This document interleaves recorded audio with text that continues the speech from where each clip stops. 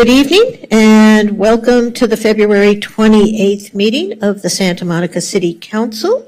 We are going to do the Pledge of Allegiance. I think we will have Ms. Cola lead us in the Pledge of Allegiance. I pledge allegiance to the flag of the United States of America and to the republic for which it stands, one nation, under God, indivisible, with liberty and justice for all.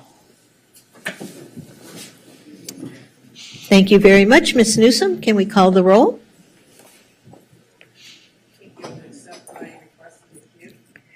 I'm sorry? Accept your request. Oh, it's on the wrong. Well, actually, the whole thing's not working here. Hang on one sec. Okay, wake up.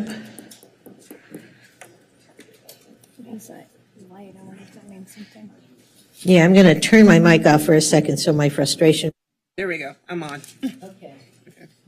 Councilmember Zwick is not here at the moment. Councilmember Para. Here? Councilmember Brock. Here. Councilmember Terosis is not here at the moment. Let the record show that Councilmember Zwick just walked in. If you want to just announce that you're here. Here. Okay. Councilmember De La Torre. Here. Mayor Pro Tem Negrete. Here. Mayor Davis. Here. Thank you very much. We have a quorum. We can move on. We will call item number 1, please.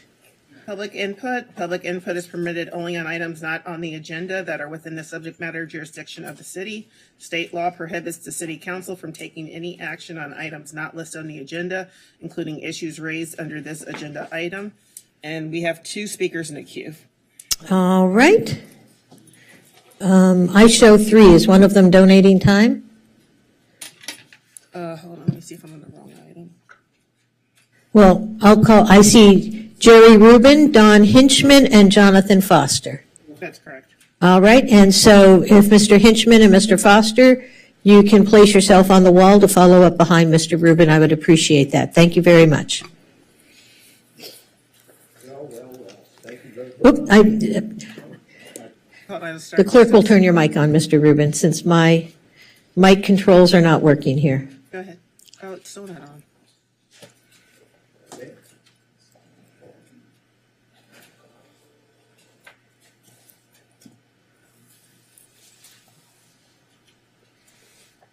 Go ahead. It started. Go ahead and try. Go ahead. Yeah, go ahead. Thing? Okay. Well, thank you all very much. Mayor Davis, Mayor Pro Tem Negrete, City Council members, city staff, fellow Santa Monicans. Just a couple of things. One is it's Frank Geary's 94th birthday today. What a great guy. I found an old picture and it reminded me that when he was here at City Hall, he was kind enough to take. And his project seems like a real great asset for our city. And we're honored that he's doing it. 94, my goodness. The second thing is, I remember, I think it was a couple months ago, I think you all know how much me and my wife Marissa support our police and fire and everything, like everybody really should. But I said I was going to sign up for the police academy trainings, and I was kind of dawdling around. But someone from the Ocean Park Association took me over and connected at the last coffee with the cop, and they slid me in, and I start tomorrow for a 10-week, 3 hours every Wednesday, just like I'm in school again. And I can't think of a better thing to do. And it's going to be great, and anyone wants to do it, you know, is able to do it, from what I understand. And the other thing is, I just slid you one of these because that's the kind of thing that Marissa once spread. She was all about gratitude. So this could be a bookmarker, a sticker, whatever you want it to be. Live in gratitude. And thank you. Very grateful for all your work. Thank you, Mr. Rubin. Mr. Hinchman? Hello, members of the City Council. My name is Don Henchman, and I've been a CT technologist at Providence St. John's in Santa Monica now for over 20 years. I'm also a member of SEIU and UHW. I would like to speak to you today regarding my fellow coworkers and supporting staff members. My comments will be directed towards the transportation staff today, as they are the ones that I deal mostly with and people that I consider to call friends. I would like to describe the transportation of the transporters at Providence St. John's as being exceptional. It's the transportation staff that makes the hospital go, and in my opinion, some of the least valued of its employees. They are frequently understaffed and the ones that are blamed when these things do not go right because of staffing issues. They could make more money working at fast food, yet they choose to continue to do a hard and stressful job. They deal with the sick, the dying, as well as patients that are in isolation, putting themselves at risk because they care. It's not just a job for them, it's being there for another human being and the satisfaction of helping others. I cannot think of another group of people that is more deserving of recognition or monetary compensation. I ask today that you think of the transportation staff and all of the healthcare workers that make it possible for me to do my job. Please help address these healthcare shortfalls. Thank you. Thank you, sir. Mr. Foster.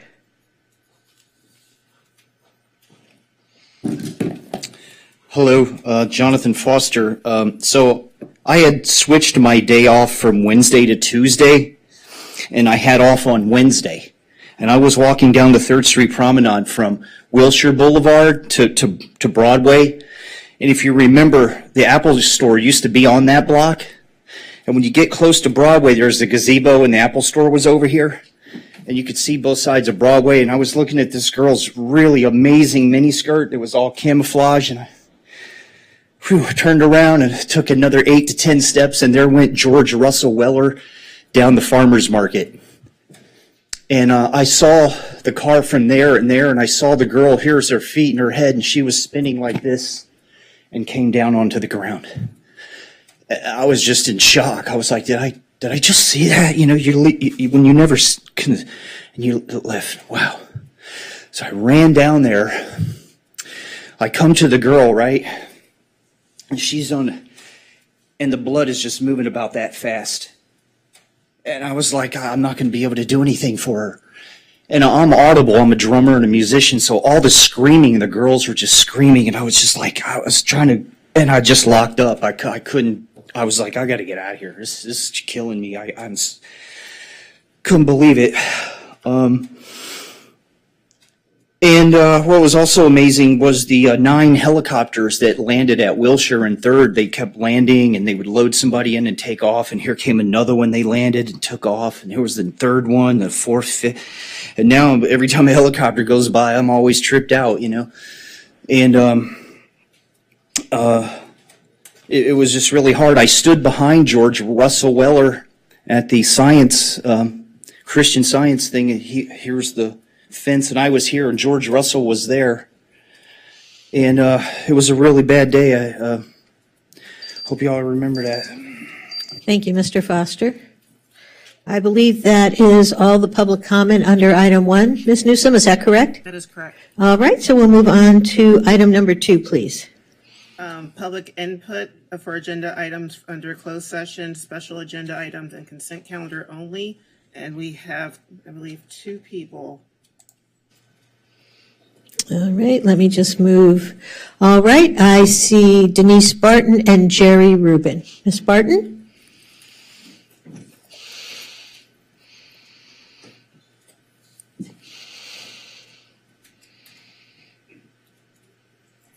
Ms. Newsom, she needs her mic turned on.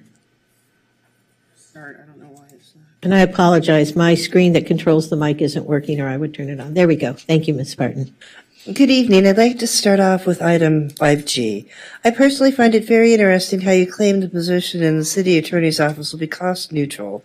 But didn't you say that when Assistant City Manager Susan Klein started in her position, that it was going to be paid by grant funding? And isn't she now paid out of the general fund, kind of like a bait and switch? Then I don't understand how defense litigation for the Big Blue Bus would fall under the definition of uses for consumer protection funds. Or did you get federal OIG approval for this use? Or would you be leaving the city open to civil financial liability? Next, on item 5F, I seriously have to question the city applying for any large grants, especially state and federal grants that have to be accounted for. Since the latest city audit shows city staff have a hard time accounting for receipt of funds and expenses in a timely manner, as well as the city still being unable to account for the $7 million or more unaccounted for homeless services in financial year 2021. Finally, item 5A, the city's investment portfolio.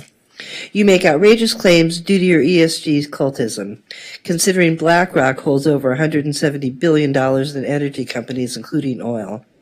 Now, if I can find this information, why couldn't city staff? And how much have you lost in the city's pension funds, considering ESG stocks were down 20% in 2022? Isn't your investment goal supposed to be the financial well-being in retirement? And are you fulfilling your commitment to the city staff's financial interests? Next, your investment in Google, who owns YouTube. Would this investment be so it's easier for you to cancel or censor people participating at city council meetings on the YouTube replays? Thank you. Thank you, Ms. Barton. Mr. Rubin.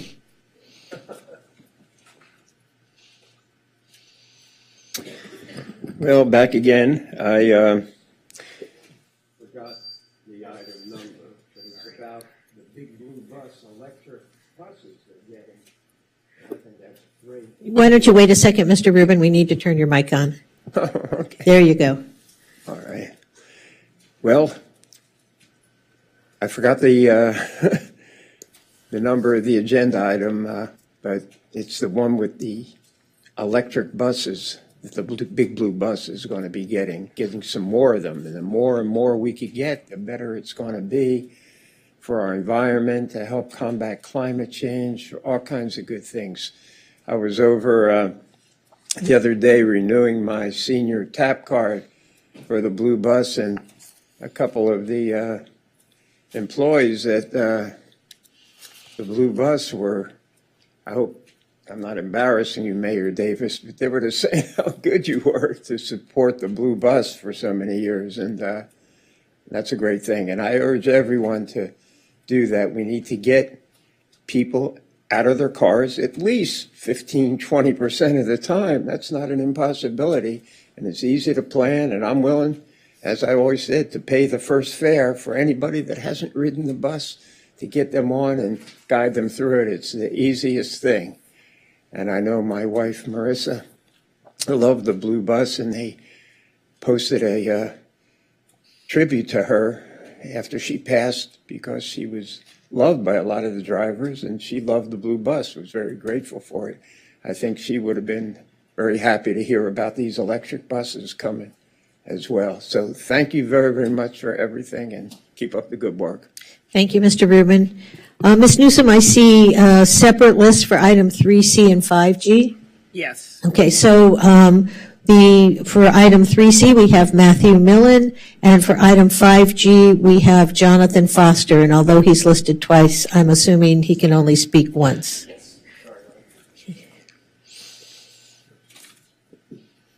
Go ahead, Mr. Millen. Oh, thank you. So 3C is a lawsuit challenging the city's racist, xenophobic statute that requires rental housing providers can only rent to tenants if it's their primary residence, the lease is for 1 year, and they cannot provide furniture. So I've previously rented to foreign students here on F1 visas who have as a matter of law, residence abroad they have no intention of abandoning, so it cannot be their primary residence. And they get off the plane and they would like to have some furniture. They don't want to sleep on a hardwood floor. So Government Code 12955 provides it shall be unlawful for an owner of rental housing to discriminate on the basis of race or national origin. The California Civil Rights Act provides that all persons are entitled to equal protection under the law based on their race or immigration status. So I'm within a rock and a hard place. If I tell a foreign student I can't rent to them because it's not their primary residence, and I can't give them a bed, they have to sleep on a hardwood floor, then I'm violating the Civil Rights Act and the Government Code. If I rent to them, it's not their primary residence. If I give them a bed, it's a crime for which you can put me in jail for 6 months. So I called my nephew and I said, look, I'm about ready to rent to a foreign student and violate the city statute rather than violate the state law and discriminate against them based on their race and their national origin. So if I end up in jail for 6 months, I gave them Bill Dawson and Laney Perry's telephone numbers to manage my properties while I'm in jail. But rather than me spending time in jail, I really think you should repeal this statute. Thank you very much. Thank you, sir. Mr. Foster, on item 5G, it says here. Yeah, G, 5G. Right, the wrong buttons as probably as possible. On the salary resolution, I approve all that kind of stuff, and it talked a lot about freeing up the general fund, and I think we all know about the police department being completely underpaid, underfunded, and we know why. And I wish that also the ambassador people could get some salary resolution as well for cleaning the bathrooms and not making as much as Kathleen Rosen makes. Rosen, whatever her name is, and they don't make enough, basically. They got them out there cleaning the bathrooms, and here you talk about salary resolution because you want to free up the money and stuff. I'm cool for that and all that things. I just do think that whatever the city, I remember what was her name, Marcia Jones Motree was here making $290,000 a year, and really every police officer should have been making like $600,000. If she's the city attorney or he's the city, any person that's a city attorney, each police officer needs to be making twice what they make. That's what I'd like to see. And then because I'm military minded, what are we paying the military then? If we're paying the police officers that much, what are we paying my second niece who's in Kuwait? What are we paying her? Yep. So I do approve salary resolution because everybody needs more money here, even the lawyers that work in the office. And I hope you have everything you need. City attorney, I hope you get everything you need. I approve that. Thank you. Thank you, Mr. Foster. Ms. Newsom, I believe that is all the comments on agenda items under closed session, special agenda items, and the consent calendar. Is that correct? That is correct. All right, at this point, what I'd like to do is entertain a motion to hear the proclamation for Kiwanis Day and item 5E, which has to do with our acceptance, it's on the consent calendar, our acceptance of a generous donation from the Kiwanis before closed session. And I would also entertain a motion to hear continued item 8A, the housing element, before item 7A, the solid waste rate study. I move. Second. All right, we can do this on voice vote, I believe. All those in favor? Aye. Any opposed? Any abstentions? All right, then I think it's Kiwanis Day, and Councilmember Brock has graciously agreed to welcome the Kiwanis forward. Good afternoon, Kiwanians. You can come forward to the main speaker en masse. And I know this is only a fraction of our wonderful Kiwanis group in Santa Monica. And Neil, I understand you're actually 100 years old to celebrate the centennial of Kiwanis. Right. So you're the representative from the original Kiwanians. There you go. So we have a proclamation. I just wanted to, for 1 second, let you know some of the accomplishments of the Santa Monica Kiwanians founded in 1922-23. And the Kiwanians helped to found the Boys Club, now the Boys and Girls Club in Santa Monica. They provided financial support for the early development of the family YMCA, funded the redevelopment of the Ozone Park Playground, installed bunny benches at all of our elementary schools, have provided annual music awards to Santa Monica students for over 70 years. Provided annual scholarship awards to Samo High students, supported youth literacy programs annually, including Tony Anditch, former city engineer here, becoming Dr. Seuss every March, and our mayor speaking and telling stories at the 2019 Dr. Seuss Day as well at the Santa Monica Library. As part of Kiwanis International, they Kiwanis and Santa Monica Kiwanis were part of working to eliminate infant mortality from tetanus around the world. So Kiwanis, now I'll do the formal. And I have to take one last liberty. I'm a former president of Santa Monica Kiwanis and a former lieutenant governor for the region. And my heart is with all of you today.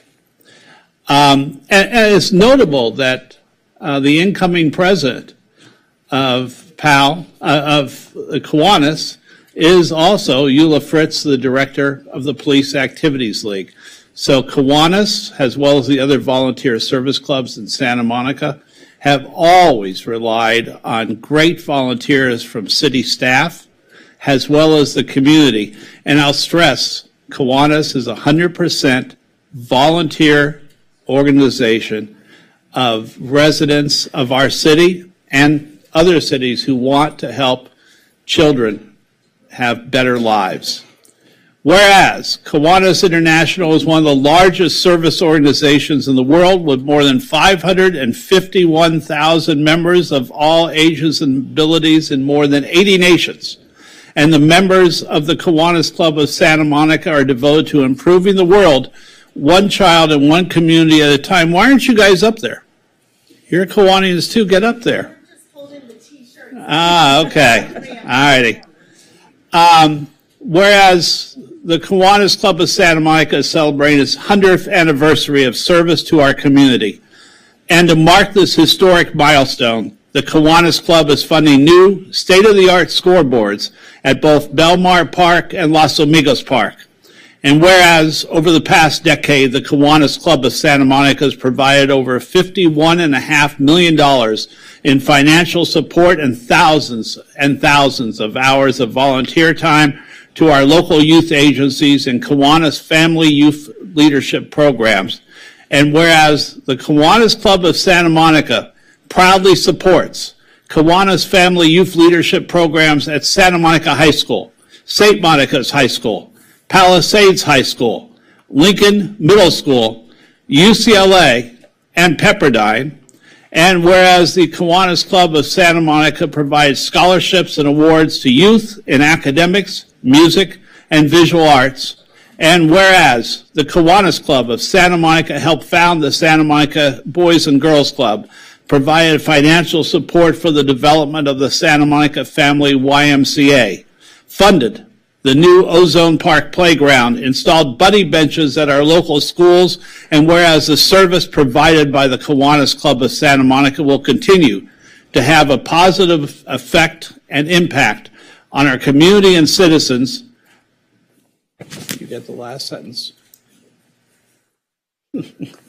Now, therefore, I, Gleam Davis, Mayor of the City of Santa Monica, on behalf of all the members of the City Council, including Councilmember Brock, do hereby proclaim February 28, 2023 as Kiwanis Day in the City of Santa Monica and encourage our residents to make themselves aware of Kiwanis International and the Kiwanis Club of Santa Monica, whose members are providing meaningful service to the youth in our community. And we all express our gratitude to you. Thank you so much for being here tonight and for all you do. And I think there might be someone who might have a camera that would like to, Councilmember Brock, never let go of the proclamation. And can we have all the Kiwanians in the well? Can we do this? Let's do this now. And Ms. Mayor, if you are okay with it, we would like to nod you and the City Council. Please, please, thank you very much. This is. I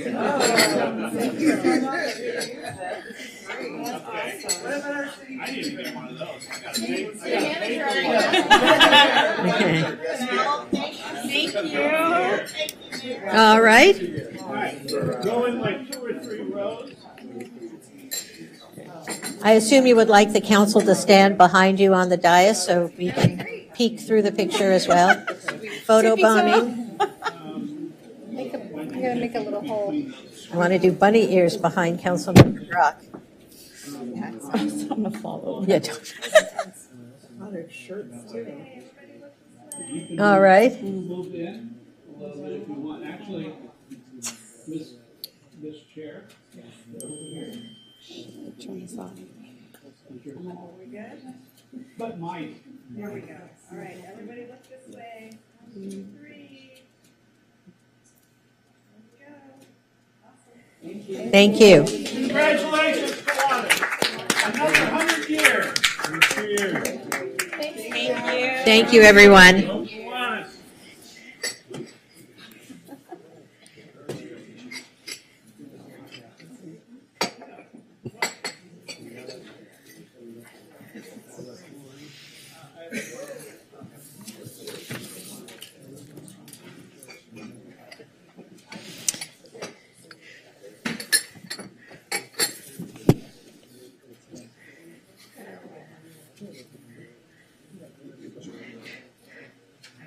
All right. Thank you again, Kiwanis, for all you do, and we really appreciate organizations like yours that make a difference in our community. It's one of the things that makes Santa Monica such a wonderful place to live, is the engagement of the community and all folks like you do.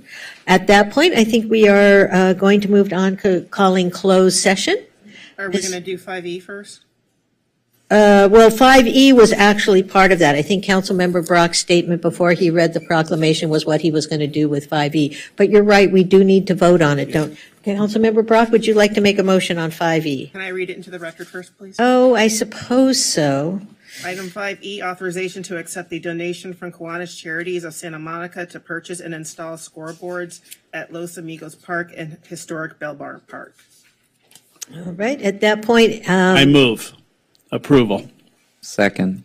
all right, moved by Councilmember Brock, seconded by Councilmember Zwick.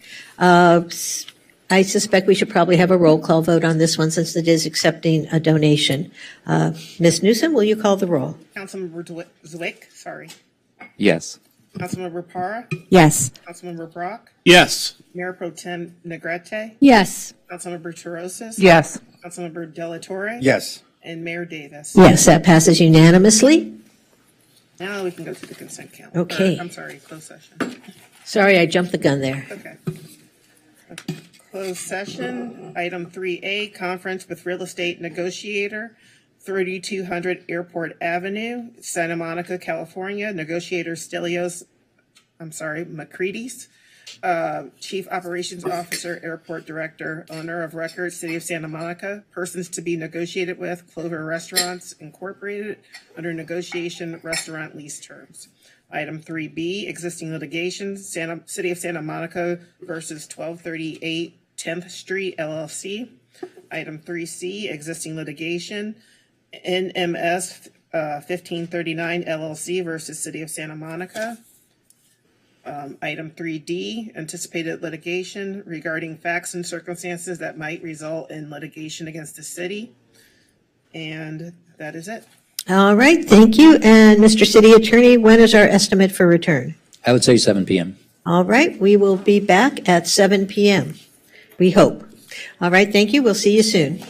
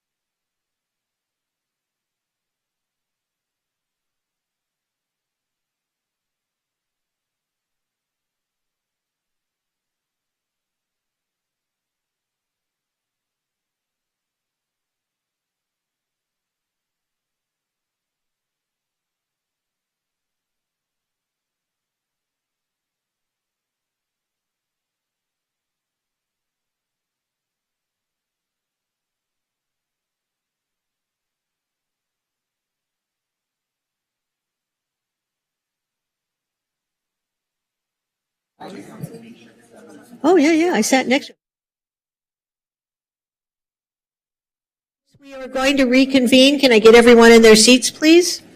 Because we're not too far behind schedule, and we're going to make some time up if it's up to me. All right, we've just returned from closed session. Mr. Sloan, is there any report out from closed session? No report. All right, thank you very much.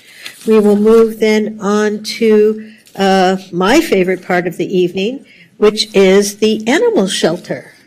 Do we have our photo of Pickles? A pickle? No one needs to adopt the city manager. All right.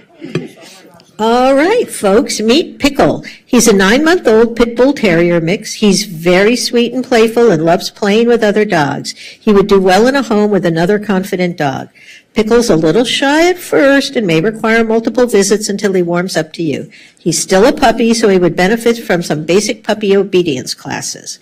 Pickle is almost full grown and weighs about 50 pounds. He's been at the animal shelter since October 28th of last year when he was turned in as a stray. He has received all his vaccines and is microchipped. He's neutered and looking for his forever home. Please come visit Pickle at the Santa Monica Animal Shelter. Say hello, maybe take him home, and if not Pickle, then maybe there's another pet that strikes your fancy. And I want to take this opportunity to remind anyone who uses Chewy.com for their pet supplies that when they're on Chewy.com, they can go and donate supplies also to our wonderful animal shelter, which is filled with wonderful animals, including many cats and dogs, all of whom eat on a regular basis, and therefore being able to donate food to them is a lovely opportunity. Yes, and rabbits. Councilmember Brock reminded me, and rabbits, and the rabbits are very soft if you pet them. So anyway, let's find Pickle a home. Thank you for that. Now we will move on to the city manager's report. Good evening, Mayor, Mayor Pro Tem, and City Council. Just some brief remarks. So last week, I attended an initial meeting of what is being called the West Side Regional Community Safety Working Group. And this is a group that consists of city managers and on the West Side who have agreed to convene to address issues of community safety and crime. This group includes not only all the city managers, but also police chiefs from the cities of West Hollywood, Culver City, Beverly Hills, and Santa Monica, along with our colleagues in the LAPD and sheriff as well. We had our first convening last week, and at this 2-hour meeting, we established a purpose statement, discussed areas of mutual concern and crime issues that are impacting our jurisdictions, shared some best practices and strategies being deployed to ameliorate crime, and discussed next steps. We agreed to meet bi-monthly, and my hope is that through these meetings, we will develop a list of action items, areas of advocacy for our elected representatives to the West Side Council of Governments to support and bring back to their jurisdictions to implement and support. And so I'm really hoping that this meeting proves to be incredibly fruitful as we collectively work to address community safety in our respective communities. And then it's been another extremely wet few days, as we all know, and I hope everyone did have a chance to stay warm and dry. There's many folks in this room who were working very hard over the past few days, and I certainly want to thank all of our staff who've been responding to calls for service and addressing needs in our public spaces. Our Public Landscape Division worked on about 25 uprooted trees over the weekend and received reports of 30 limbs down. The Gandara Park parking lot flooded, and our Water Resources Division quickly deployed and was able to pump the water off-site Saturday evening. Our Street Services Division responded to pothole repairs along Lincoln Boulevard on Friday and Saturday, as well as a downed light pole on the Santa Monica Pier. It certainly was an impactful storm, and I am deeply grateful for our employees working hard to respond to issues as they arose. And I just want to remind the community to please sign up for Santa Monica Alerts at santamonica.gov/alerts and to call 311 to report a service need. Due to the inclement weather, there were a number of events scheduled that were rescheduled to this weekend. On the top of my mind is the 8th Annual Black History Greens Festival, which was postponed to Saturday, March 4th at Virginia Avenue Park. And I certainly hope to see everyone here there for some greens cooking demonstrations, dance performances, live music, and more. And tomorrow is the start of Women's History Month. So please be sure to check out the various events happening around the city. You can celebrate the legacy of Julia Morgan, California's first licensed female architect at the Annenberg Beach House, this Sunday, March 5th. And throughout March, please do visit the main library to see a photo exhibit of the women workers of the Douglas Aircraft Plant during World War II. If you haven't yet filled out the feedback activity worksheet for the Reframe City Hall Mural Initiative, you can pick one up at City Hall, the main library, or the Montana and Pico Branch libraries, or fill it out online. The information gathered from these feedback activities will inform next steps around the mural. And then I also want to remind everyone that tomorrow, beginning tomorrow, all city boards and commissions will return to in-person meetings and public comment. And then lastly, although not part of some of the prepared statements, is I just want to, as I did earlier today, mark the significance of this day. So today, February 28th, is the last day of our emergency declaration on COVID. And so that goes back almost 3 full years we've lived under these very difficult and stressful conditions. And so certainly I just want to take a moment and deeply acknowledge and thank all of our employees who worked tirelessly over the past 3 years under very difficult conditions, concern for their safety, concern for their family safety, and most importantly, something that we hold very close to our hearts is concern for the community safety. So as we certainly have become better at learning how to live with COVID, I do sincerely want to thank all of our employees for everything that they gave to this community. It was difficult, it was tough, they persevered, they were resilient, and so I just don't want this day to go without a deep thanks to the council for their leadership and to all of our employees for everything. Thank you. Thank you, Mr. City Manager. I really appreciate that, and I think we all echo your gratitude to our city staff who went through some very difficult times during COVID and have brought us out on the other side. And we look forward to continuing to work with them to, as our president says, build back better. Not seeing anyone having any questions, we'll move on, Madam Clerk. We already did 4B, so I think the mic to you. Yes, I'm sorry, do any council members have anything to report on travel at this time since the last meeting? Not seeing any hands raised or anyone in the queue. I think we a negative on that. So we can move on to the consent calendar. I do want to remind everyone that we already did item 5E on the consent calendar, so that's not included in this discussion. Consent calendar, all items will be considered and approved in one motion unless removed by a council member for discussion. In accordance with Charter Section 615, the adoption of all ordinances and resolutions shall be by reading of title only unless a council member present dissents. Okay. And at this point, is it the council's pleasure that we combine the city council and the redevelopment successor agency items? And if there's no objection to that, I'll then ask the clerk to announce respective payment for the meeting as the following and to conduct a roll call for the successor agency. No objection. Do you have an objection? Not seeing any objections, let's go ahead, Ms. Newsom. Okay. And I would just like to announce that there is no payment for this meeting. I'm going to call the roll. Agency member Zwick. Sorry, are we voting? Just say here. Here, okay. We're just sitting as two separate bodies, so we need a separate roll call. Agency member Parra. Present. Agency member Brock. Here. Agency member Terosas. Here. Agency member De La Torre. Here. Chair Pro Tem Negrete. Here. And Chair Davis. Here. Great. And now the next question is, do we have any items that council members have previously asked to be pulled, Ms. Newsom? Yes, Councilmember Brock asked to pull item 5B, and Councilmember Parra asked to pull item 5F. All right, so I'll entertain a motion for the remainder of the consent calendar, which will be all the items except for measure 5B, 5E, which we've already heard, in 5F. So moved. All right, we'll give that to Mayor Pro Tem Negrete and a second to Council Member Brock. May we have a roll call vote, Ms. Newsom? Agency Councilmember De La Torre. Yes. Agency Councilmember Terosas. Yes. Chair Mayor Pro Tem, Chair Pro Tem Mayor Pro Tem Negrete. Yes. Agency Councilmember Brock. Yes. Agency Councilmember Parra. Yes. Agency Councilmember Zwick. Yes. And Chair Mayor Davis. Yes, that passes unanimously 7-0. So we'll move on to item 5B. Councilmember Brock, did you want a staff report or do we just have some questions here? I have Can I just read it? She has to call the item first. I apologize. I again jumped the gun. Item 5B, approval of agreement with, is this Gillig LLC to purchase 15 35-foot battery electric buses.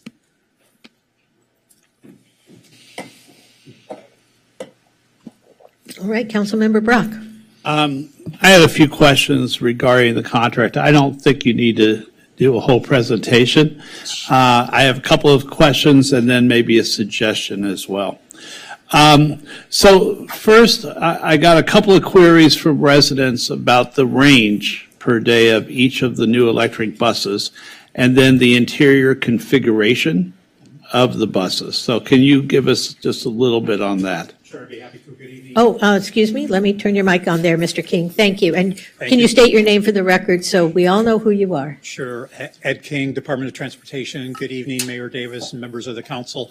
So before we purchased one electric bus, the staff engaged in a very thorough route modeling exercise to ensure that we had the appropriate range with the buses we were purchasing. So on the first 19 electric buses that we have in operation, the range on those vehicles is 130 miles, which is basically standard in our industry. Those buses are equipped with 444 kilowatts battery storage.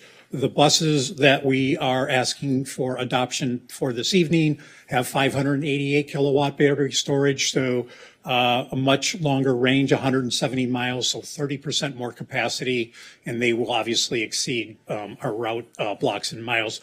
The actual interior of these buses will be identical to our 40-foot buses. They'll still have 2 wheelchair accessible spaces, and the layout of the seating is relatively the same. So it is the same? Yes.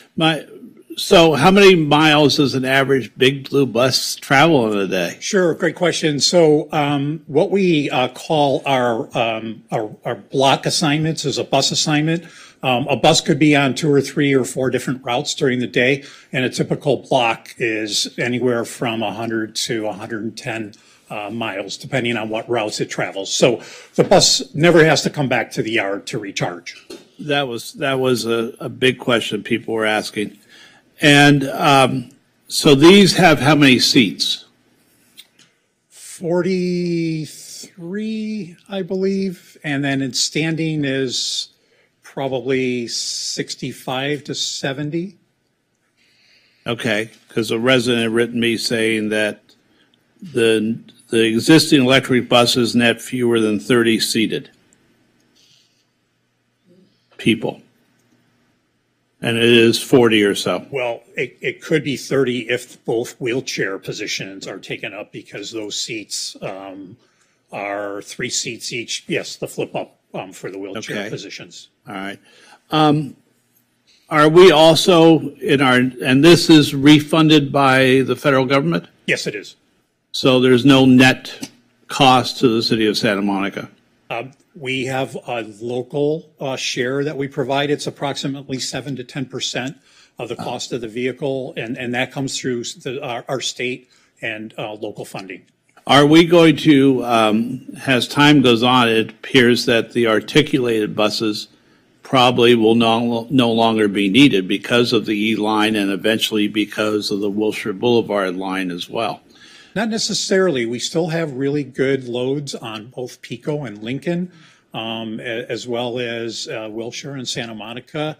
So we will be using 60-foot buses, and that in our fleet management plan is really going to be our next hurdle, is to replace the 60-foot buses, because those are 12 years old right now, and they are reaching the end of their useful life. So a couple of other questions. These are the standard questions I always ask is, how do we provide more service to our high school and middle school students in the city? You probably won't have we've discussed this, but I want to emphasize that. And then we've talked periodically about A, free bus service, and B, how do we have better bus service for residents within our city. More rapid routes, easier ways to get to and from downtown, which is suffering right now. And I was overseas, and we'll cue the slides. And I found a somewhat smaller bus. It could be a little blue bus, but these seat 22 passengers, and they're also all electric.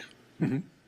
And they ride a lot of downtowns throughout Europe. And looking at those, they also have, you can freeze right there, you notice there are handicapped entrances. The bus is lower, they're all electric, and they also would provide ideal service, I think, to our shopping areas in town and provide more connectivity so that less residents want to drive. And I know one of the goals of the city is to find other ways to make sure we're not just driving everywhere. These would provide that quick service to and from our shopping areas, to and from areas of need in our city, and would be small, unobtrusive, and I would highly recommend that we look at a fleet of these as well to make sure that our residents around Santa Monica feel that they have great connectivity. Now that we've lost 2 supermarkets, we need those areas that people, or we're going to lose a second supermarket. We need those areas that people can take the bus to do their shopping, to do their doctor's appointments, and a more rapid service. It may even be, come up later as a separate union rate or something else for those people taking those buses. But I think I'm a huge proponent of those. I rode those in Europe, thought they were marvelous, and people got on and off smiling. So thank you very much. Sure. Just 2 comments I'll follow up real quickly on, and I don't want to get into a debate on service model or service design, but we are going, you did adopt a comprehensive operational analysis for us last month, so we will be undertaking a study to look at different types of service models. I would caution the council and the city, if we are looking at a different type of vehicle, we want to make sure that we minimize the number of subfleets, just for efficiency reasons. In addition, if we're going to use federal funding for this type of vehicle, you have to ensure that it's applicable to every route in the system. You can't just use it on one type of service or one single route in our service area. So, actually, I do have one more question. Thank you for that. Transfers. Mm-hmm. Big Blue Bus in April 2022 voted in favor of free Big Blue Bus to Big Blue Bus transfers, but didn't reduce the cost of passes. Is there any way we can reduce that cost of passes compared to other bus to match other bus systems in the area? I think if you look at our I didn't give you that really succinctly, so I could give it to you again if you want, but I think you understand the intent. Yes. So I think our passes, whether it's a daily, monthly, or weekly, are extremely competitive with the other agencies in the county, and especially when you look at LA Metro, we're much less. And the other part of that formula is really trying to work with our partners here in the region for a seamless fare structure. So that's part of the reason we're all involved in the TAP program and looking at opportunities to improve the TAP program.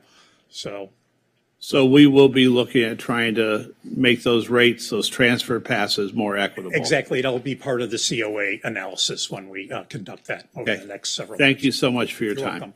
Mr. King, while you're up there, Councilmember Brock mentioned encouraging young people, students in town. We do have a program that encourages our students to take the bus, do we not? Yes, we have actually 2 programs. One is the Go Pass, which provides free transportation to elementary and high school students here. in Santa Monica, and then we will be bringing forward the renewal of the Anyline Anytime SMC agreement for your consideration at the end of March. Councilmember De La Torre. Thank you for bringing this forward. A quick question. What is the plan as we replace buses? What are we doing with the older buses? Typically, we'll put those buses to auction as part of the city's procurement process and retiring assets. So that's really what we end up doing because they were purchased with the majority of the funding is federal funding. There is not any general fund expenditure on our capital program, especially on our buses. Okay, and then the other question I had, what's the plan for disposing of the batteries that these buses are bringing to our city? That's a great question. We're looking at that with all of our partners in the industry because that is something that we'll have to address to ensure that we're sustainable and when we do retire those vehicles. But the nice thing is we have 11 years to go before we have to worry about that. So we have a little bit of time on our side. Great, and I'm glad you're thinking about that because the idea is to protect our environment, and we don't want to harm our environment with those substances. Yeah, we're hoping that we can somehow recycle those, work with our industry partners and and the vendors in our industry to recycle those batteries. We're not sure we can do that at this point, but that's one option we're looking at. Thank you. Mm-hmm. Councilmember Brock. I thank Mayor Davis for reminding me of those discount programs for our students. However, I think part of that is not the discount programs, not the price. It is the frequency of the lines around school opening and closings. And I think, unfortunately, we've been delinquent in that for quite a while because it's really hard, for instance, where I live, there's one bus every half hour, 45 minutes, that would go close to Samoa, for instance. Mm-hmm. During those opening and closing times, it's really essential that we provide frequent enough transportation on our lines to and from our major schools that people will take them. Part of the problem is they haven't been able to get to school on time if they take those buses. So I just want to be a little careful here because I think we are wandering way off the idea of whether or not we are purchasing buses.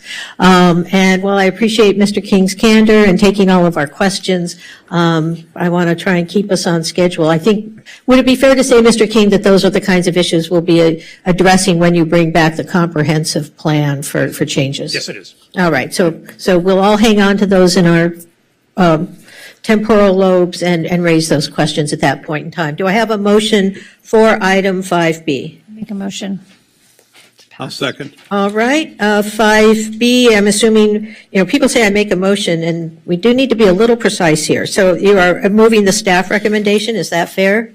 All right, so we have a motion to move the staff recommendation made by Mayor Pro Tem Negretti, seconded by Councilmember Brock. May we have a roll call vote, please, Ms. Newsom? Councilmember De La Torre. Yes. Councilmember Torosis. Yes. Mayor Pro Tem Negrete. Yes. Councilmember Brock. Yes. Councilmember Parra. Yes. Councilmember Zwick. Yes. Mayor Davis. Yes, that passes unanimously, 7-0. Councilmember, I think we need to call item 5F, and then Councilmember Parra has pulled it. I'm sorry. Item 5F, adoption of resolutions authorizing the city manager to submit applications to participate in the California Department of Housing and Community Development's Pro-Housing Designation Program and a Pro-Housing Incentive Program grant in the amount of $50,000. $500,000. Sorry, $500,000. And Councilmember Parra, do you need a full staff report or you just have some questions? I do not need a full staff report, and I just have one question. I was looking at, hi there, and thank you. I was looking at the resolution and specifically Section 3 of the resolution, and I'm happy to read it if you don't have it in front of you. I have it. Okay, so I can read it for everybody else. But in section 3 of the resolution, it says, the city acknowledges and confirms that it will continue to comply with applicable housing laws and to refrain from enacting laws, developing policies, or taking other local governmental actions that may or do inhibit or constrain housing production. Examples of such local laws, policies, and action include moratoriums on development, local voter approval requirements related to housing production, downsizing, and unduly restrictive or onerous zoning regulations, development standards, or permit procedures. And so my concern is, and my question is, on moratoriums on development, and specifically, would that apply to overlays or any type of moratoriums that we have suggested for, like, for example, the Pico neighborhood? Because, recently we've had a lot of discussions about, the over-concentration of affordable housing in the Pico neighborhood. And in an effort to affirmatively further fair housing, we've suggested or asked for a moratorium on development or an overlay over the Pico neighborhood to protect, if you will, from continued overdevelopment. So my question is, would that constitute, a breach of this agreement? Yeah. I think I wouldn't characterize the action we took to limit that as a moratorium. It's just, I think you're talking about like the use of the waivers with respect to a density bonus project for offsite housing and different carve-outs for the Pico neighborhood. I can't hear you. I'm sorry. I think we have like a fan or something back here too. Oh, sure. Yeah. Sorry. I was just saying I wouldn't characterize the council's action in that regard as a moratorium, because it was in the context of, in one instance, the use of waivers under the state density bonus law, whether there could be unlimited waivers. And that's something that state law allows the city to elect into. That's still very much consistent with state law. And in the second instance, it was, where could offsite affordable housing be located if you built like a market rate project somewhere else? Again, it's not like an outright prohibition on development, right? It was just sort of policy making in the sense of here's where you can use this tool and here's where you wouldn't use it. So so then I'm confused, because didn't we issue an IZO essentially that said, and then you guys were coming back to us for further clarification about like no affordable housing to be constructed in the Pico neighborhood because there was an overconcentration? Am I confused? So that was just about where if in a situation where someone is building a market rate housing project and they have an affordable housing requirement, and the flexibility has been expanded of you can locate those units anywhere in the city except the Pico neighborhood. So it is not a outright prohibition on affordable housing. Like if someone just wanted to build an affordable housing project that was completely independent of a market rate project's inclusionary requirements, that could still happen, but it does not allow a market rate project to put those offsite units in the Pico neighborhood. So it only refers to the offsite units? Correct, the offsite units, yeah. So I didn't understand, that's not what I understood. Okay. And I'm going to look to my fellow council members. I don't know if that's what everybody understood, because in my Brown Act conversation today, that's not what we understood. So I'm a little confused about that. Yeah, so it is not a prohibition on affordable housing and on any kind of affordable housing in the Pico neighborhood.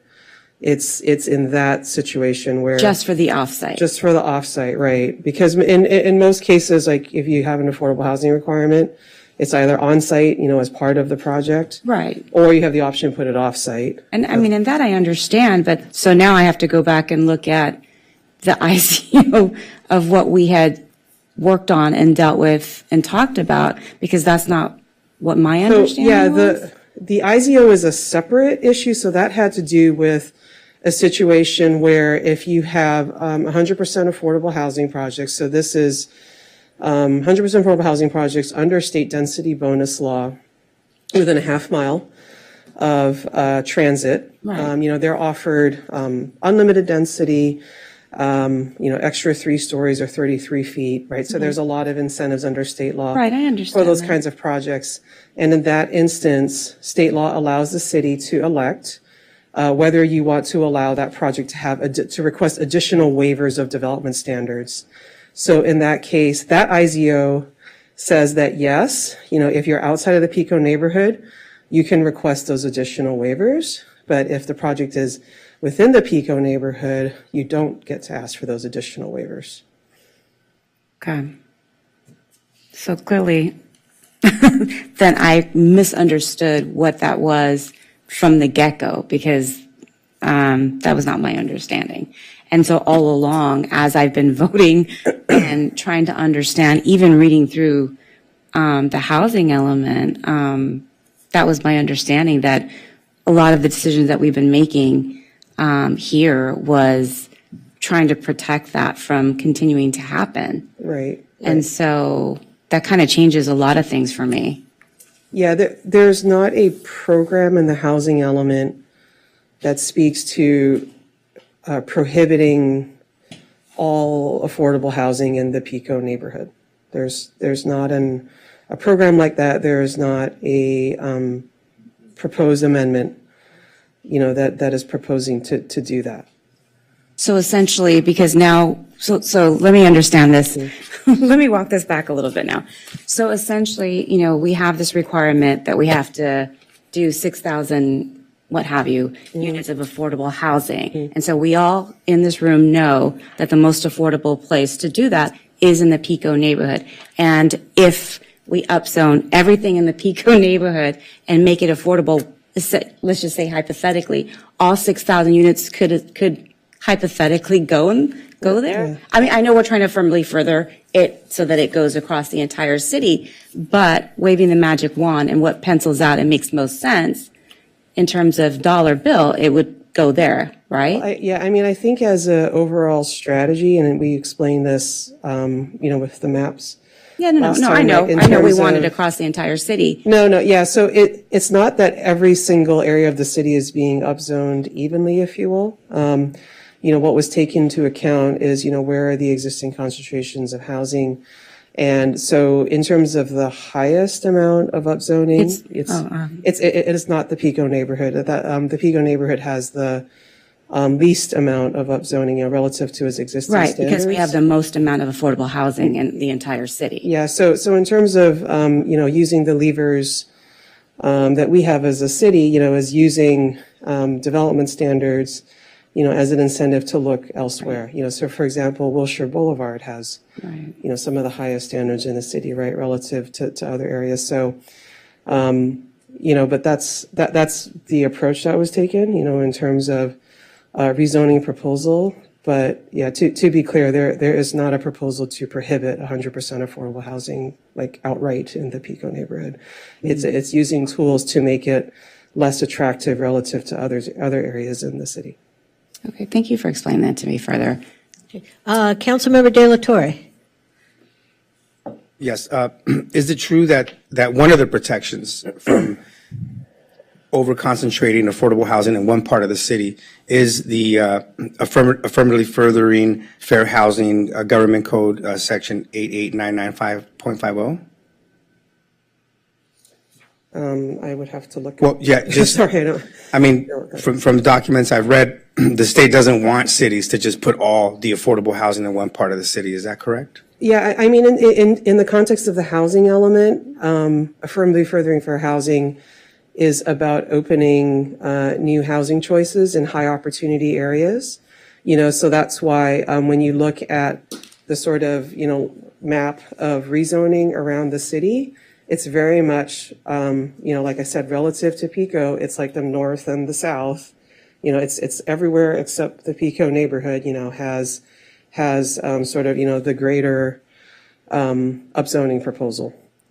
So that's how it is addressed. And also in terms of, programs to incentivize, additional units, like for example, in the R1 neighborhoods, right, additional ADUs, incentives for SB9 projects and the like, to try and introduce new housing opportunities, in areas of the city that, haven't historically, seen housing, either because the use itself was prohibited, or the standards were set like so low that it was, not possible to support housing.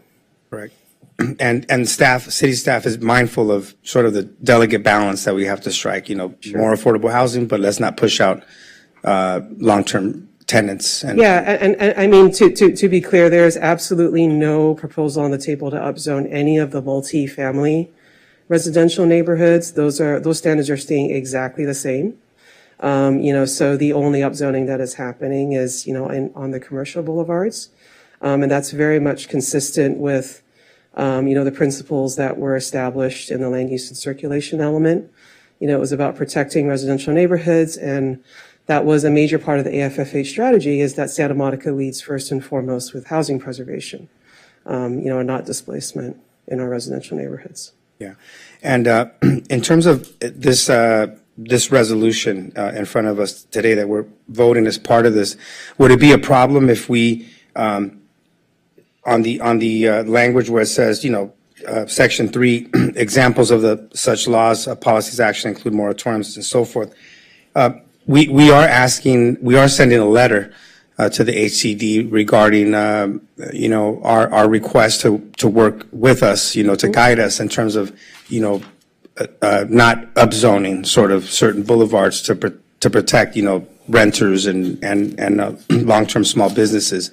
Would it be a problem for us to add that language in there? So like if we said downzoning, and then right after that saying, unless authorized by HCD, would it be a problem if we put that language in there? I think we might suggest maybe, something to the effect of, actions like not inconsistent with the housing element or, in state law, something like that, so it's not so specific, because I think, we want to be compliant with the housing element, maintain the certification. I think maybe we can think about something. Correct. Like that. Yeah, I think that would be great if our I city think attorney. the city attorney might have some suggestions. Yes, I was wondering if we can get some language in there, because I think I'd like to acknowledge within this resolution today that we are, the last action that we took to ask the HCD for guidance, in terms of how we upzone our neighborhood commercial sectors. But City Attorney Sloan, would you like to? Possibly we could do something in I think you need to turn your mic on. There you go. Oh, okay. We could do something in addition to this, but my understanding is with this form, it's take it or leave it. We have to use their form. Okay. So maybe we could work that into something else. Okay. No, I know we're sending the letter. I just wanted to know if we could acknowledge that decision within this document. But if we have to do it this way, I totally understand. Thank you. All right, Councilmember Brock. So, the basic question, is there any downside to submit this application to get a $500,000 grant? Is there anything negative involved in having the city manager submit this and say, hey, we'll take $500,000? No, and so there's kind of two separate topics here. The first is the pro-housing designation, which is kind of HCD acknowledging jurisdictions who are forwarding pro-housing policies. And then if we get designated that, it opens up additional grant funding opportunities, such as the PIP grant. So it's kind of two separate topics, but no, I don't imagine there would be a downside to being a pro-housing jurisdiction. Being designated as pro-housing doesn't stop. I think the concern was that some of the language that we saw in here may prohibit the city council from taking other actions. So just to kind of give you an example of how we become a pro-housing designated city. So part of the application is we have to show that we are complying with a certain amount of the criteria that's been stipulated in the application to earn up to 30 points. That's the threshold. You have to be 30 or above. Staff kind of did a very quick review of those criteria. We feel like we are going to very easily surpass 30. But there is none of the criteria that would keep potential future actions. It's just, most of the criteria is so it's like many getting a gold things we star. already do. What? It's like getting a gold star. Yes, it's getting recognized for all the things we already pretty much do in this city and the things we've committed to in the housing element. Okay. And it may open not only the 500,000, but additional funding as well? I think there's 7 grants that we get kind of priority review and extra points. This is just the first So one. we that can we're get 2 applying gold for. stars? Yes. Okay, thank you. Councilmember Terosis. Yeah, I just wanted to move this motion and say how important I think this designation is. I think it's important that we get to this money before other jurisdictions. Other jurisdictions have already qualified. We are actively trying to get a pro-housing designation at the county. In addition to the PIP money, you can get affordable housing, sustainable communities, extra points, and that's really important. Multiple hundreds of millions of dollars of cap and trade money, infill infrastructure grant money, transformative climate communities grant money, et cetera, et cetera. This money is available. It's ready. We need to work with the state, and I think we absolutely need to advocate and make sure that we adopt this tonight. Thanks. Okay, we have a motion for Councilmember Terosis. I'll second. All right, moved by Terosis, the staff recommendation to adopt the finding of no possibility of significant effect pursuant to Section 15061 of the CEQA Act, adopt the attached resolution authorizing the city manager to submit an application to participate in the California Department of Housing and Community Development's Pro-Housing Designation Program, adopt the attached resolution authorizing the city manager to submit an application for grant funds in the amount of $500,000 from the California Department of Housing and Community Development's Pro-Housing Incentive Program, authorize the city manager to execute all necessary documents to apply for the grant, accept the grant if awarded, and accept all grant renewals, and authorize budget changes as outlined in the Financial Impact and Budget Actions Report. Moved by Terosis, seconded by Brock. May we have a roll call vote, Ms. Newsom? Councilmember De La Torre, Yes. Councilmember Terosis, Yes. Mayor Pro Tem Negrete, Yes. Councilmember Brock, Yes. Councilmember Parra, Yes. Councilmember Zwick, Yes. Mayor Davis. Yes, that passes unanimously 7-0. And just a reminder, we did some agenda management at the beginning, so we are going to move on to item 8A before we get to item 7A. Can we just get everyone to press their buttons, please? Oh, I'm sorry, We're I back didn't on press track. my buttons. So we are on item. Actually, we should hold. Oh, actually, we have public comment, do we not? Yes, we do. All right. And I'm just getting ahead of myself all evening. All right, so we're at item 6 then. Yes, we have 4 speakers. All right. Sorry, 3. Okay. We have Denise Barton, Peter Trin, and Jonathan Foster. Ms. Barton, you were signed up for 2 separate items, so you'll have 4 minutes. And just tell us when you're moving from one to the other, please. Thank you. Good He evening. has 4 minutes, Ms. Newsom? Yes. Okay, great. Good evening. On item 10B, I have to wonder why you're taking this action on the promenade, unless you're trying to put it at further disadvantage. Gleam Davis, in late November of 2018, when you were Mayor Pro Tem, didn't you say people come to the promenade because it has a level of authenticity other shopping districts don't have, and having some independent businesses really adds to that authenticity? At that one of the restaurant owners or property owners made the statement, there's almost too much supply of fast casual restaurants. It's hard for new operators to open and succeed with the amount of burger and salad places we have. This information and more can be found on the November 28, 2018 Santa Monica Daily Press article titled, Large Restaurant Change Banned from the Promenade, or the November 30th, 2018 Santa Monica Mirror article titled, Not So Fast Food, Santa Monica Bans Chain Restaurants on the Promenade. So with that information, I have to ask what you're really trying to do. Make the Promenade Restaurant Row, considering David Martin's confused presentation last Thursday at the downtown Santa Monica board meeting, did mention changing retail to restaurant. Again, are you trying to make the Promenade Restaurant Row when you already have so many other restaurants in downtown? Do you not think actions like this will cancel many of them out? Here's an idea. Why don't you make the city safe, not a homeless refuge? Then maybe retail will feel more comfortable coming back to the promenade. And why would new restaurants want to come here with the present unsafe conditions? As well as the 500 franchise number is excessive compared to the 175. Why don't you consider a lower number like 200 to keep some being authentic, instead of killing the draw to the promenade by putting restaurants that are in so many other cities nearby? Next, item 16C.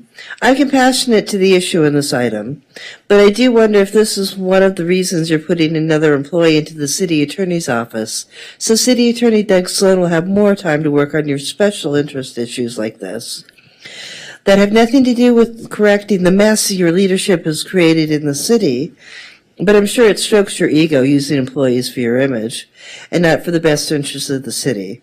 Then in reading the resolution, I see that one of the reasons for this action is to stop censorship of the people in Iran.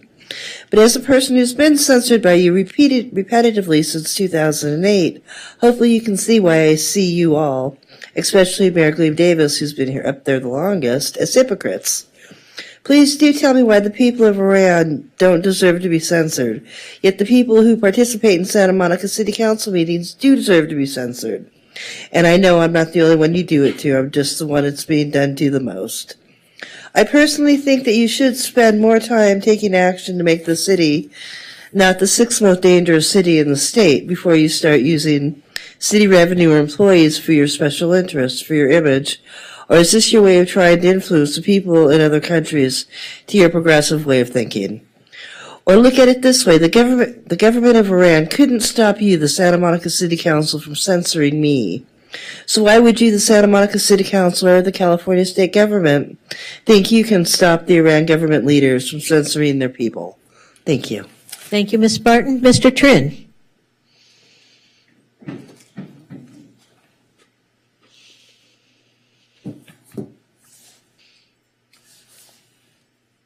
Hello, how are you tonight? Good to see you all.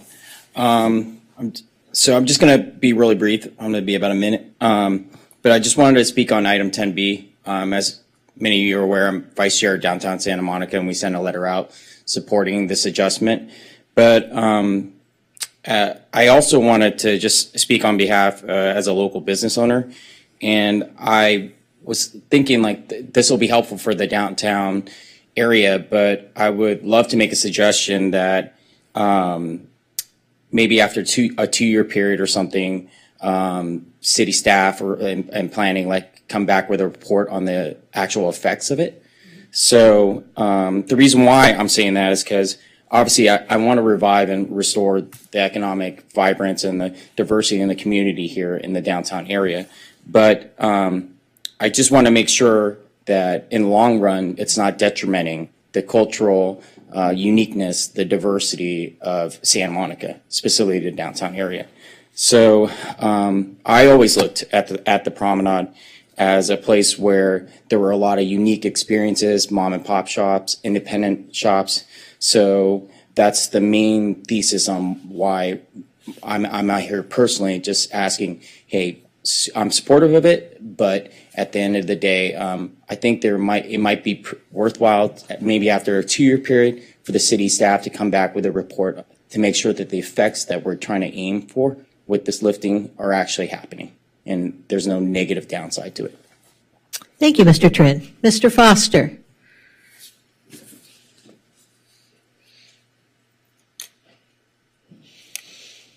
Hi, Jonathan Foster again. I was going to speak on this, I think it's 16C. I saw the protest out on 3rd Street Promenade just over and over and over again. There's been women out there holding up the signs and everything, and so trying to give a wave and everything like that. It's been a long time of depravity and oppression of women in the Muslim faith. And aspects of the West, we say in the Muslim or Islam, is kind of oppressive of women or harsh, or it's just, maybe at best it's just not liberating or as liberating for women. A while ago, there in Northern Africa, there was a story about a model. She came from Northern Africa and modeled here in America, and her sexual parts had been cut up. To say it, in passing is kind of hard. And I don't know if that's happening in Iran. I hope not. I bet it did in the past, though. So it's pretty bad. And some of those people in Iran are Christians. They're not all Muslim. They're not all atheists. They're not all lost. They're not all Jewish. But some of them are, right? Some, not all of them. Some of them's line of blood comes from Abraham. Abraham's their father too. Right? And in the Jewish faith, they stoned women who were found in adultery. Jesus came by and rewrote the blood laws. Nobody wants to fess up to the Jesus. And that's where all the Shekinah power is, right in Jesus. Some of those people that were Christians, Jesus talked about that. He says you should put a millstone around your neck and drown yourself in the ocean, in the depths of the sea. You guys, be careful. So that's why I support this. We need to continue to liberate women, give them every bit of power on the internet, all the liberty that they can get. Because women, it was obviously very important to Jesus, wasn't it? God bless. I hope you say yes to that. Thank you, Mr. Foster. Now, we will go to item 8A, I believe, Ms. Newsom, because we did do some agenda management. Yes, item 8A, study session on implementation of sixth cycle 2021-2029 housing element programs. All right, and this was continued from our last meeting because Council Member Zwick, I believed, had some issues he wanted to raise with staff. So I am going to, I don't think we need a staff report. We've been through this before. So I'm going to turn the podium over to Council Member Zwick. Hi, excuse me. Hi, and thank you. And sorry for dragging planning staff back on my account. We already went through an excellent presentation and provided direction on all the items on the agenda, but there were just a few other items in the red lines that I wanted to discuss and hopefully provide some additional direction if council agrees. I'll start with program 1A, I believe the first program, that concerns by right approvals for housing projects. My first question is broad and simple, but I just want to make sure I understand. What is the point of moving projects from the discretionary to the administrative process? Some of the original reasoning was because even if they were discretionary, they're going through a development review permit process. These were code compliant projects. And so, to the extent the city was very limited in its authority to deny, or condition the projects to, be smaller or what have you, essentially we were bound by the Housing Accountability Act. So the sort of utility of, a public hearing process, was kind of brought into question. And there were several instances, where housing projects were appealed, to the council. And, it became a frustrating process, I think, for the community to, go through this whole hearing process, only to understand at the end, it's like, our hands are tied, with respect to the city's ability to act under state law. I think I see the word streamlining a lot also mentioned. Is it fair to say that another thing we're doing in terms of our promises to the state is promising that this process of approvals would be faster and more certain for those who are applying? Right. Certainly it provides a level of, certainty to applicants. Basically, if you design a project that meets the code, that it will not be denied, right? It will be obviously checked for compliance with the code, but as long as you do that, you follow the rules, you'll have an entitlement at the end of it. So I'm happy to see that, we're putting this forward as a program. I think length of time and certainty around approvals is something that can constrain, important investments in our city. The thing that worries me a little is that while I see that by moving from the discretionary to the administrative process, we might see fewer public hearings or commission meetings. I don't see anything within the proposed changes that guarantees this process will actually proceed in a more timely fashion. I see it shifting from one realm to another, but I'm not seeing a real concrete set of expectations that applicants could rely on in terms of when they're going to get their project approved, because I don't see timelines or deadlines of any sort in terms of how long the city will take to respond. And I'm just curious as to whether that was discussed prior at commission or otherwise. Absolutely. This was a source of some very robust discussions at the Planning Commission. And, I think one of the things that, we look at is that I think coming out of the hearing process, for sure, it saves time because you're looking at, number one is, compliance with CEQA, right? When you have a ministerial project, it just automatically doesn't apply. So that is time saved there. We're not spending time writing staff reports, preparing hearing notices, agendizing it. I think the typical timeline for the development review before was 9 months to a year sometimes, just to get to that point. With an administrative approval process, and especially under SB 330 now, we follow state law, we follow Permit Streamlining Act. So it's not that there's absolutely no guidance.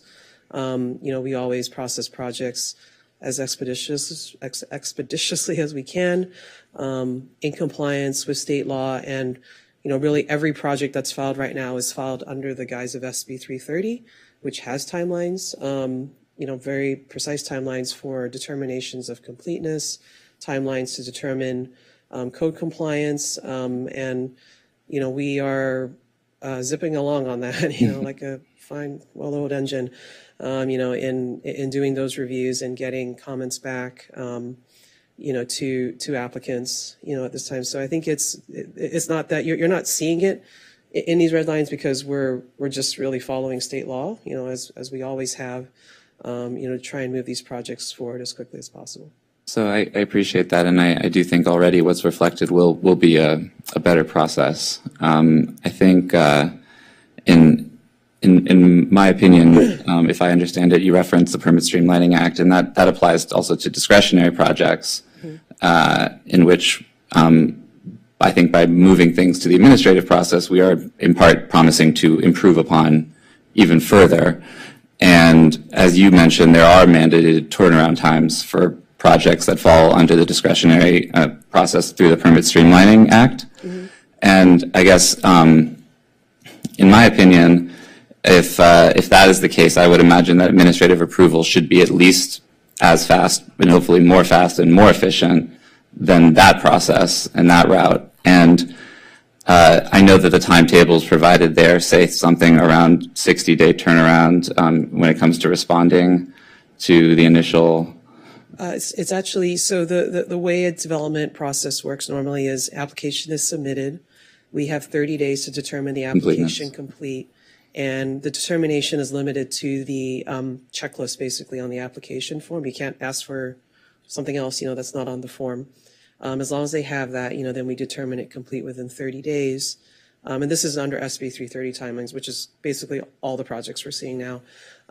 So under SB 330, once the application is determined complete, then we have, if the project is less than 150 units, we have 30 days to provide the applicant a list of, code compliance comments, basically, all the ways that the project doesn't comply with the municipal code. And this is not just zoning code. This is mobility, RRR, public works, like every, many reviewing departments are involved in this. So we have 30 days to turn those comments around. If the project's more than 150 units, then we have 60 days to do that. And then once we transmit that to the applicant, I would say regardless of whether it's a discretionary permit or an administrative one, that process is always the same. The back and forth of determining code compliance, right? Because in delivering comments to an applicant, it's basically like, here are all the ways you don't comply with the code, submit revised plans, right? So again, regardless of whether it's a discretionary or administrative, that back and forth happens. Doesn't matter what kind of process it is. Where the difference happens is after the plans are determined compliant. It's like, okay, you have a set of plans that are fully compliant with the code.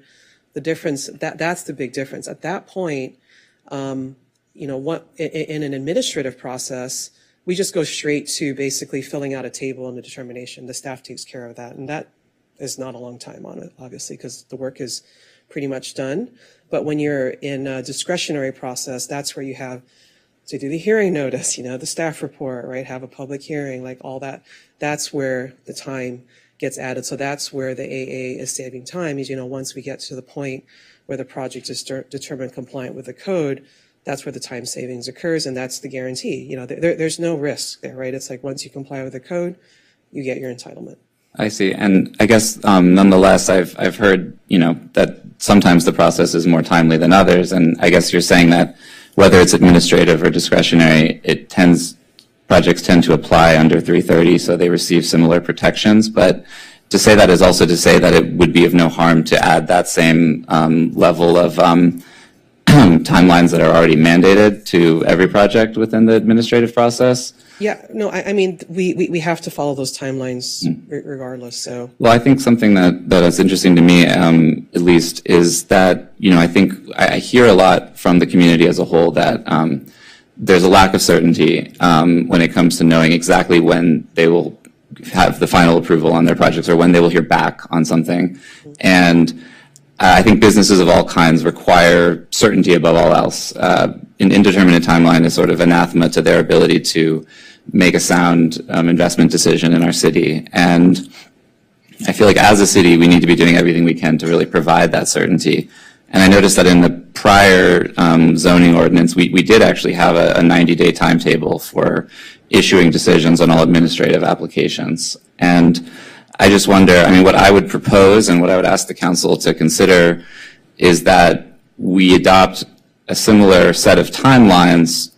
It could be 60 days for smaller projects, 90 days for larger ones, through which we would have to approve projects through the administrative that qualify under the administrative approval process.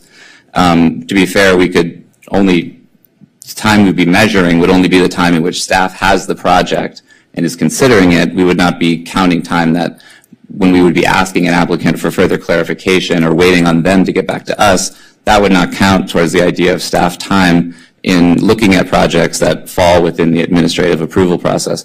But that it would be helpful to have either 60 or 90-day timeline to look at these projects so that projects would have a certain amount of certainty as to when they could expect to receive approval on something that already falls within the basic kind of code of our zoning code. And while there may not be a remedy if we happen to fall short, I would submit that we should be reporting on the expected length of time that we've promised and the actual length of time it takes to get these projects formally approved. And if it turns out that we're falling short, then that would inform us that maybe perhaps we need more planning staff in order to meet the need to sign off on all the projects that are coming through. Or perhaps we even need businesses to have the option to pay a higher fee for expedited timelines that could go to fund more planning staff to help do this work. But without kind of having a concrete expectation of a certain timeline for every project, and without then having the regular reporting back to us as to whether we're meeting it, I'm not sure if we're really going to be sure that we can meet the expectation of businesses to have true certainty throughout this process. So I would submit that we include timelines for projects that qualify for administrative approval, and that they be 60 days of turnaround when it comes to smaller projects under 150 units, and 90 that would apply to larger and more complex projects. And is that a motion? Yes. All right, I will second that. Councilmember Terosas, did you want to speak on this or did you have a separate item? All right. Is there anyone who wants to speak on this particular issue? Sure. Since you're in the queue, you can ask any question you like.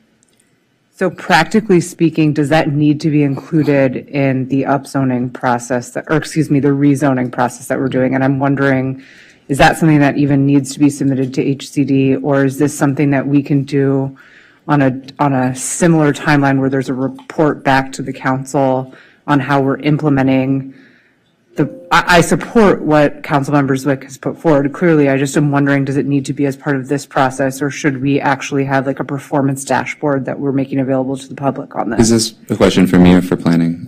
Sorry, it's kind of for. Well, because I would just comment quickly that we have a program that promises that we'll streamline this process. I'm submitting that to really further the goals entailed in what we've promised, that this would further those goals. Okay, fair enough. And I feel that this would incentivize developers to want to work within the city if they know that there's some timeline certain by which they're going to hear an answer back. Jane looks skeptical, so I just want to know, like, from a staff perspective, if I may, give us some feedback. Yeah. Thank you. So just kind of going back to what you saw in the prior code, I do want to provide some context about that. So what used to qualify for an administrative approval were some really tiny projects in the city. We did not used to do administrative approval for entire 5-story mixed income, rental buildings. We just didn't, and that's a relatively new evolution of that. So it was realistic, to have a turnaround for, 1,000 square foot addition, right, which was very typical for the AAs of that era. What you're talking about I just want to be really real. You're raising staffing and resource constraints because it is not just the planning staff you see here who are doing everything and everything. You know, they're working on the housing element, they're working the counter, they're doing plan checks, and there's only so much we can do. And if you prioritize only housing, it means something else is not being done. I just want to be super clear about that. There's also building and safety staff, public works, fire, RRR, mobility. This is staffing across the board that is involved in reviewing a new construction project. So there are very, very real resource issues associated with expectations of timeline. What I would suggest as an alternative, and this is what we suggested to the Planning Commission, is that instead of codifying it, you know, because it does raise the question, if you put something like that in the code, what does it mean when you hit the end? Are we prepared to deem those projects approved?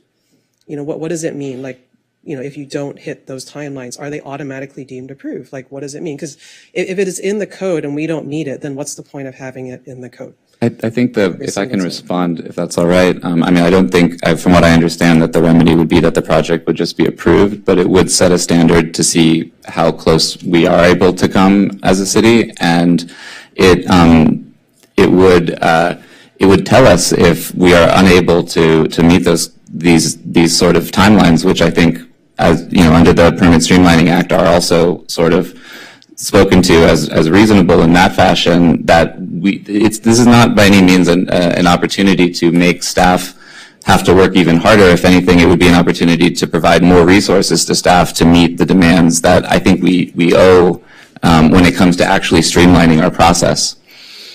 And I think that staff works incredibly hard, and I don't want to sort of make impossible demands, but I want to set reasonable expectations, and then if we are unable to meet them, I would want to find ways to find the resources so that we can. And I want to have an understanding of what is the timeline on every project and how are we doing on that. And I don't see how we can truly judge ourselves without setting some sort of expectation. Yeah, and I think when it comes to the development process, you know, it is not a black and white linear process, you know, in terms of the back and forth. It is necessarily, it is unfortunately messy. You know, we have applicants that challenge our code interpretations constantly.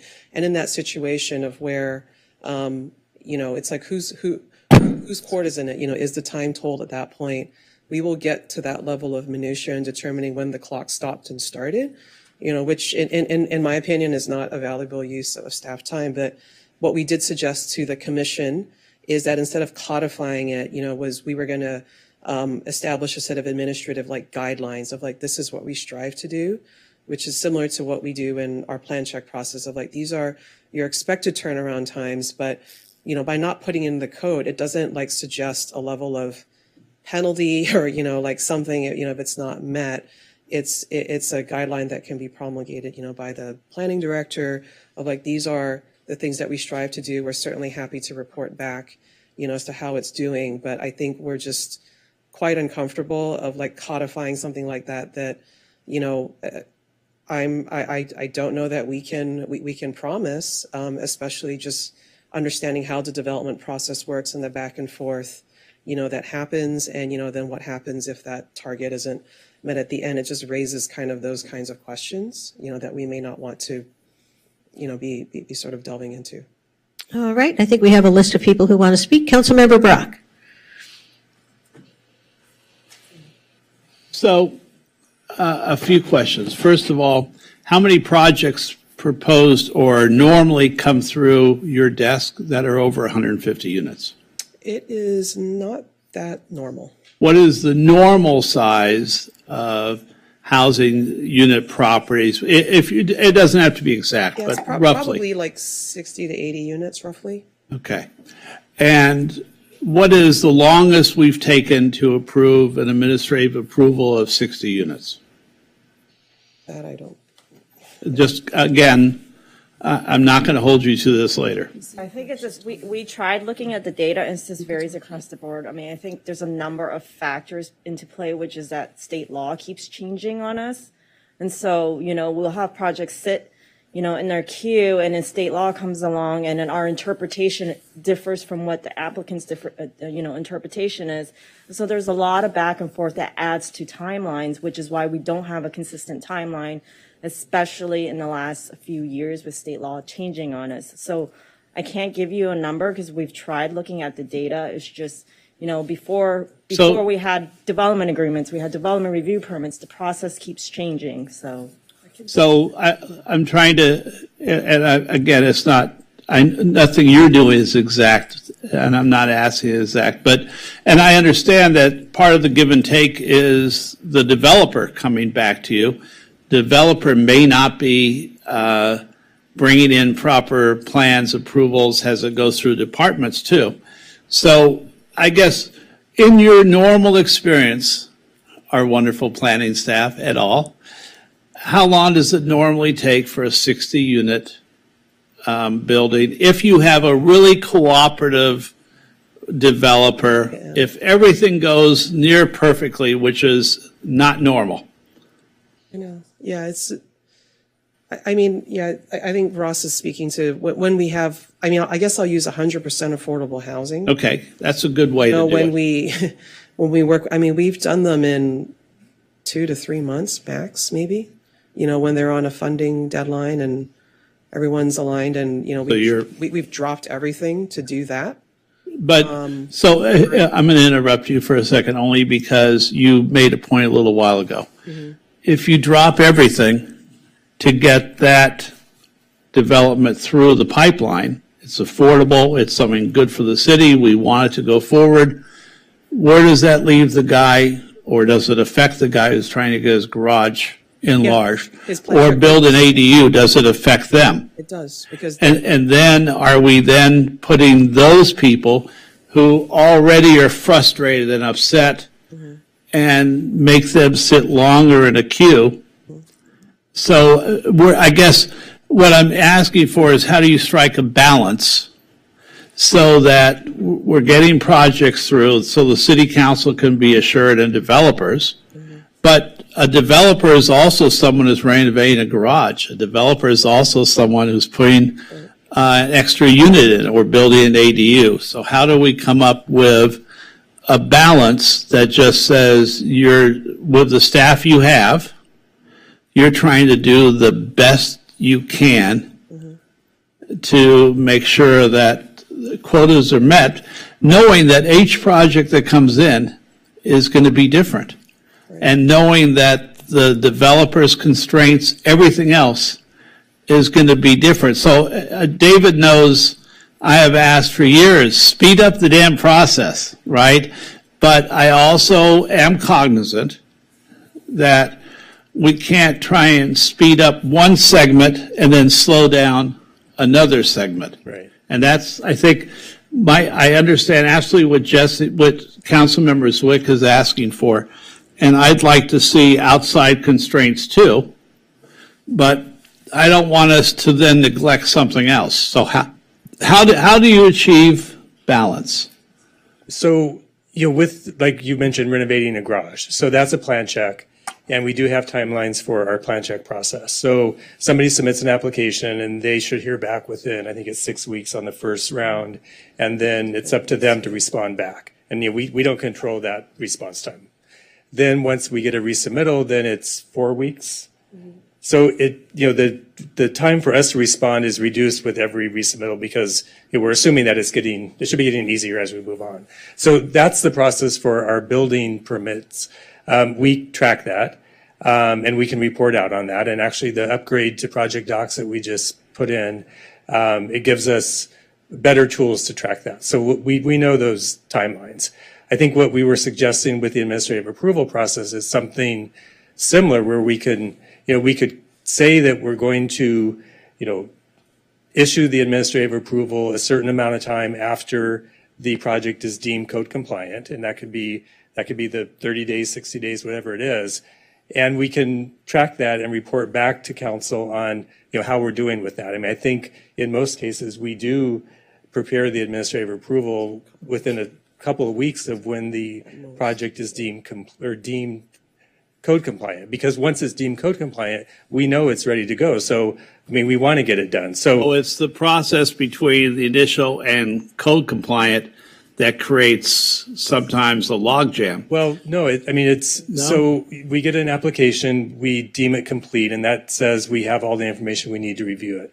Then we review it, and then we work with the applicant back and forth, and it's a lot of back and forth, and sometimes it takes us a little bit of time. Sometimes it takes the applicants time to get back to us. But that's the process where we review the project and get to the point where we're saying, okay, this meets code.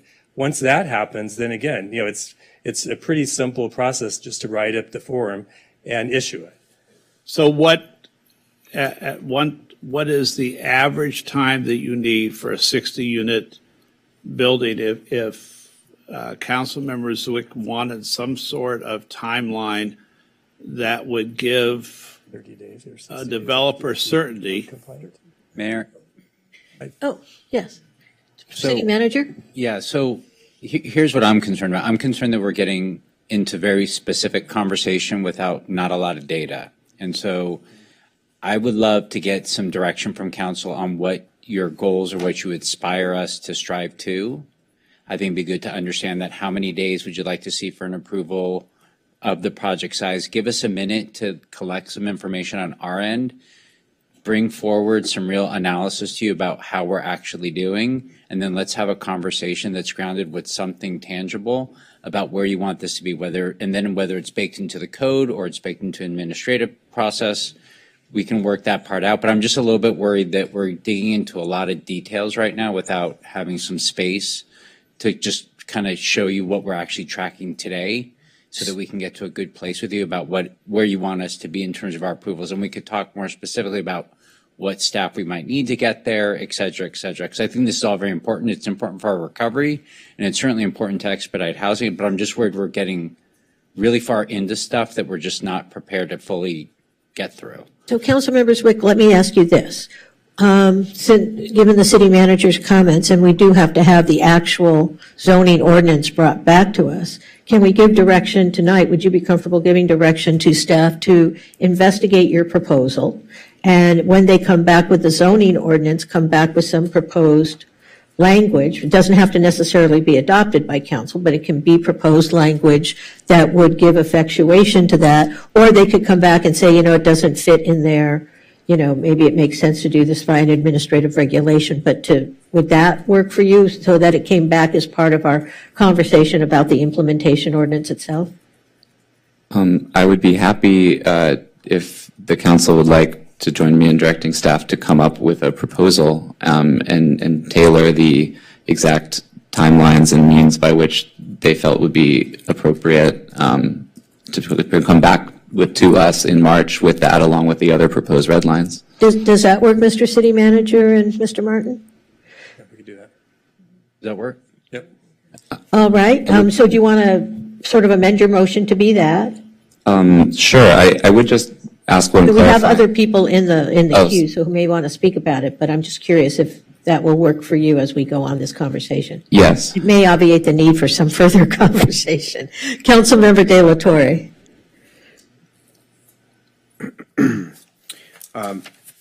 Yes, I think, in support of streamlining sort of processes, for building and construction, not just for residential, but also commercial. I think it's appropriate for us to look into that. I'm hearing staff, though, coming back with, how difficult it would be to do that with the motion that you presented. So I'm glad that we're looking more into get some research, get back to us. I think that's definitely right now probably much more appropriate. Because I think one thing that also that's important is that we need like an internal evaluation mechanism. And I don't know if we have that sort of to monitor the project approval process. So then we can let projects know sort of what the expectation is based on sort of, past experience. And do we do that at all? Like, do we monitor sort of, because I know Council Member Brock asked some specifics on like how long does it take, on average for this type of project to happen. So you have some information, but do we have sort of an internal monitoring mechanism in place?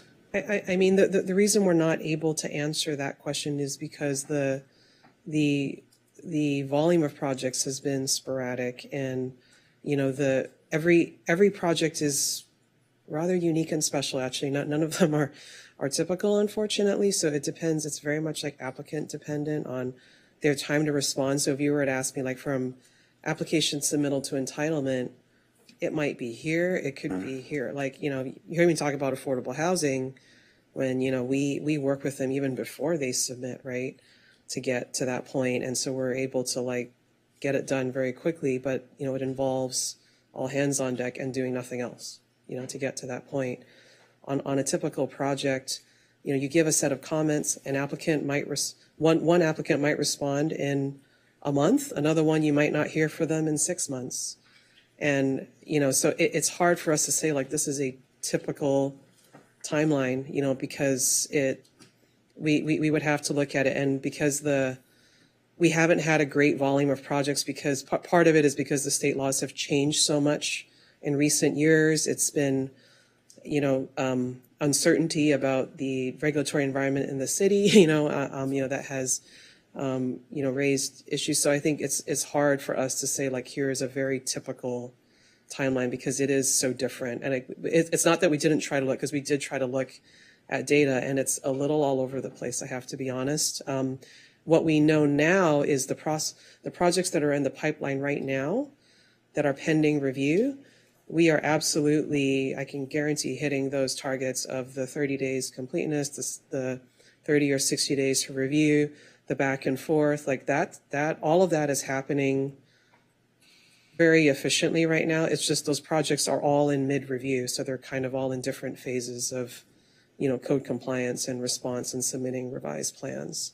But in terms of the turnaround times to, provide responses once we get a set of plans in, we're very much, doing those within, what state law requires. Correct. Whether it's the 30 days or the 60 days. So one example for ADUs is state law requiring sort of a 60-day turnaround. Is that correct? Yeah, it's a 60 days to, I think it's a little different because we're different than some cities. Our ADUs go straight to the building permit process. Some cities have a kind of zoning review maybe, that happens before it gets to building permit, and so it's applied to that. But with ADUs, I mean, when we look at it, it's from planning's perspective anyways, they're relatively simple. It's probably approved within 2 days at best. But in terms of issuing the permit, they may have other building code, architectural, structural issues, that might extend it beyond that. But in terms of the zoning review, it's very short. Yes, yeah, because I was pinpointing sort of the ADU state requirement about 60 days, because on a project of let's say 149 units, which is a much more complex project, I think it would probably need more than 60 days. But in any case, I support the motion to have staff come back, with recommendations on how we might be able to accomplish sort of a more streamlined process, and so I think that's appropriate. Thank you. All right, Councilmember Parra. Well, I'm thankful that we're going to move this along, and I was just going to give my 2 cents about the process, because I before was a permit technician, and then, which you told you, and then I used to also review plans. And so it's really difficult in defense. It's really difficult to say it's going to take 30 days, 60 days, 90 days, because it is all dependent upon the other departments and divisions and who's not on vacation, who's on vacation, who's, whether you're going to outsource plan reviews and who's reviewing the mechanical and the, whatever portions of the plans and what have you. So I understand that component of it. And so that's all. I was going to offer my little 2 cents, but we went along. So that's all. Thank you. Thank you. Councilmember Zwick. I just wanted to clarify one thing, because I do feel like I'm hearing different things. One is that we're doing an excellent job in meeting all the timelines demanded by the state in accordance with Permit Streamlining Act, and the other is that we could not possibly fulfill these timelines if they were codified locally. And I'm just trying to understand if we are successfully already hitting these turnaround times that are mandated by the state through the Permit Streamlining Act, what would be the danger in codifying something similar locally? Yeah, I'm glad you're asking the question. So it's a distinction, right? The state establishes times for determining completeness and times to deliver your set of comments, your first set of comments. It does not establish a deadline for approval. And I think that's what you're talking about.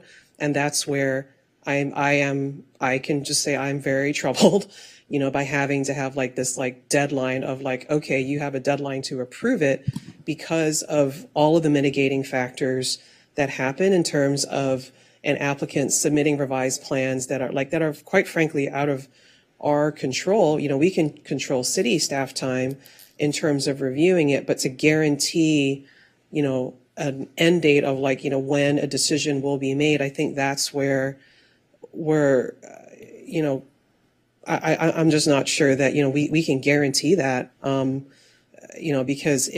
because every project is different and the time that it takes to do that. And just in our experience, people, it's not like we tell them you need to make this change. Like they're like, okay, I'll do it. There's like an argument, about interpretation of things. And then there's an argument about, who has the plans, like, when the clock is ticking, that's the sort of thing that that's what I'm explaining. Like it's a very iterative, it's a back and forth process with development review that, we do our best to move along. In no way do we ever just sit on projects and refuse to process them. That's not what we do. It's just a matter of balancing all of the things that we have to do, with new construction, to the myriad of like different kinds of plan checks and plan review that happen and just, the volume of work. Sure. So it's just being real. Well, might I suggest then, I believe you talked about a process where there was a 30 days to show completeness, 60 days in terms of the first response, and that you suggested at one point that typically as responses go on, less time is needed because hopefully you're getting closer in terms of the scope of what is being discussed. So I would posit that if we're talking about timelines, I'm just as interested in how long we take to respond in various rounds than necessarily a prescribed end date. But, I think that would be something worth exploring as well when we talk about timelines and expectations in that regard. And I would just say to Councilmember Brock, personally, I think this could be interpreted different ways, but I would say that if we are setting strict timelines, I could argue that we actually are devoting less time to this process if we often do work in the time that we are given to do it, and that we would have more time to process all the things that you were talking about that I too want time to do as well. All right, so I think we have a motion by Councilmember Zwick, seconded by me, that morphed into a direction to staff that when you come back with proposed zoning change ordinances, that this be part of the proposal. And, I think you heard from us, what it may be. It may not be an absolute deadline for approval by this date, but it may be a set of timelines, for various stages. However, I think we're trying to give staff the latitude to bring back something that they feel will work for them, but will still provide some certainty in the process. Are we all sort of clear on that? And that we explore a fee structure, perhaps. Yeah. When you say fee structure, are you talking about I think Councilmember Zwick also mentioned the ability to pay to expedite. I did talk about that down the road. I wasn't necessarily putting this here, but I was going to say, generally speaking, it's trying to establish baselines and seeing how well we're doing so that we can then iterate and do further things, including potentially look at ways to expedite and hire more staff to support our planners. Sure, and that's something they're doing in Los Angeles right now. They call it concierge service, where you pay 50% over the additional fees and you get moved to the top of the line. So, are we all cognizant of what the motion is?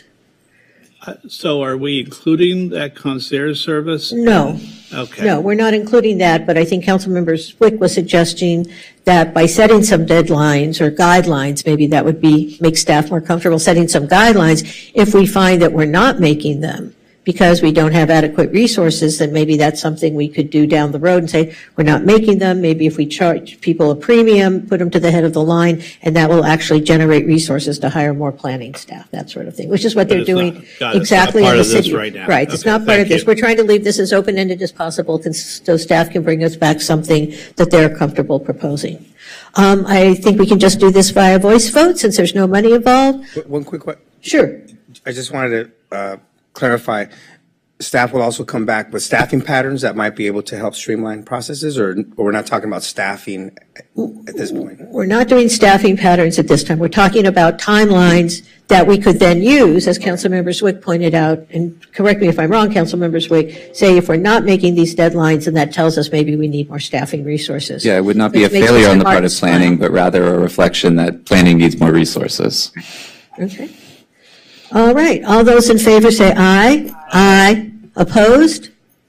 Abstentions? All right, that passes unanimously. Councilmember Zwick, did you have other issues? Yes. All right. On Program 1B, the architectural review process, I have heard some comment that while this is listed under streamlining, it is a new set of approvals that would need to be obtained before a project would attain its entitlements. And I'm just wondering, was this something that you heard expressed in terms of a change that was desired? Have any builders weighed in on this new idea to incorporate ARB approval into the initial entitlements approval process? Yeah, I mean, this is not, it wasn't something that was sprung at the last minute. It was, discussed throughout the housing element process. And, to the extent we've heard, the way it works now is that once you get an entitlement, you go through a design approval process before plan check. And it sort of, happens after your land use approval. And so we were trying to think of ways to try and make that happen faster, like merging the processes together, basically. With some of the issues we were seeing with the projects is that, even if it's an administrative approval for the entitlement, the design review is a discretionary process that could be appealed to the Planning Commission, for example, which could add time and uncertainty to the process. So, what's being proposed here is not a new set of approvals because design review has always been required in Santa Monica for new construction, other than single family homes. And so what is being proposed is essentially having the design review process run concurrent with the entitlement process, which is, a lot of what we do now.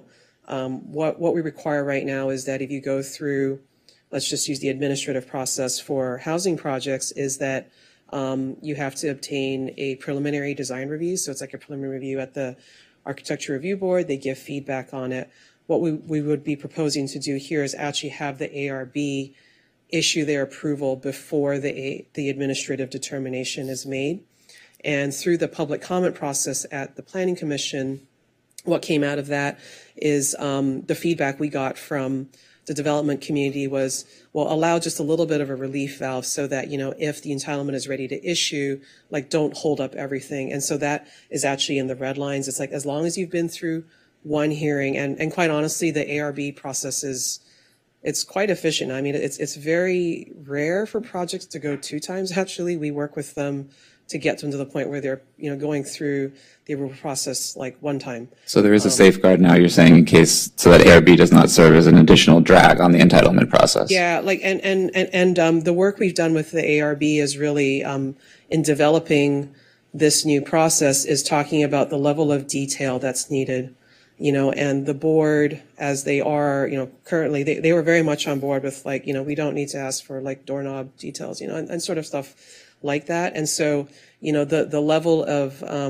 design material would be adjusted, so that it is aligned with what you would submit with, the entitlement phase, which is normally not as detailed. You're sort of in that design development phase where it's concept design.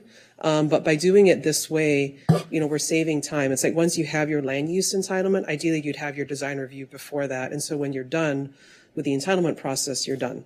And you can move on to the plan check process beyond that. I think what I'd heard occasionally is that level of design is something that you might not feel comfortable or want to invest in prior to receiving one's entitlements. And I think that's more a reflection of years past, if I may offer, and our Stephanie Reich, who's our design and historic preservation planner, has been working very closely with the board over, I'd say, the past 6 to 7 years to sort of bring that timeline down, reduce the number of items that are going to the board, and getting projects through those first, through that first hearing. Like I said, it is rare for us to see projects go back twice to the board nowadays. Okay. Well, I'm happy to hear about that change. And sorry, I may have missed it there.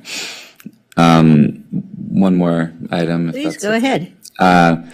on Program 1C on incentivizing housing on surface parking lots in residential zones.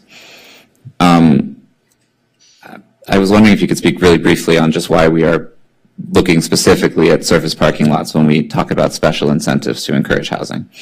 Yeah, we looked at surface parking lots there because the idea, these are residentially zoned surface parking lots, so the idea was not to displace existing housing units. So that's why we're looking at vacant properties, yeah. I think of it too because, you know, a surface parking lot in a city where land is at scarce and at a premium is not the most efficient use of space. And as you said, it wouldn't displace any residents. And additionally, as we've discussed, it wouldn't displace any businesses. And I guess what I see as worrisome when I look at the program is the predominantly R2 designations that we would be proposing for these parking lots seem immensely less attractive than the, you know, minimum 5 stories for housing that we're promising along our commercial corridors. And to me, I'm curious as to why it's comparatively more attractive, say, to redevelop our single-story commercial where there is the potential of displacement of legacy businesses or whatnot than we are providing as an incentive for the redevelopment of our surface parking lots, which frankly, due to Proposition 13, are often undertaxed and, you know, not that easy to incentivize development on if we're not really, you know, providing enough of one. Yeah, so I mean, these are residentially zoned surface parking lots. They do happen to, you know, they basically back up onto a lot of like the boulevard facing commercial properties, and it was to kind of unlock that potential because, you know, as you noticed, they are underutilized. I think we were thinking about it in a couple of ways, and a lot of these parking lots are, it was part of the AFFH strategy because a lot of them are actually kind of in, you know, let's say like on the northern side of Wilshire Boulevard or what have you, like on sort of the edges of the city, you know, as opposed to right in the middle, you know, where housing has occurred a lot. And so it was a means to incentivize the redevelopment of those lots, but also allow the flexibility for that commercial property owner to retain that commercial if they wanted to. There's nothing to say that, you know, in order to redevelop that parking lot, you have to redevelop the commercial as well. So, you know, that was one layer. And then also, you know, because these are residential zones, it was, you know, thinking about these as like a transition to the multi-unit residential neighborhoods, because oftentimes on the backside of those parking lots are, you know, existing 2 or 3 story buildings, right? And so it was just a way to allow, you know, those kinds of parking lots to redevelop, but at a scale that sort of, you know, transitions, you know, from what could be a taller building on the boulevard. Yeah, my concern, I guess, is if I look at, say, I don't know, some of the car dealerships or other things on Santa Monica or other things on Wilshire that have those parking lots that extend into what's now zoned as residential, even though they abut the commercial, is that, you know, they actually have quite a value in what they're serving right now. So they would need to really support a much higher intensity of use to be worth it, to be redeveloped into housing.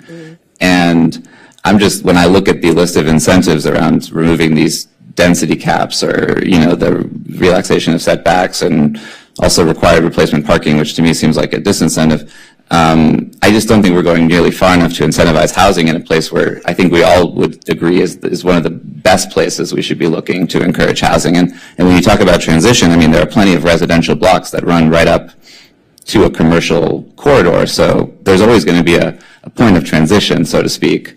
And normally it's not sort of delineated in the way that you're talking about. And I guess I would say that this is the type of place that we should be most encouraging residential housing projects, and I just don't see these R2 largely zoned lots doing that. And I would propose an overlay that would say that these surface parking lots that directly abut commercially zoned spaces on our boulevards, that they receive the same commercial zoning as the spaces they abut, provided that they are redeveloped into housing projects, as defined by the housing element.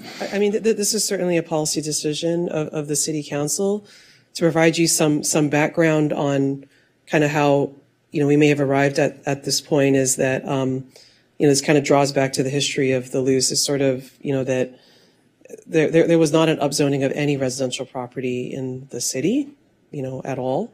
And so this was a way to do it in kind of a incremental fashion, if you will.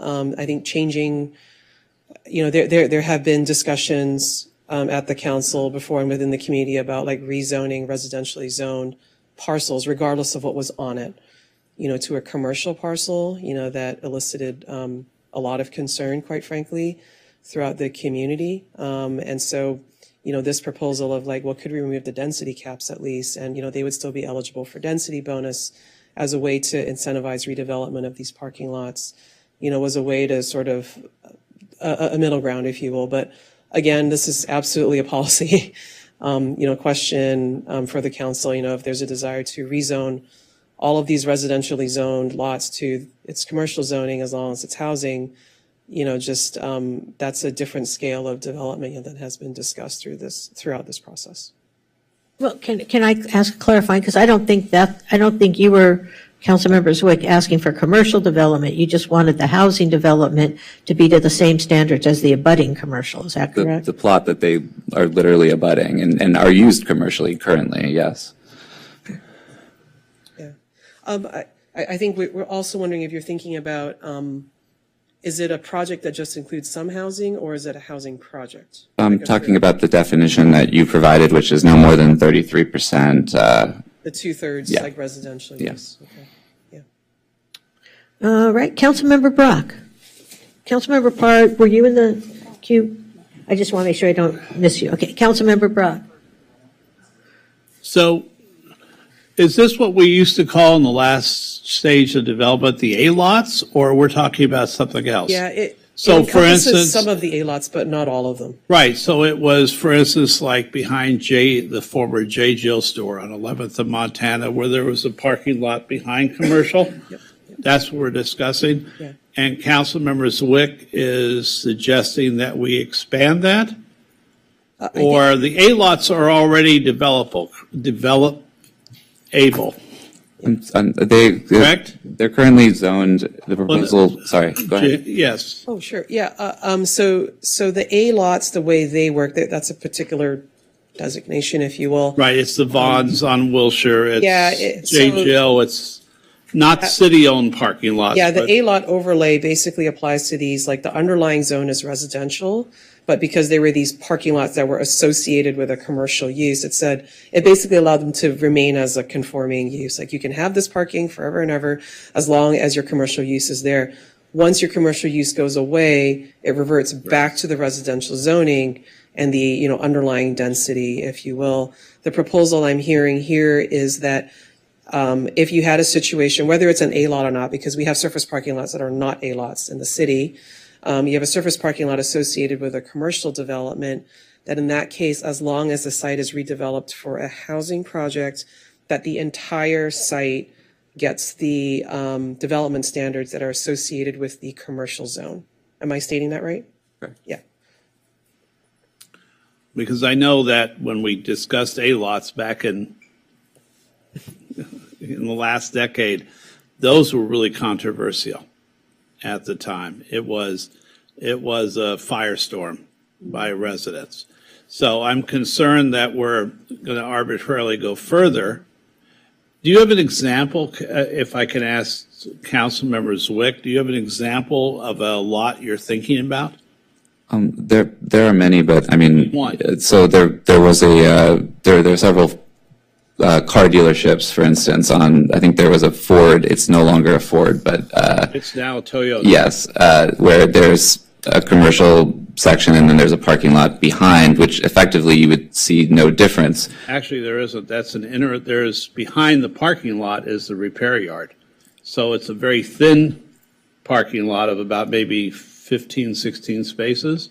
And then their repair enclosed yard is just behind that. And beyond that, I believe, is an apartment house. Well, I think there are 4 or 5 parcels of parking lot is all I'm saying that, but the dealership, and there are some owners of the dealerships that would potentially be open to developing housing on those sites, but the sites are too lucrative as surface parking lots for them to contemplate it if all you're getting is a couple units of housing on those sites.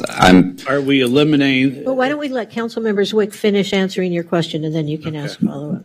My only point is that the surface parking lots, I think, are not a very good use of space in our city. We don't want to displace residents. We don't want to displace small businesses. So I was just proposing a better incentive to develop these surface parking lots into housing that I think would actually lead to housing. Wouldn't we also then lose, if you took a car lot and redeveloped it into housing, potentially you lose that car lot, which also is a retail use, which also contributes greatly to our sales tax revenue and helps our city run. They're not all car lots, but yes, that in that case. I mean, sure.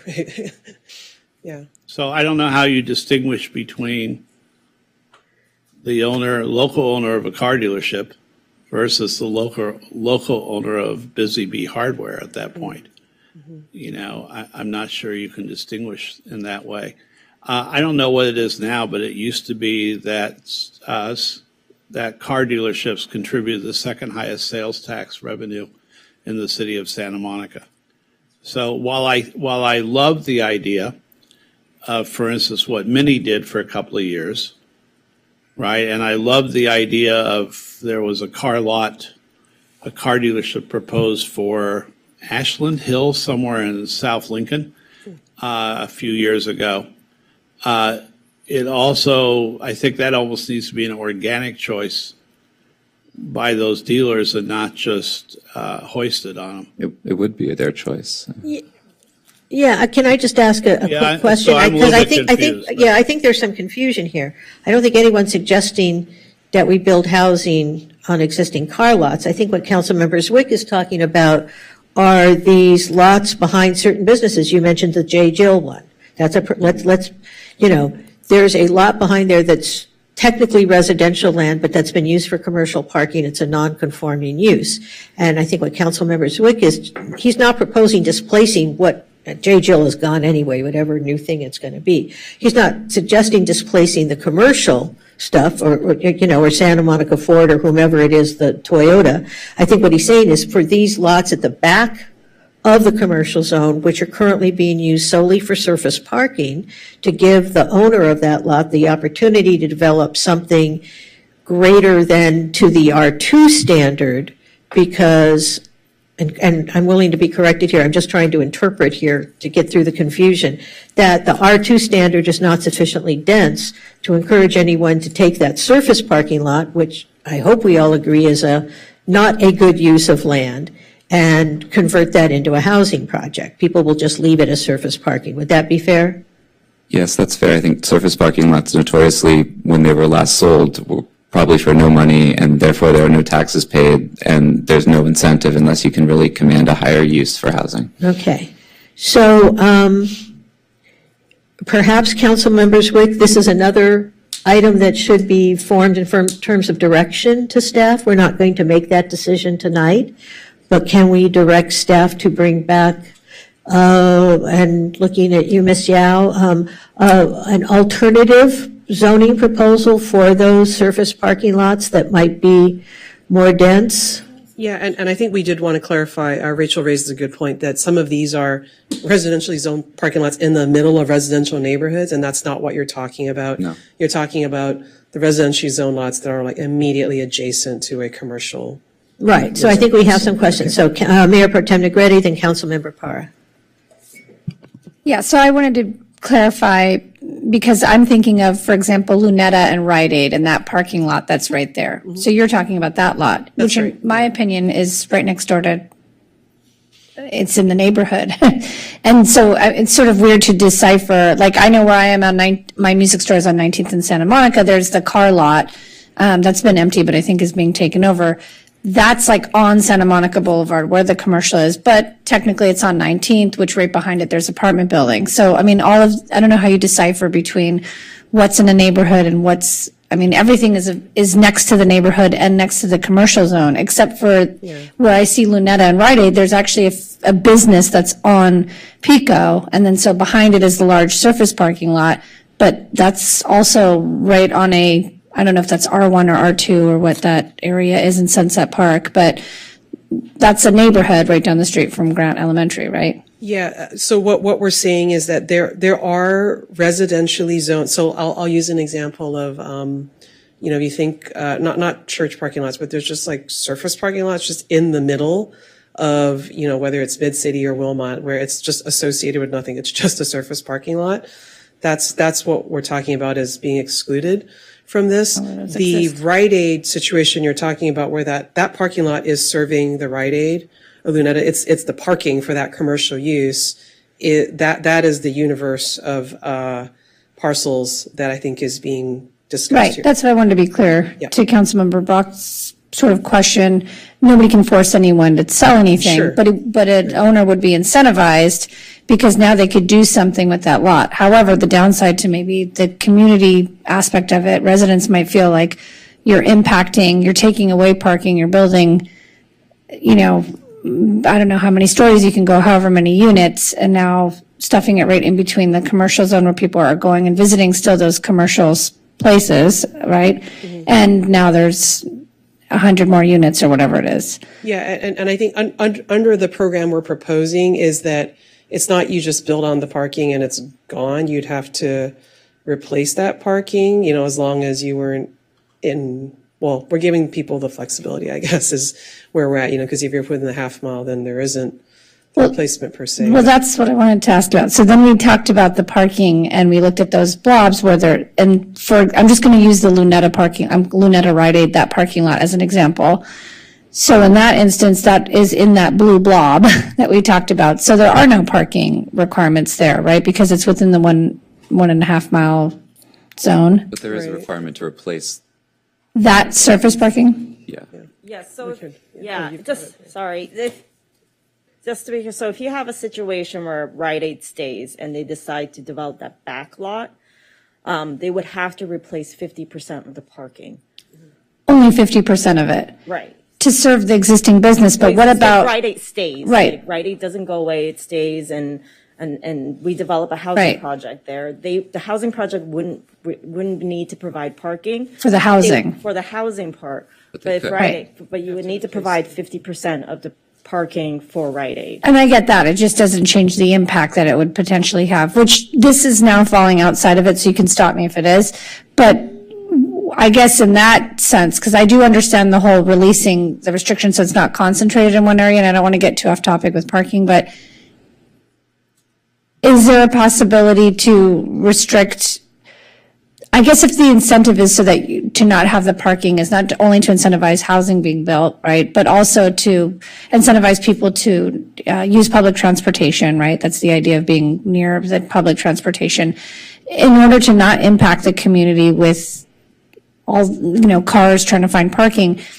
Could there be something where we said, okay, well, if you don't have to have X amount of parking spaces per unit, but in the event that you don't have that, you also are not entitled to, I don't know that we can exclude people from getting permits. I think that's probably not something you can do, Yeah, but. and I think that's a different conversation Okay. than the zoning ordinance. Not one that we can't have, but not tonight, probably. Would that be fair, Mr. City Attorney? Before I go to Councilmember Parra and De La Torre, so I just want to be clear. Nobody can make anyone do anything. So it's not, we're going to set these standards and you will build housing either on the back of the Rite Aid or the back of the J Jail or whatever your favorite, commercial parking lot is. This is just a question of, if someone wants to build something there, what do they have a right to build? And I think to Councilmember Zwick's point, the question is, how do we incentivize if they're going to put something, how do we flip that switch? Instead of leaving it a surface parking lot, how do we incentivize housing? So Councilmember Parra. Thank you. I just wanted to ask that as we give direction, because I'm a very visual person, if we could just have some maps of what surface maps we're talking about, so that we can visually see which ones would be affected by whatever decision is being proposed. Thank you. All right, Councilmember De La Torre. Yes, and I was thinking a lot about what Councilwoman Negrete brought up in regards to the parking situation. What why is it that we can't discuss that as part of the zoning code when the zoning, when the discussion on the housing element is talking about eliminating parking from these housing projects? Well, I'll let the city attorney speak to that, but it's because we're talking about the zoning code. The zoning code doesn't affect the distribution of parking permits. That's a different policy. That's parking policy, not zoning policy, but. We could touch on the effect of the parking policy, but not the merits of the parking policy. Right, so we can't change it. Can't change it tonight, yeah. No, yeah, but can we, well, one question I have, is there any legal limitation on us, let's say prohibiting those tenants that come into a housing project that has no parking from accessing a preferential parking permit from the city? Likely, yes, there is a limit. We checked on that preliminarily, and we probably cannot distinguish. Okay. So in order for us to have that discussion, we'd have to agendize that and bring it back separately? Yeah, I think so, because I think that would be that's a more complex, if you will, discussion about what our limitations are and are not on what we Okay. can do in regulating curb space, because that's really what it's about, is regulating curb space. And we can get you a legal memo on that, too. Yeah, Yes. that might be good if you could get that to us, and then people could. That'd be great. So Move forward if we with can that. get that, City Attorney Sloan, so that we can have clarity on that question, because I think there's a lot of interest on this council for us to having that future discussion. Thank you. So not seeing anyone else in the queue, Council Members Wick, if you don't mind, I'm going to try and make a motion to give direction to staff, and if I don't correctly articulate what I think you're looking for, let me know. Because again, we're not making any decisions tonight, because it is a complex issue. I would move that we direct staff when they return with the zoning code that for these commercial surface parking lots, or I shouldn't say commercial because some of them are zoned residential. That serves commercial purposes. Yeah, but they're used for commercial parking lots behind commercial businesses. So to exempt the ones that are sort of plopped down in the middle of residential areas, that staff bring back some proposed alternate zoning to the R4 level. Is that what you're looking for, Councilmember Zwick? Or actually you articulated it to bring back alternate zoning to the level of the housing projects on the commercial property abutting. That was the proposal, but I'd be open to scenarios or alternatives that planning suggests as well. Okay.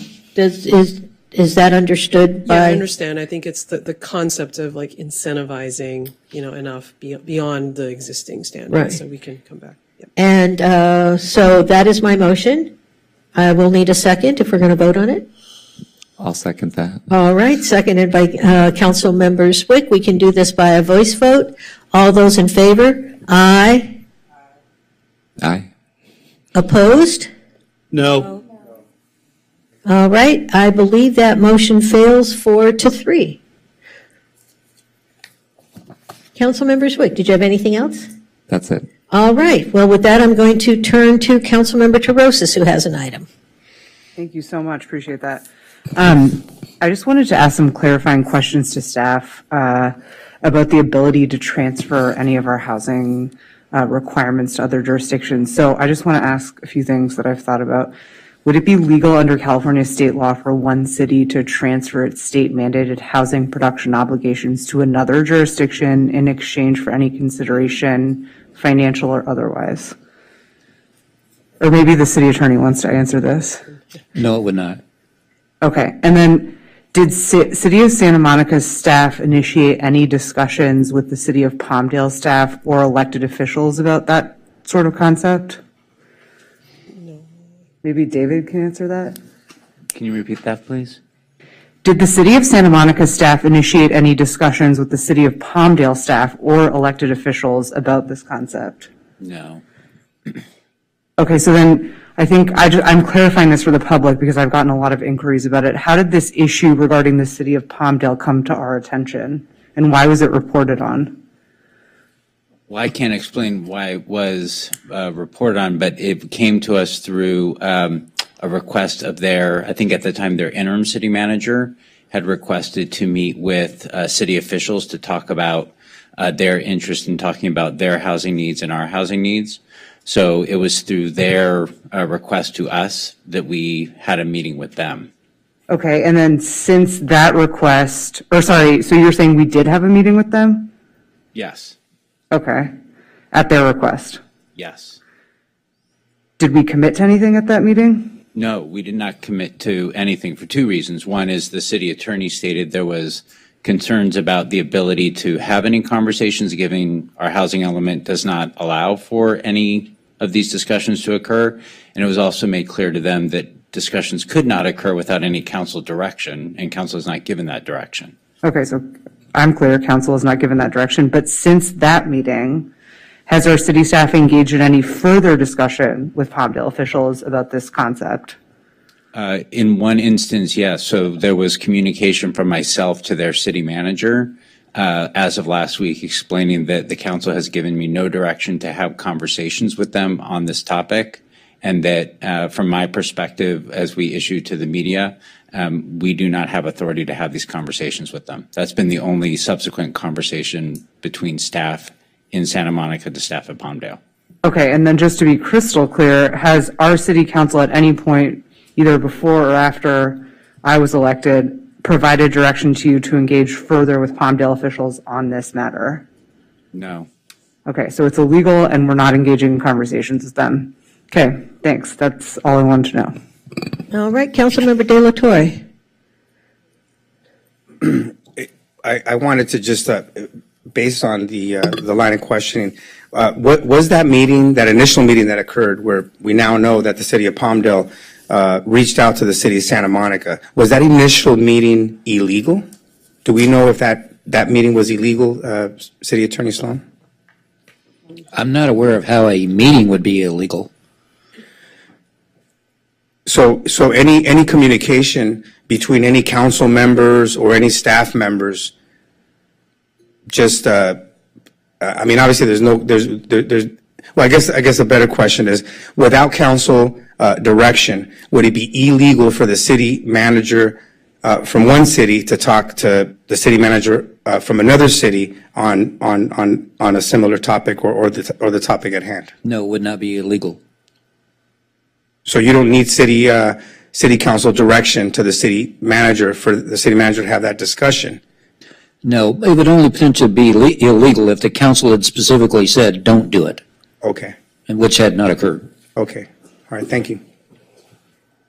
Can I just ask a follow-up question to that, Mr. Sloan? So obviously the meetings aren't illegal, but you've opined that, for lack of a better term, the potential subject matter of the meeting, we could not do that. Is that correct? We would not, yes, we would not be able to transfer those housing obligations, at least without a change in state law. Right. And as certainly Mr. White can speak to whomever he wants to speak with, the council has to direct him if Santa Monica wanted to engage in further discussions with Palmdale about this, putting aside the legality for a moment, we would have to direct the city manager to have those negotiations. He can talk to the city manager of Palmdale at a professional conclave or call her up and say, hi, how's it going? But he can't begin to negotiate, if you will, with her without direction from the city council. Would that be fair? At some point in the process, yes. Okay. And presumably at an early point in the process? That's not clear. Okay. But it would not be prohibited to negotiate. But for anything to be concluded, of course, it would require some kind of council direction or approval. Okay. And that. But just to clarify from my perspective, I mean, given that council has adopted a housing element and the legislative or the legal framework, I would not be comfortable getting into advanced conversations on this topic without council direction. Okay, thank you.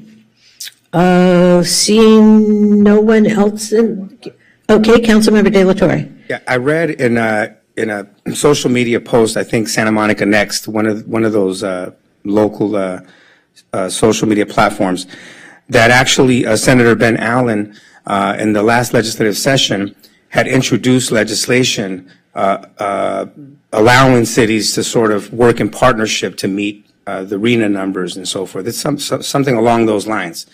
Would it be illegal for any of us on the city council to meet with Senator Ben Allen to discuss these matters? No, it would not be illegal. Okay. You have a First Amendment right to do that. Okay, great. So we could have those discussions, because from my understanding, any of this would be contingent upon the legislature passing a law that allowed cities to even engage in that type of partnership. And so I find it interesting. that Senator Allen at least in the last legislative session, was contemplating such a law. And I wanted to follow up with him specifically regarding that, and I just wanted to make sure that, I'm doing everything according to the law.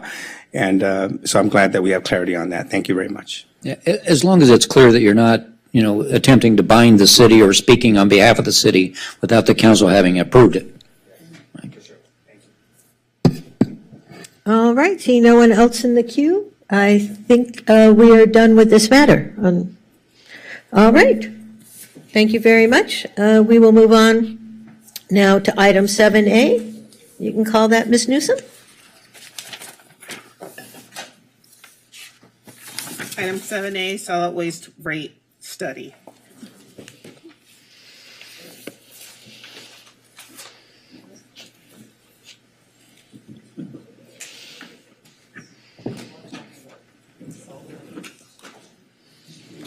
Yeehaw.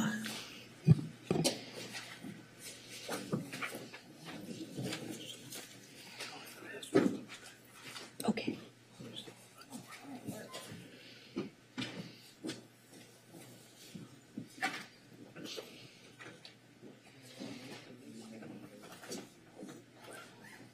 We may need just a couple of minutes to get our public works staff here. Okay.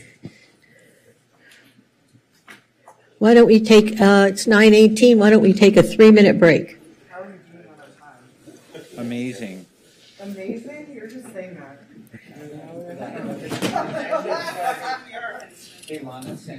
Yeah, it's weird. That's why I took a picture of it.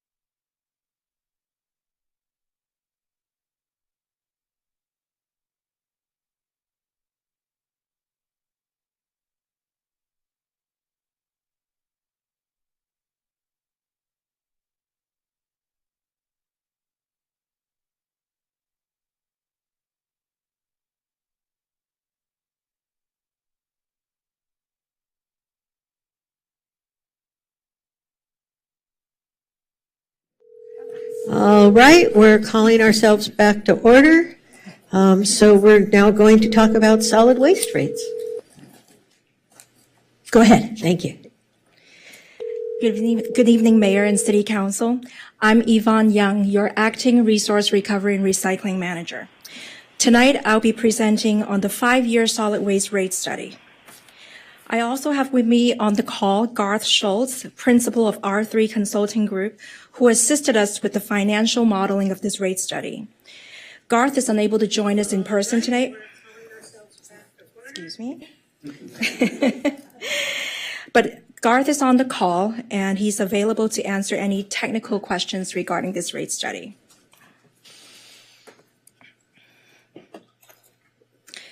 The purpose of tonight's study session is to discuss options for rate increases that are necessary to support the ongoing operation of municipal solid waste management services and to get direction from Council on providing financial assistance to low-income customers.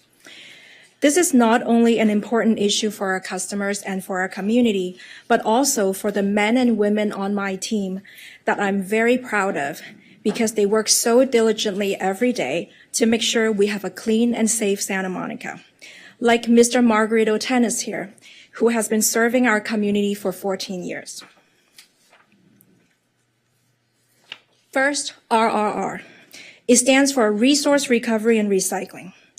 We have a total staff of 93.9 FTE. Together, we provide essential sanitation and zero waste services to all who live, work, and visit the city of Santa Monica. We are a 7-day-a-week operation with 93,000 residents in the city and our division of 93 positions. That's one RRR essential worker serving every 1,000 residents. And that does not even include the daytime population, which includes tens of thousands of visitors and daytime workers. Altogether, we collected over 176 million pounds of materials last year. In addition to curbside collection and street sweeping, RRR is also responsible for bulky item and illegal dumping collection. We receive up to 180 311 requests per day for bulky item and illegal dumping collection. This is the most requested 311 service citywide.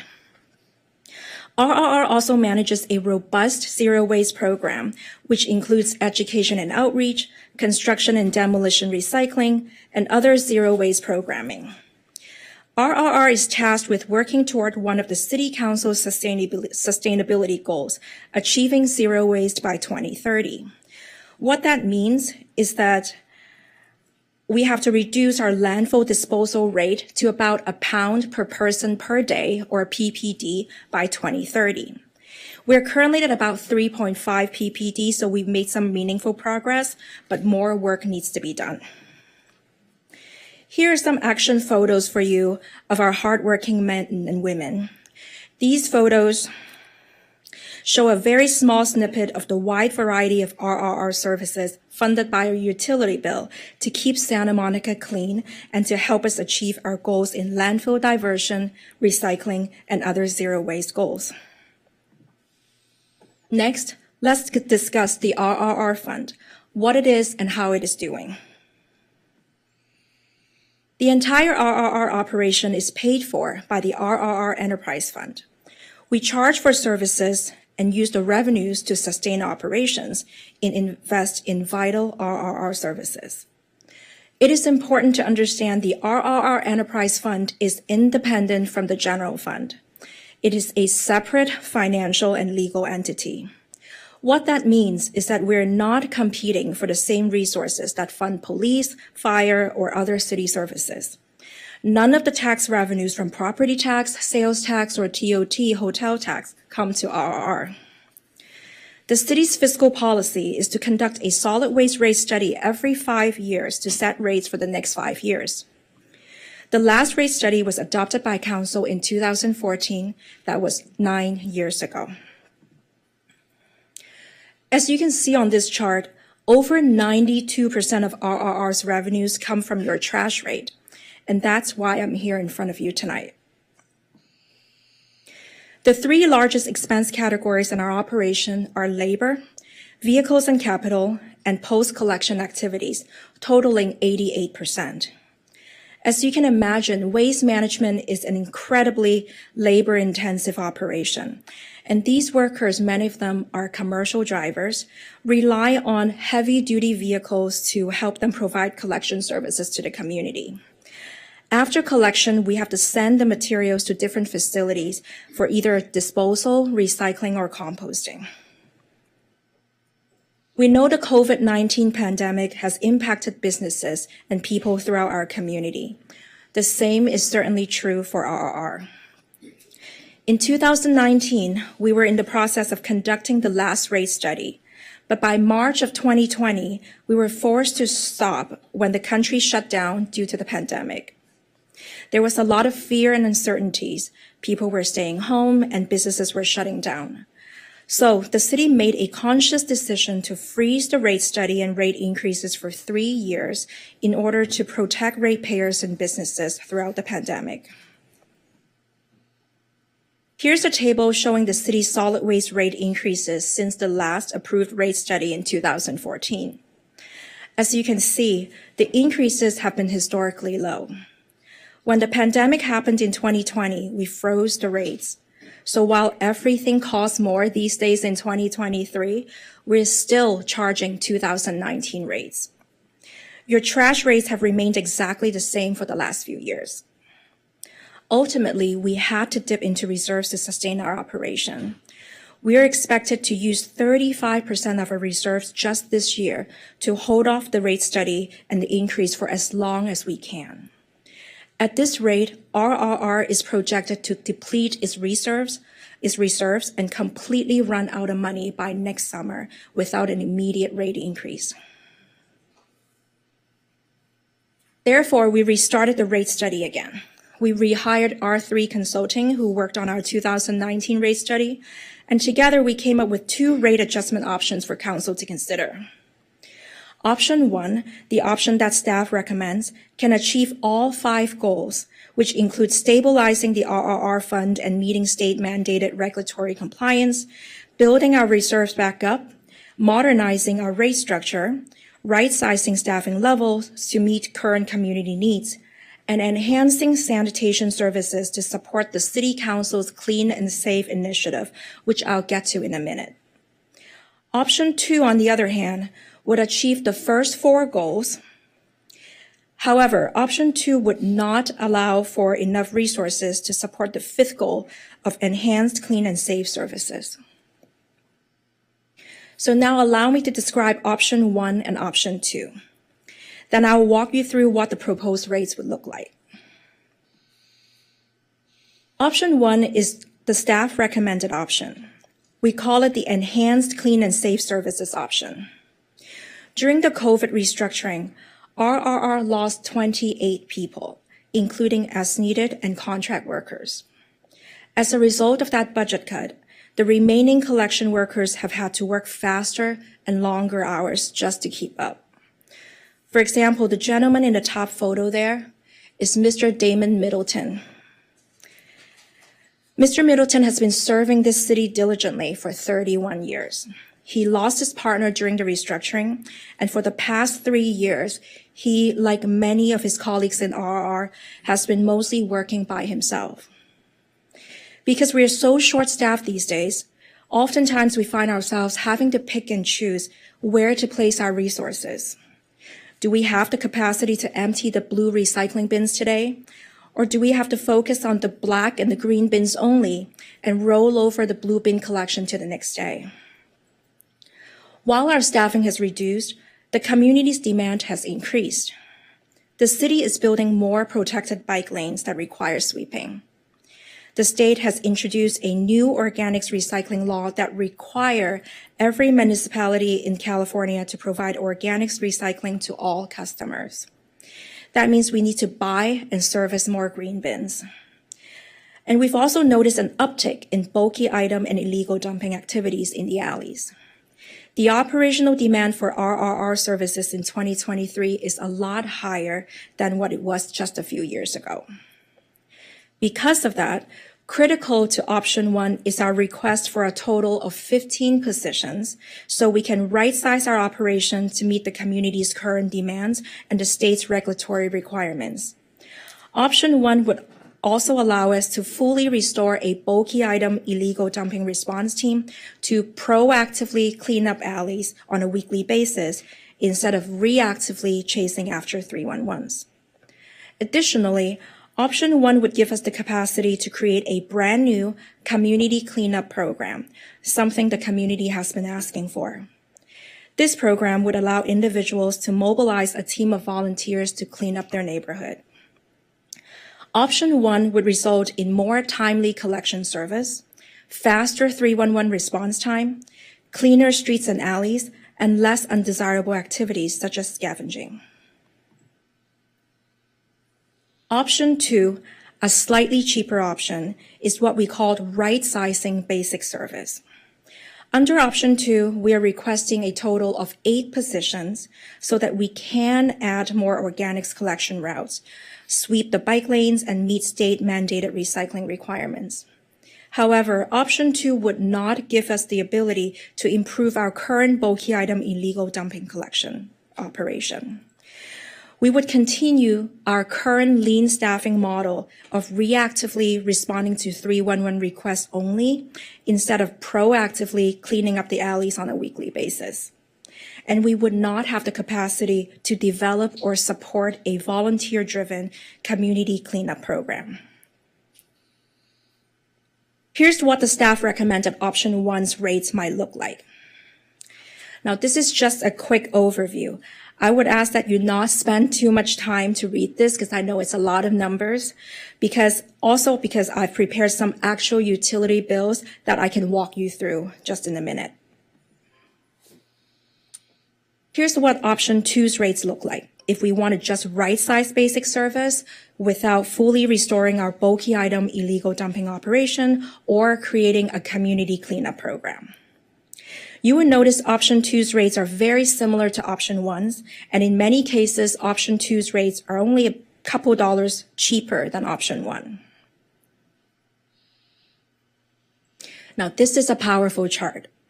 Even with Option 1, which is what staff recommends, Santa Monica's rates still compare very well with other cities.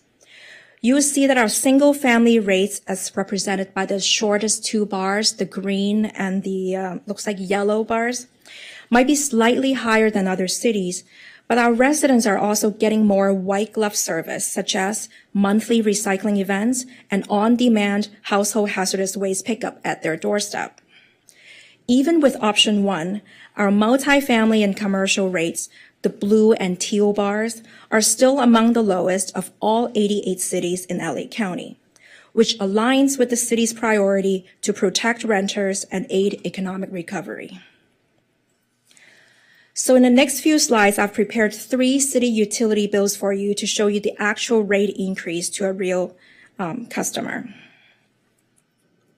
The first case study is a single-family home. First, the city bills bi-monthly, so every 60 days or so. Like most single-family homes, this customer pays for 195-gallon trash can with once-a-week collection for $107.79 for 2 months of service, or about $54 a month. That one bundled rate pays for weekly curbside collection of trash, recyclables, organics, street sweeping, and bulky item collection. Under Option 1, the RRR rate would go up by less than $12 every 2 months to $119.65. To fund all the enhanced clean and safe services proposed under Option 1, this single-family customer only has to pay less than $6 more per month. Here's another case study. This one is a multifamily 12-unit apartment building. This building chooses to have one 300-gallon trash container with twice-a-week collection service. Now, I know it's a 12-unit building because there are 12 units of the livable per unit charge of $9.61 for a total of $115.32. The current rate structure charges multifamily customers for street sweeping based on the size of the building, and so in this case, the building is paying $115.32 for street sweeping. What we are proposing is to simplify the rate structure by eliminating the livable unit charges. We would charge multifamily customers the same rate as we would for single-family customers requesting the same level of service. And we would fold the street sweeping charge under the 300-gallon container rate. We would do this rate restructuring in year one for all multifamily customers to normalize the rates across the board. So for this 12-unit apartment building, in year one, they will see an increase of about $80 bi-monthly, or about $40 per month. From year two onward, the increase would be 11% or less than $30 a month. So let's just say hypothetically, this is a rent-controlled building. So you spread that $30 to $40 per month increase across 12 units, since this is a 12-unit apartment. You're looking at about $3 per unit per month.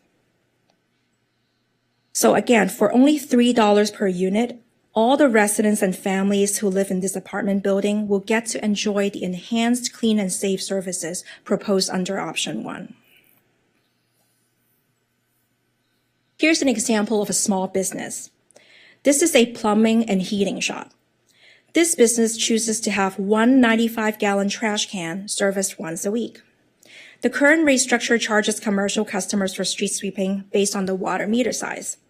In this case, this shop is paying $105.47 for street sweeping. What we are proposing is to simplify the rate structure by eliminating the water meter charge. We would fold the street sweeping charge under the 95-gallon rate in year one. After the rates normalized in year one, from year two onward, the RRR portion of this bill would increase by 11% per year. So for this plumbing shop, after the rate restructuring and eliminating the water meter charge, they will actually see a decrease of $62.17 on their bi-monthly bill in year one, saving over $30 per month. After the rates normalized in year one, their bill would only go up by 11% per year like everybody else, so for them it would be about $6 per month.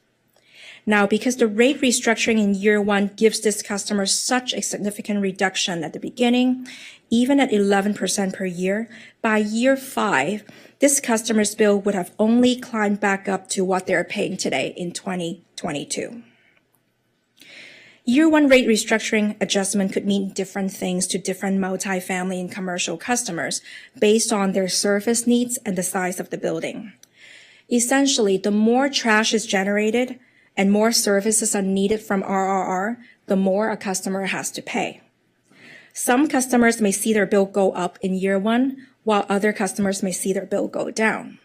From year two onward, everyone's bill would go up by the same 11%.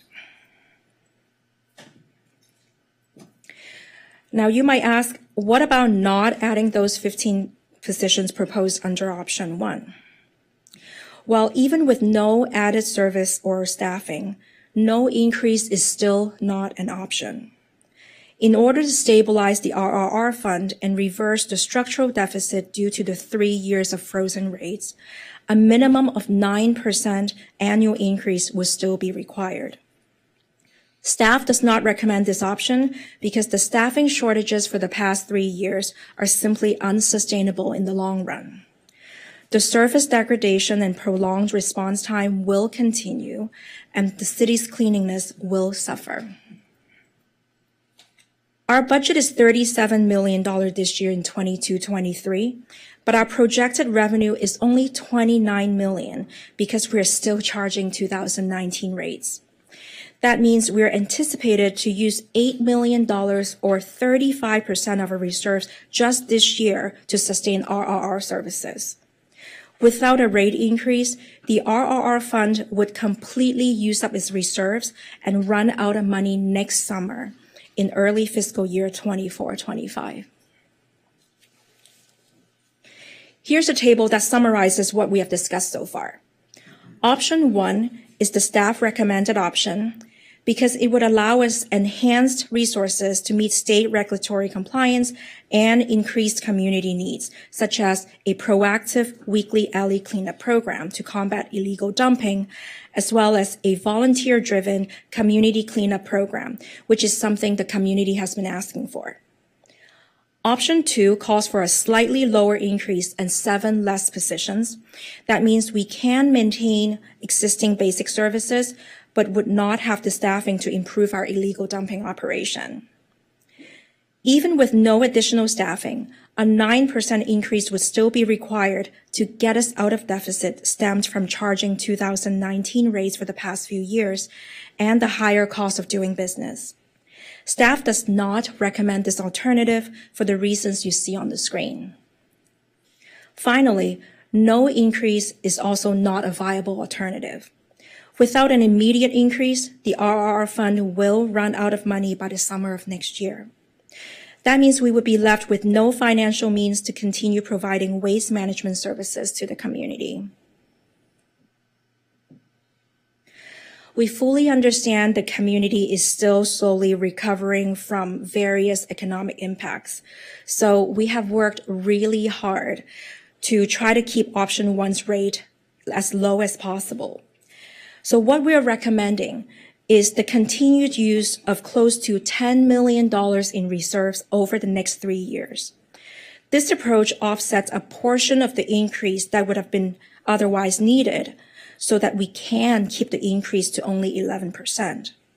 This approach will bring our reserves to a critical level by 25-26 before we slowly build it back up to the industry standard of 90 days of operating budget by 27-28.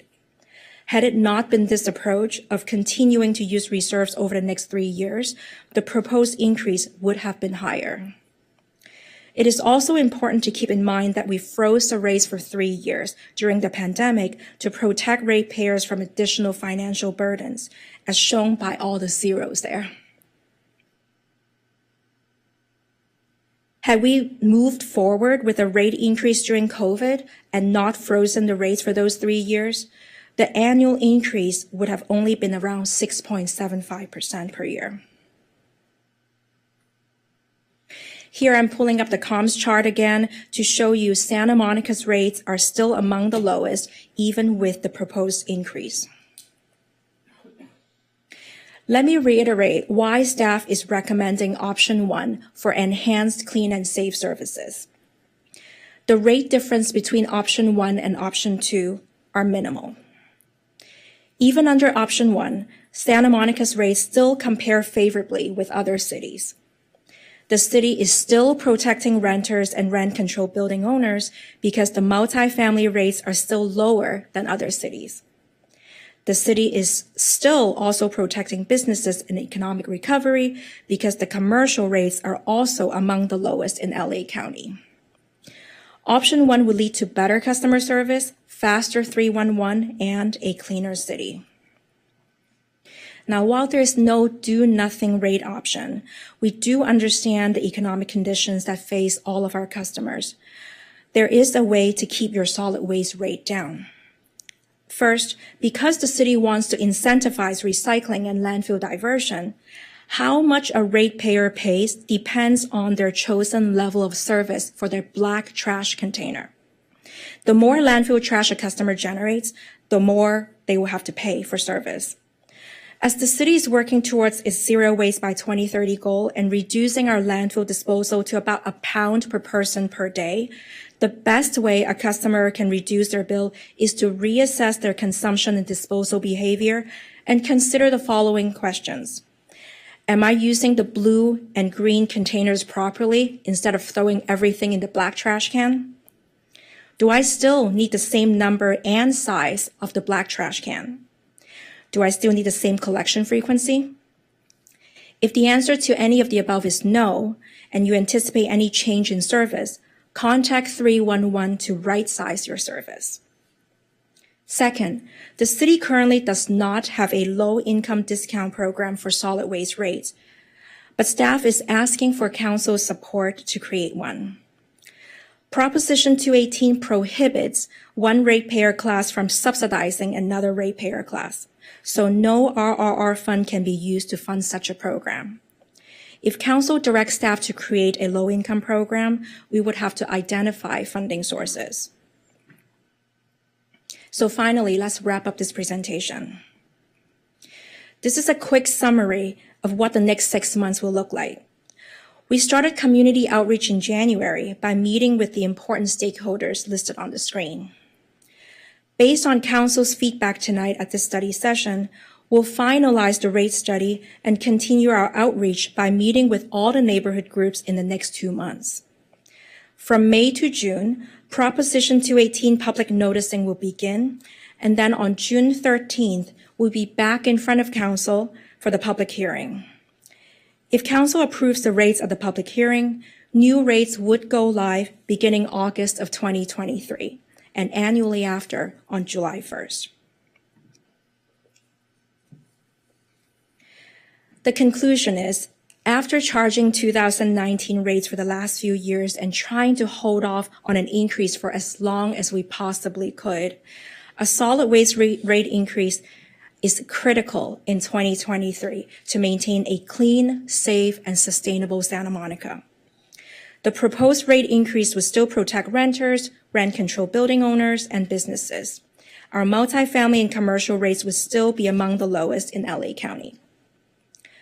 We're asking Council to provide comments and direction on the 2 rate adjustment options, as well as on the creation of a rate discount program. For more information about the rate study, please visit our website or email us.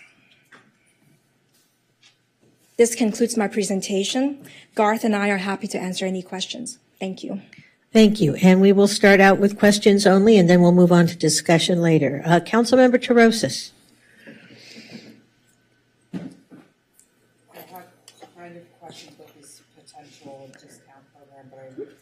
Microphone. Comments, so Microphone. I'm just asking that.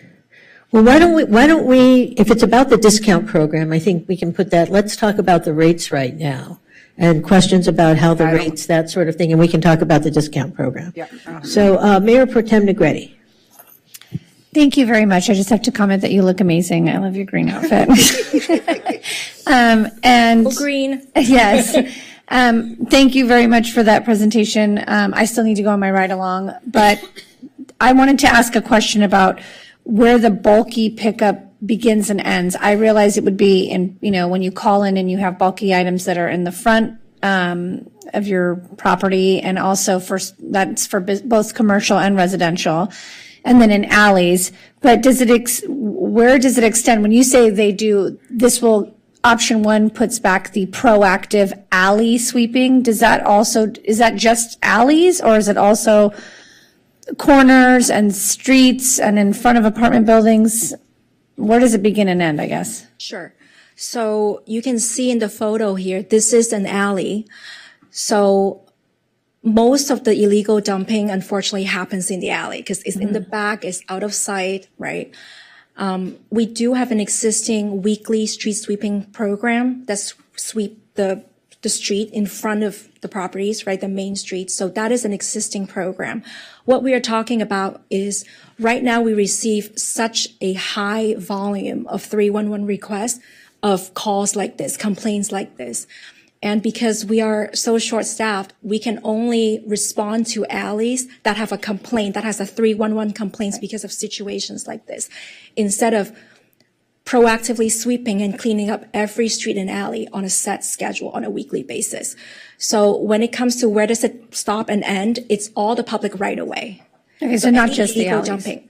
Well, alleys, sidewalks, anything that's not on private property. So, for example, a bulky item that they haven't called in to get picked up, that like mattresses and furniture, does that also extend to, I know this might sound weird, but in Midtown, it's an issue, the palm fronds that stack up waist deep? Yes, that's correct. So anything that's on the roadway or in the alley or public right of way, we would pick up by the bulky item crew. Basically anything that's not inside a trash can. So as in this photograph, things that are not within that big black round trash can, anything that's on the ground, the bulky crew will pick up, including palm fronds. So that small difference between option 1 and 2 is really the additional seven people who would be doing this proactive cleanup around the city? Correct. Okay, thank you. You're welcome. Councilmember Parr.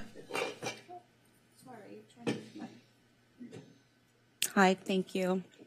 I love your outfit too.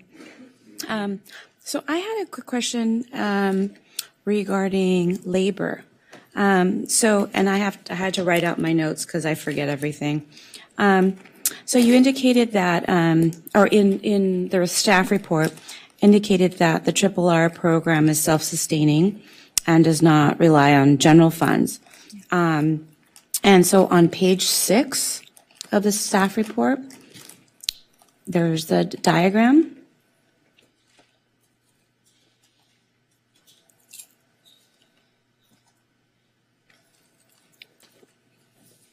And it's figure 2. It's just the pie chart. Yes. Okay. So figure 2, it shows that 33% of expenditures goes towards labor. Yes. And I was wondering if you can kind of break down for me exactly what does that necessarily mean? Does that mean that labor accounts for salary, health benefits, and pension are paid from that revenue? Yes, that is correct. So all the salaries and wages and benefits, right, including pension, anything that's related to having 93 essential workers in our division. So it is truly self-sustaining. It truly is. Okay, because yeah, that's good to know. Because then, you know, reading down towards under financial and at the end of the report under I'm sorry, financial impacts and budget. You said that if we were to approve, then you would come back and tell us, you know, what the budget would be for 15 FTEs versus 8, you know, FTEs, depending upon which one we approved. And so my concern at that point, had you not said that the health benefits and the pension were included, was how much that was going to be towards, you know, general fund. But you're saying that it's 100% paid through your self-sustaining. So that makes a lot of difference to me. Right. Okay. So yeah, thank you. we receive 0% subsidy from the general fund, including pension liability. Okay, great. Thank you so much. Councilmember De La Torre appears to be next in the queue, but I don't see him. All right, well, we're just going to leave him in the queue there. Councilmember Terosas, did you have more questions, or were you still just? All right, well, here comes Councilmember De La Torre. Why don't we give him 30 seconds to get back on the dais and let him ask his questions?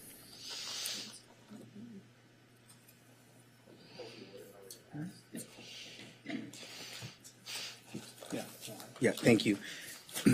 Question regarding just to clarify, in terms of what in the multifamily units, the tenants in those units are going to pay that cost. The property owner can pass on or pass through the increase to tenants. Is that correct?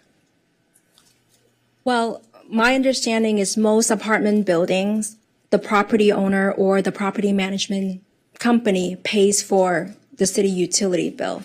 You know, when I was, you know, I used to live in Santa Monica in an apartment building, and I don't recall paying for, you know, the trash bill. So, but of course, a property owner has the right to pass on, you know, increased costs of maintaining the building onto his tenants, you know, by increasing rent.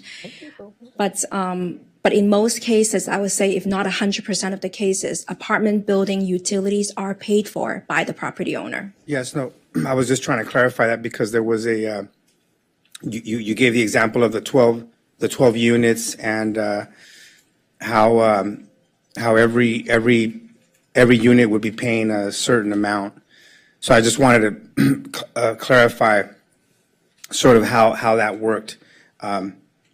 In terms of pass through, or if the property owner was obligated to pay the full cost without being able to pass it on. I just don't want people to be misled. I think there are differences between different types of multifamily housing. So, for example, if you live in a rent control unit, you can't pass that along. It is presumably subsumed in some allowable increase at the rent control board.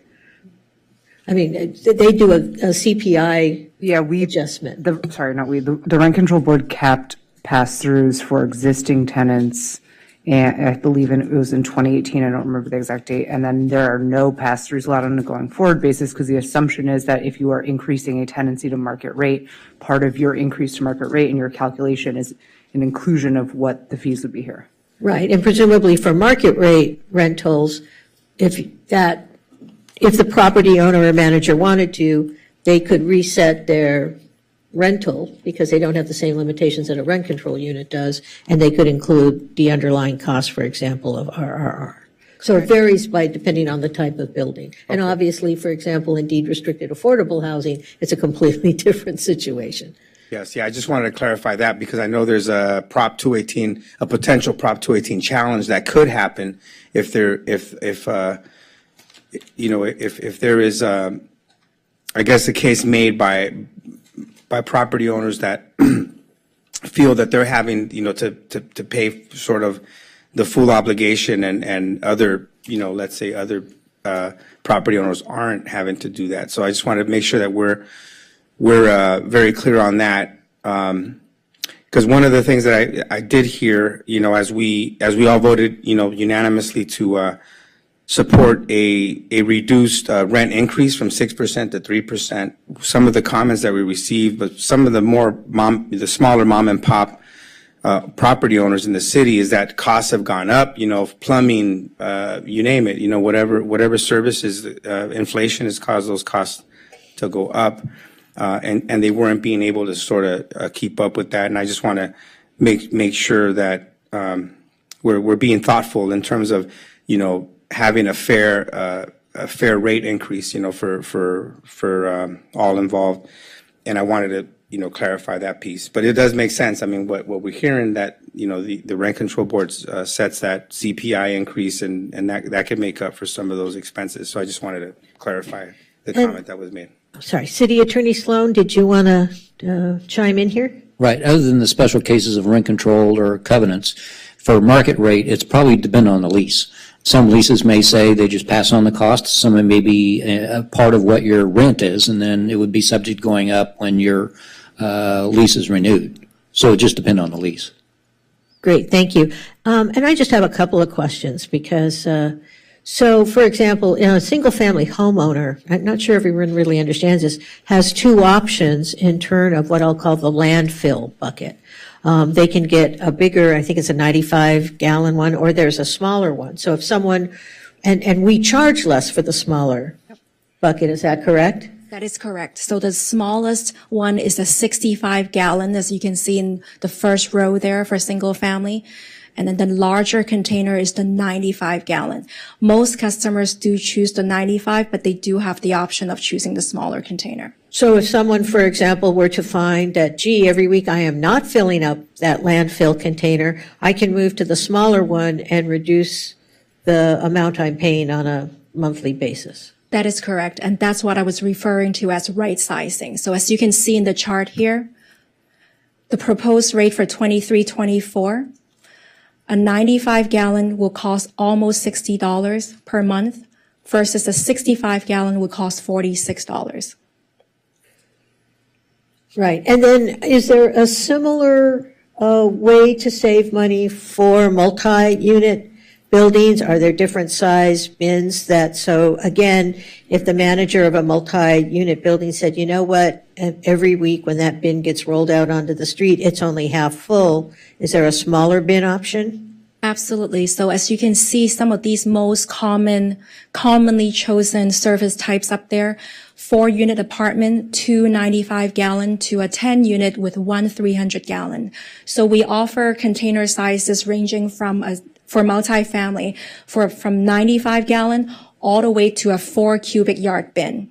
And the service frequency from 1 time a week all the way to 6 times a week. And in addition to the size and the collection frequency, you can also choose the number of containers that you have. So literally there are dozens of service options that we provide to customers. So what the customer pays is largely dependent on their need. So like Mayor, you were saying, if they find that their trash container week after week is only half full, they definitely have the option to contact 311 to downsize their service.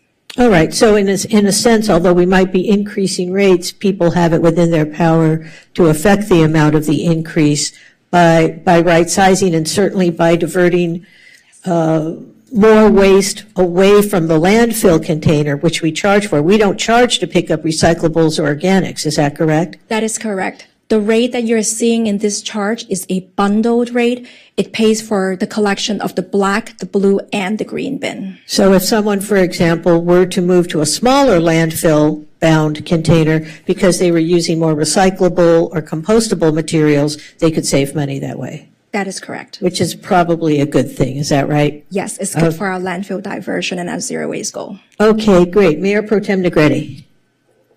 Sorry, I have one more question. So on the public right away, like where there's those public trash cans, which there's not a lot of, but I see them overflowing onto the street. Is that not part of the service? So that is part of our service too, but it depends on the location of the containers. In the staff report, I kind of laid out, there are different areas, for Like in the example, downtown. Right, downtown Right. and the promenade are serviced by different groups. But on the general sidewalks, those litter cans are serviced by RR. Okay, so presumably option one we would see less of that overflow. It just seems like lately, since COVID, trash is overflowing in those public areas. So in proposal number one, is that where that's impacted most, or is it impacted in both proposals? That specifically those public, I don't know if your addition of 7 people is sort of included in this proactive cleanup, or if that's a route that's done anyways. So the improvement in the litter collection, you would see that improvement in both of the options. The 7 people is the dedicated bulky item illegal dumping clean. Okay, thank you. All right, so I think we've asked all our questions. Our Councilmember Terosas, maybe now would be appropriate for your comments. Okay, so I just wanted to mention a couple of things. So first of all, really appreciate you bringing this forward. I think we're not making any decisions tonight. We're just giving you direction. And I appreciate that you're engaging in a really robust community process. On a personal level, I think just given the stated priorities of this council, the priorities to support staff, I have to say that I'm in strong support of option one as presented. I do have a few questions along the lines of the, you called it, I think, not a fee waiver program, but discount program, if you will. And I did have a question because it stated in the staff report that any funding sources outside of the utility enterprise, or if we give any sort of discount, the discount cannot come from the utility enterprise fund. But what if we did like a waiver, not a discount?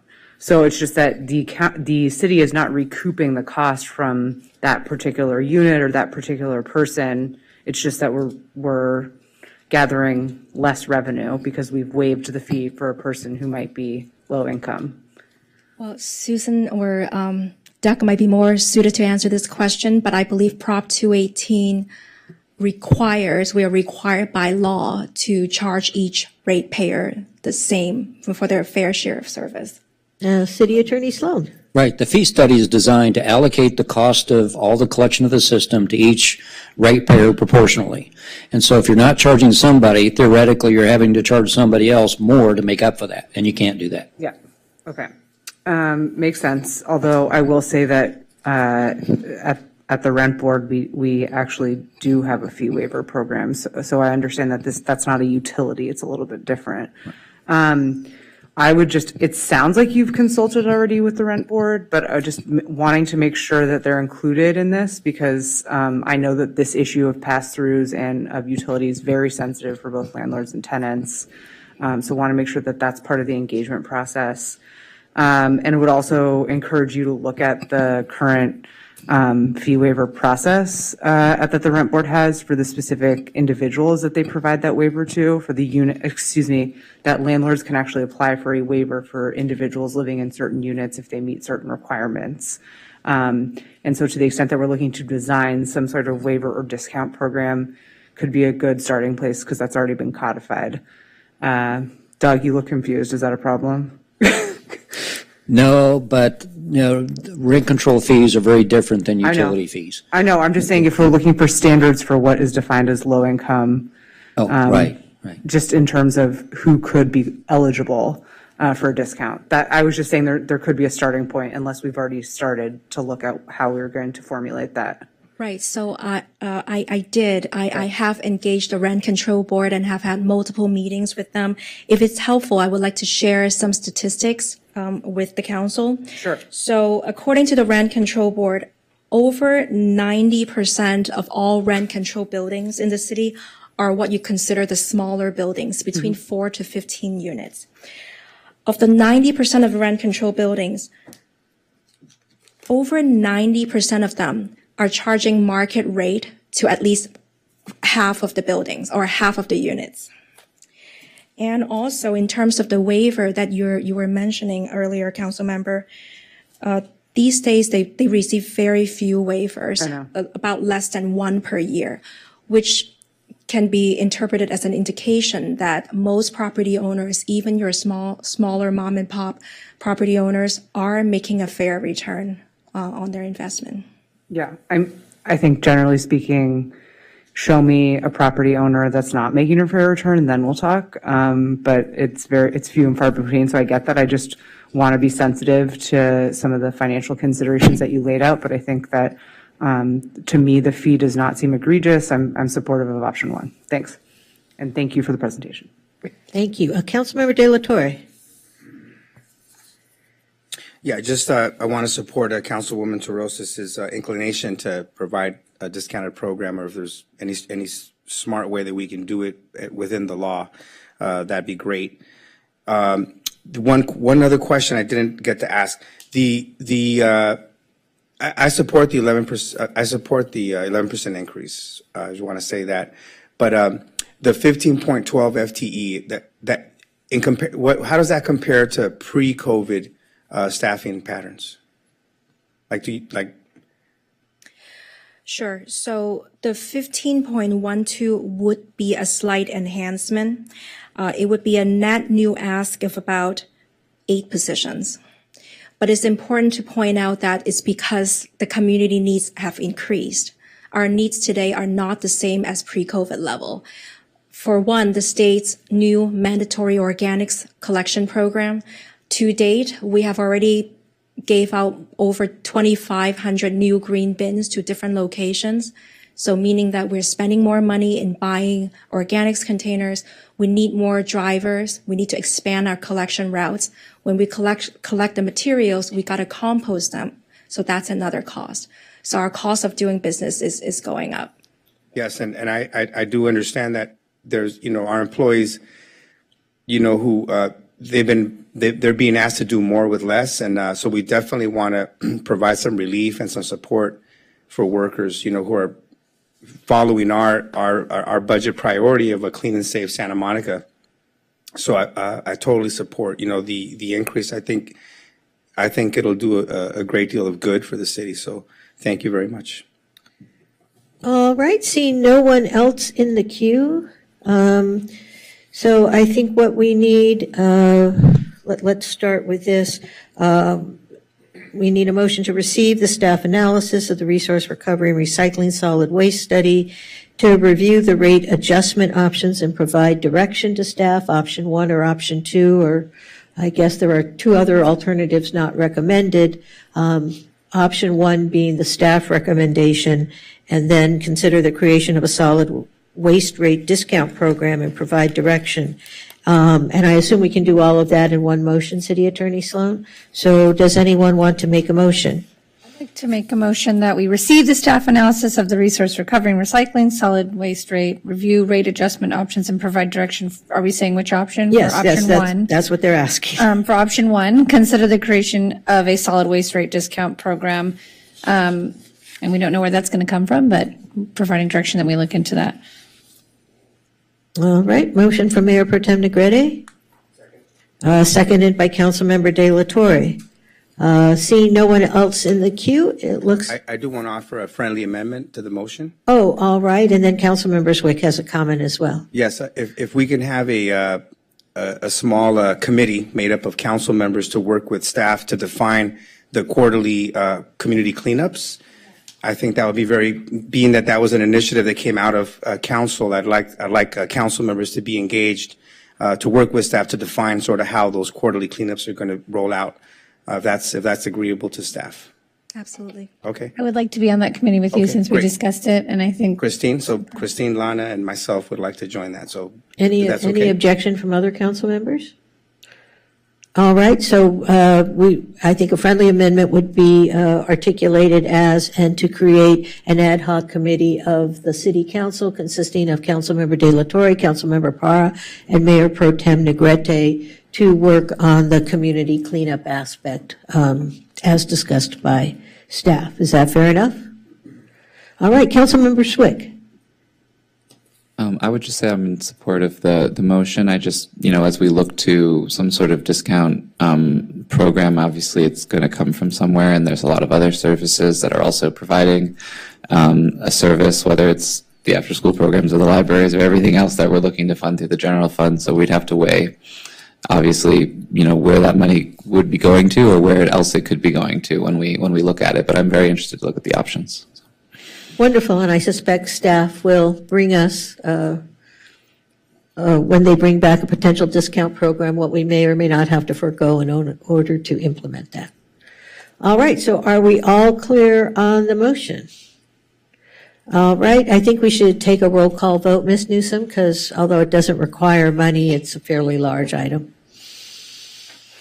Councilmember Zwick, Yes.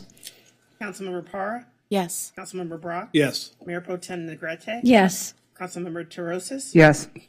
Councilmember De La Torre, Yes. and Mayor Davis. Yes, that passes unanimously, 7-0. And thank you very much for the comprehensive report, and we look forward to hearing back from you on the proposed rates.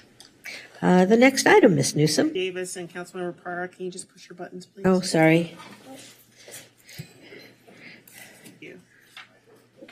Next item is ordinances, and just as a reminder, in accordance with Charter Section 615, the adoption of all ordinances and resolutions shall be by reading of title only unless a council member present dissents. First, item 10A, second reading and adoption of an ordinance amending Santa Monica Municipal Code, Chapter 6.42, that established the outdoors parklet program. Does anyone want to make a motion? To make a motion. Sorry, I thought we were going to do the second reading. I'll second. All right, so motion by Mayor Pro Tem Negrete. I actually think I heard Councilmember Parra jump in there. So we'll say seconded by Councilmember Parra.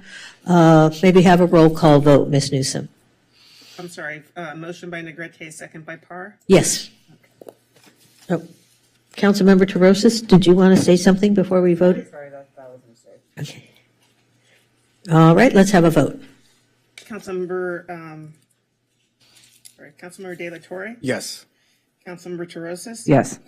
Mayor Pro Tem Negrete, Yes. Councilmember Brock, Yes. Councilmember Parr, Yes. Councilmember Zwick, Yes. and Mayor Davis. Yes, so that passes unanimously, 7-0. Item 10B, introduction and first reading of an interim zoning ordinance eliminating prohibition of certain restaurants and establishments with frontage on the 3rd Street Promenade. I'll pull it up for you right now. Oh, I'm sorry, Councilmember Zwick, can you? Hit your yes button. There you go. Great, thank you.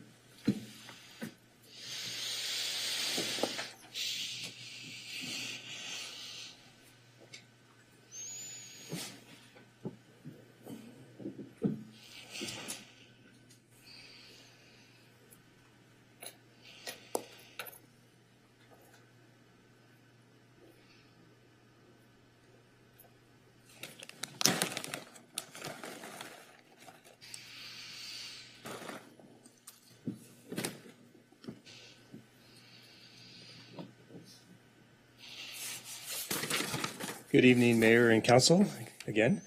So I'm here to present this item for the, related to the 3rd Street Promenade and a limitation on certain restaurants. The recommended action is to introduce for first reading an interim zoning ordinance that would eliminate the prohibition on certain types of restaurants with frontage on the 3rd Street Promenade. So I just want to give the council a little bit of background. I think you all know where the promenade is within the downtown area. And I wanted to talk a little bit about some previous actions the city has taken over the years, really the decades, going back to the early 90s where after the success of the promenade really took off, there were concerns about the number of restaurants, number of liquor licenses that were proliferating on the blocks. So at that point, the council put into effect a limitation in terms of the number of restaurants allowed per block and the number of alcohol licenses allowed per block.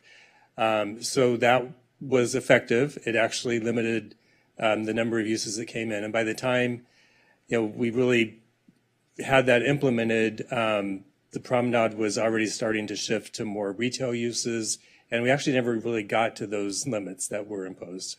So then after, several more years, we actually had the reverse problem where we were losing a lot of the restaurants on the promenade because there were so many retail uses that were wanting to open.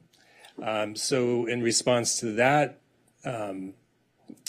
reality, we actually imposed a limitation that said that if you have an existing restaurant on the promenade, you're not allowed to convert that to retail.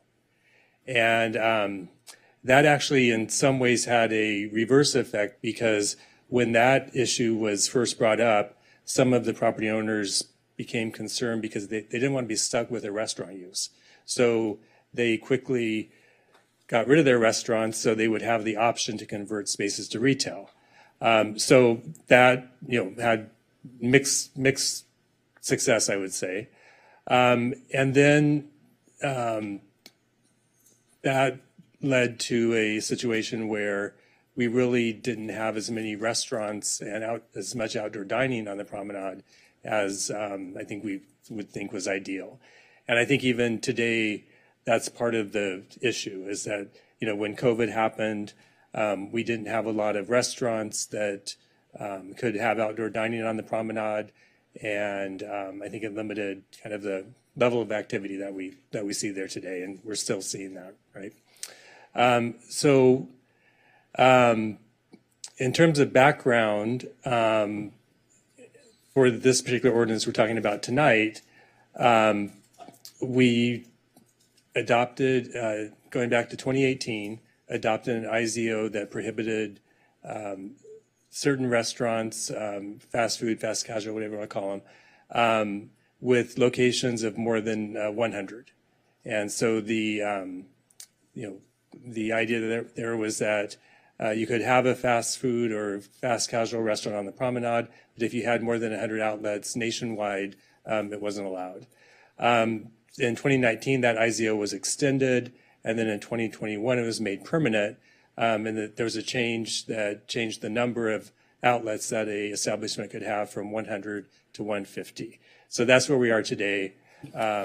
This prohibition that limits the types of restaurants that can be there to outlets with no more than 150 nationwide. So in the meantime, the city actually changed the definition and kind of how we regulate restaurants citywide. So where we used to have very distinct categories of fast food, fast casual, we used to have something called incidental seating that was retail with like coffee, like a Starbucks, and full service restaurants. So they were all separate categories. And what we did when this ordinance was adopted, again, this is citywide, is that all restaurants are counted the same. So it became very difficult for staff to differentiate between the different types of restaurants because there's been a lot of changes in the restaurant industry. And, now like a Carl's Jr. in terms of how it functions isn't much different than how Tender Greens functions. And so to just say no fast food or no fast casual, you're eliminating a lot of uses and you're really regulating against something that we don't really even know what the next, where the restaurant industry is going. So the decision was made by the council at the time to just kind of get rid of all those different definitions and to just limit restaurants and their entitlement based on the size of the restaurants. So in this particular case, this is a chart that shows the various districts within the downtown. And for example, I'll just start with the one on the left, in the LT, which is the Lincoln Transition Zone. If you have a restaurant under 2,500 square feet, it's a permitted use. And again, that's any type of restaurant, fast food or otherwise.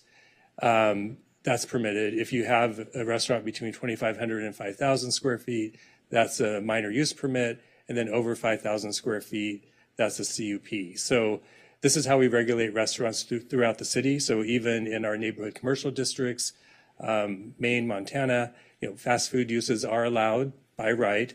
We just limit the size.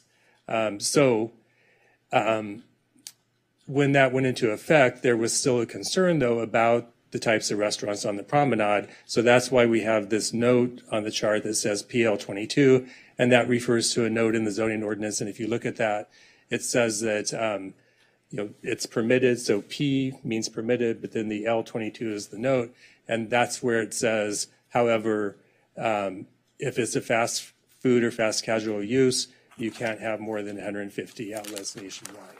So that's how that provision made its way into the code. And what we ended up with in this situation is that actually the most restrictive place for restaurants now is on the promenade.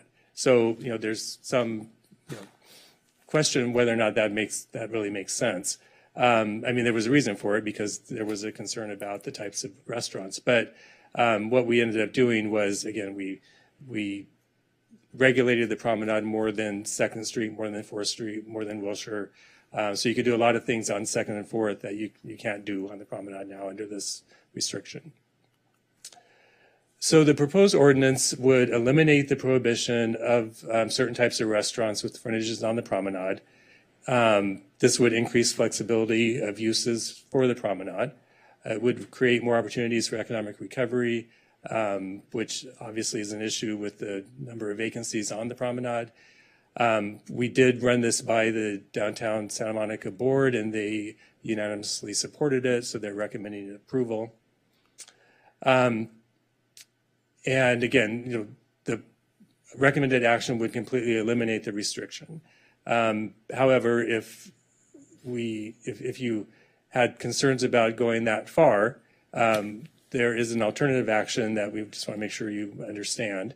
And that would be just changing the number from 150 to something else. There was never anything magic about the 150. If the council wanted to increase it, to 500 or whatever it is, you could do that. However, from staff's perspective, it just feels like it's, given where we are with vacancies on the promenade and where we are with economic recovery, we feel like it makes sense to kind of take the guide rails off in this situation and see what happens. We can always go back to some kind of restriction if we see a proliferation of fast food restaurants on the promenade, and if there's a concern about it. That's what we did before. We imposed restrictions when we saw an issue. But the recommendation of staff and DTSM board is to, again, just eliminate the restriction, and that would allow really any type of restaurant on the promenade, regardless of what, how many outlets they had nationwide. The other thing to keep in mind is that, I think we all think about the, like the well-known fast food places, and that's concern. However, this type of limitation would also apply if Starbucks wanted to open a new location on the promenade or move somewhere. If Coffee Bean wanted to move from their current location to somewhere else, they wouldn't be allowed to. If Chipotle wanted to move. So we have these places on the promenade that currently exist, and I think are, places that people frequent, but they're restricted from any kind of expansion or relocation. This is the recommendation to eliminate it. This is an alternative if the council wants to consider that, but that's our overall recommendation. So happy to answer any questions you might have. All right, we'll start out with questions. Mayor Pro Tem Negrete. I have more of a comment. One's a question, but it's more of a comment, and my question is more towards the end. Well, okay, well, you can say that till we get to comments. Councilmember Brock. Did you bring us samples? No, it seems like you have something you're munching on already, so I think you're okay. That's true.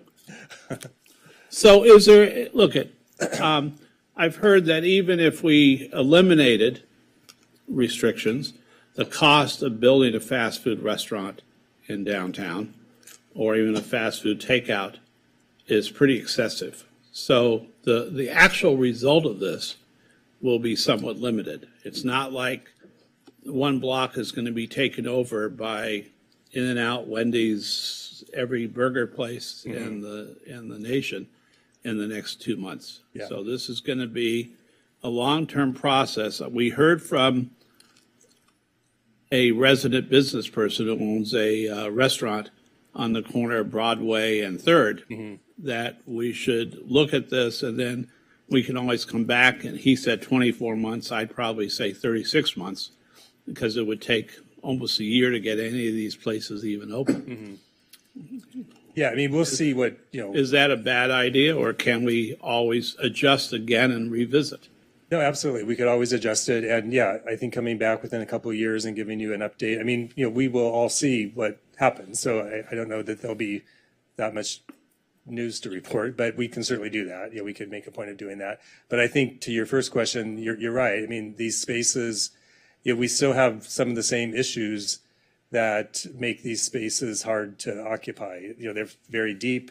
You know, so a lot of them, and I've talked to some of the brokers, they don't feel like a lot of the spaces are really even suitable for, you know, a fast food restaurant. The ones that we have gone into smaller spaces that, you know, are more conducive to that kind of use. And we're not just talking about fast food. So it's the prohibition was on any restaurant, right, that had over 150 locations in the United States. So where's Cheesecake Factory, California Pizza Kitchen, things, Black Bear Diner, whatever, where would those be? I'd like to clarify that because it's so the definition that's in the code now, it's this number 22, which is the note.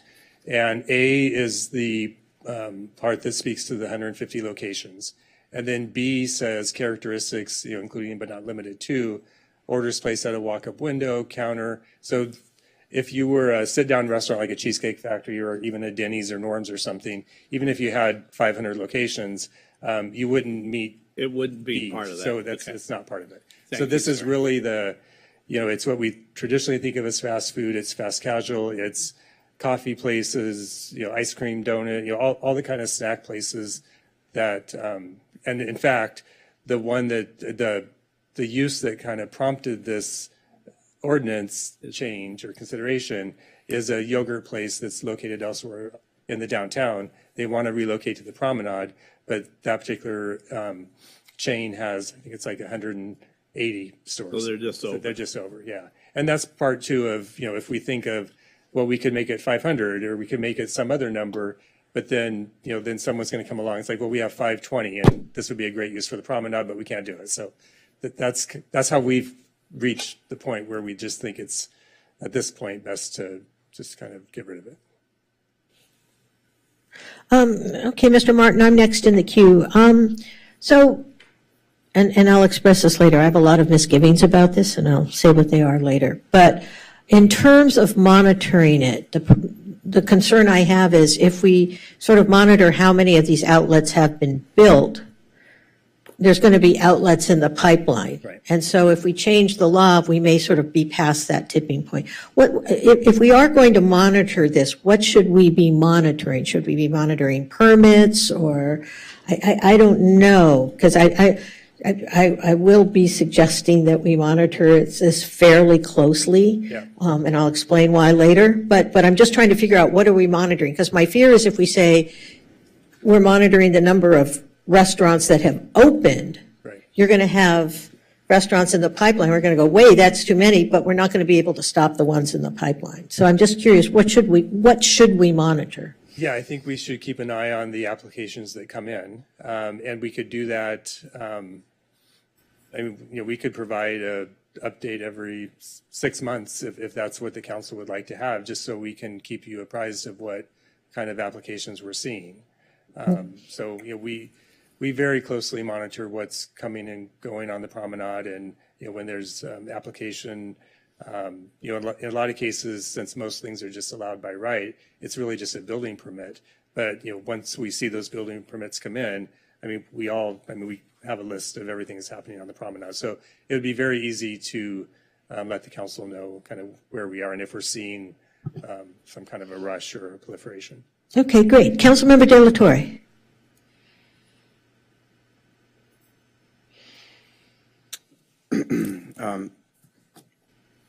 We received a couple of letters. There was a speaker today from a business owner on the 3rd Street Promenade and regarding supporting the recommendation to, not prohibit these what we call chain, I guess, lack of a better word, chain stores, or is that I don't know if that's appropriate or not. More than 150 locations, I think that would be considered a chain business, but. So I think it's really appropriate for us to move in that direction. But one question that I have is, I talked to someone today. They said, well, do we really want to have McDonald's on the promenade, or that kind of thing, Burger King? And I said, well, I don't know about that type of business, but an In-N-Out would be exciting. Porto's would be exciting, and they said, yeah, that would be great. And I was thinking to myself, I know Councilwoman Negrete, I heard her mention today that she's recommended a couple of businesses, for people to outreach to. And so then it came to my mind, like, do we have a plan or just is staff outreaching to those types of businesses? Like if we pass this today, I'm thinking there's going to be some interest out there, and there'll be an opportunity then to get the right type of businesses into the 3rd Street Promenade that we would like to see more of. There's a bunch of McDonald's in the city of Santa Monica, but there's not one In-N-Out. And from my experience, even working at Santa Monica High School, anytime Club Day happened and somebody brought In-N-Out, it was the biggest seller. The kids really love In-N-Out here in our city. So anyway, just thinking along those lines, if we approve this today, do we have a plan to sort of outreach to some of these business entities that we think might be a better fit, for lack of a better term, on the 3rd Street Promenade? We haven't talked about that. We definitely would let the brokers who work downtown know, and a lot of them know this is happening already. But we want to make sure that they're aware of all the changes that the council has made. Not just this ordinance, but a lot of other things that you've done to make things easier. So we would definitely make sure that word gets out. And we're, in fact, we're doing like a cheat sheet of all the different ordinance changes that have happened over the last couple of years, because I'm always surprised when I get calls, people don't know. It's like, yeah, we eliminated parking requirements like 7 years ago. It's like 5 years ago, people don't know. So yeah, we would definitely make sure the word gets out, in terms of reaching out specifically to one, business like In-N-Out. We haven't talked about that. Great. Well, I just want to put in my vote for In-N-Out and Porto's. I vote for that too. So. Right. Well, and I don't think we get to reach out to businesses, but certainly downtown Santa Monica does, and that's something they could do. Councilmember Terosas, was it questions or comments? Yes, I actually did. Okay. Sorry, so just to clarify, what problem are we trying to solve with this? Is it that this is speculative in nature, that we think if we do this, we will get more economic development opportunity, or that we know that people have approached us and we cannot enter into any sort of agreement with them because we have this requirement? It's the latter. Okay. So we've definitely, there's one business in particular that wants to move to the promenade there. I think the lease is drafted, and depending on what happens, tonight, they'll sign it tomorrow. So there's a very real, business that will move to the promenade if this goes through. We also hear from other, we get inquiries, people call the counter, I want to open this restaurant or that restaurant. So, I don't even know how many times they might have to tell people no. But we also, hear from brokers pretty frequently that, there's interest from a certain restaurant, but they just can't open. So then they will look at 2nd or 4th Street and. Okay, I have comments, but I'll reserve them. Okay, thank you, that's helpful. Sure. All right. I not see any other questions. Mayor Pro Tem Negrete, you can start us off with comments. Thank you. Thank you. Okay, so just wanted to start off by saying that clearly back in the 90s or whenever I was going to the Promenade after middle school, high school, we were in a position where we could be picky and choosy, if you will, because the Promenade looked different. And I think the only time there was a McDonald's that I remember was in that food court. And I don't remember that creating any sort of scene in terms of because of the affordability of the food, that there was more in-house people. But again, the Promenade was, more vibrant and there was a lot more shoppers because there was more shopping to be had. I think we're in a position now where, although we would like to be able to be picky and choosy in an effort to really help revitalize the economic recovery of our downtown area, specifically the Promenade, we could use an anchor store. I'm not suggesting that it be McDonald's, but after you just went over the descriptions, and I brought this forward because there's of this specific issue with the Yogurtland that's on Santa Monica Boulevard that now wants to go on the Promenade, and then it came up that, oh my gosh, if Starbucks were to leave, they wouldn't be able to come back. And it's really hard to decipher now between disposable, walk up, order your food, get a number, because that could be a Tender Greens, which is much more expensive than, say, a McDonald's, but in the definition and the code, it's the same thing. I also want to remind people that we are building affordable housing in the downtown area, and it is not affordable to eat around there. And so while we talk about affordability and access and equitability, I know that many students, my kids included, and young people go to the Promenade still, even though there's not a lot of shopping to be had, and they can't afford more than the pretzel place. So I do think we have to be cognizant and aware that although we may not want to see some of the what we consider to be lower quality chain retail food places, those are the more affordable options for families and for people who can't afford the more higher end dining as it pertains to food. I also want to make a point that franchises are often entry-level business points for people who would not otherwise be able to start their own business or chain or boutique Michelin star restaurant or whatever it may be. Franchises are actually the most accessible entry points. I mean, to get into a Yogurtland, for example, is something that a young entrepreneur can do with a very small size loan. So a lot of times, all those chain might have 500 locations, the franchisee might only have 1 or 2. So really, in essence, they feel like a small business owner. So I just want to remind people of that. And then I hope that we can get to a point where we can revisit this and be a little bit back in our picky and choosy. But I do think the Promenade needs some help. We need foot traffic. We need people on the Promenade. And if there's a, in and out, like was mentioned, and that becomes a destination for someone, and by way they end up visiting the adjacent stores, I think that's a good thing to get started in the right path. So although I was looking at trying to figure out what number is best and maybe eliminating at the 10,000, it just becomes too difficult. And I think nowadays the way the businesses are structured food-wise and how we're a much more walk-up, take your food to go, it's really hard to define what's what. And I heard loud and clear at the downtown Santa Monica meeting that obviously that group supports what you have presented up there. So thank you for the presentation. I just wanted to make those points. Councilmember Brock. Well, I'm obviously disappointed the free samples weren't here. However, I remember when Orange Julius was my spot on the Promenade many years ago. I remember when there were lines going to McDonald's or Falafel King next door. And I talked to someone today who said California Pizza Kitchen is where they go. I saw last time I was there a college board member, a school board member, and I was in CPK because it was reasonable. We could get out of there. Last week I got out of there. Kathy and I had shared a pizza, and we were out for under $20. I say this over and over again. We're now the land of the $20 burger. But not everyone can afford $20 burgers. And Councilmember Negrete just made an excellent point. Startup business people, they can buy a franchise. they can become economically successful. All these stores are not corporate owned.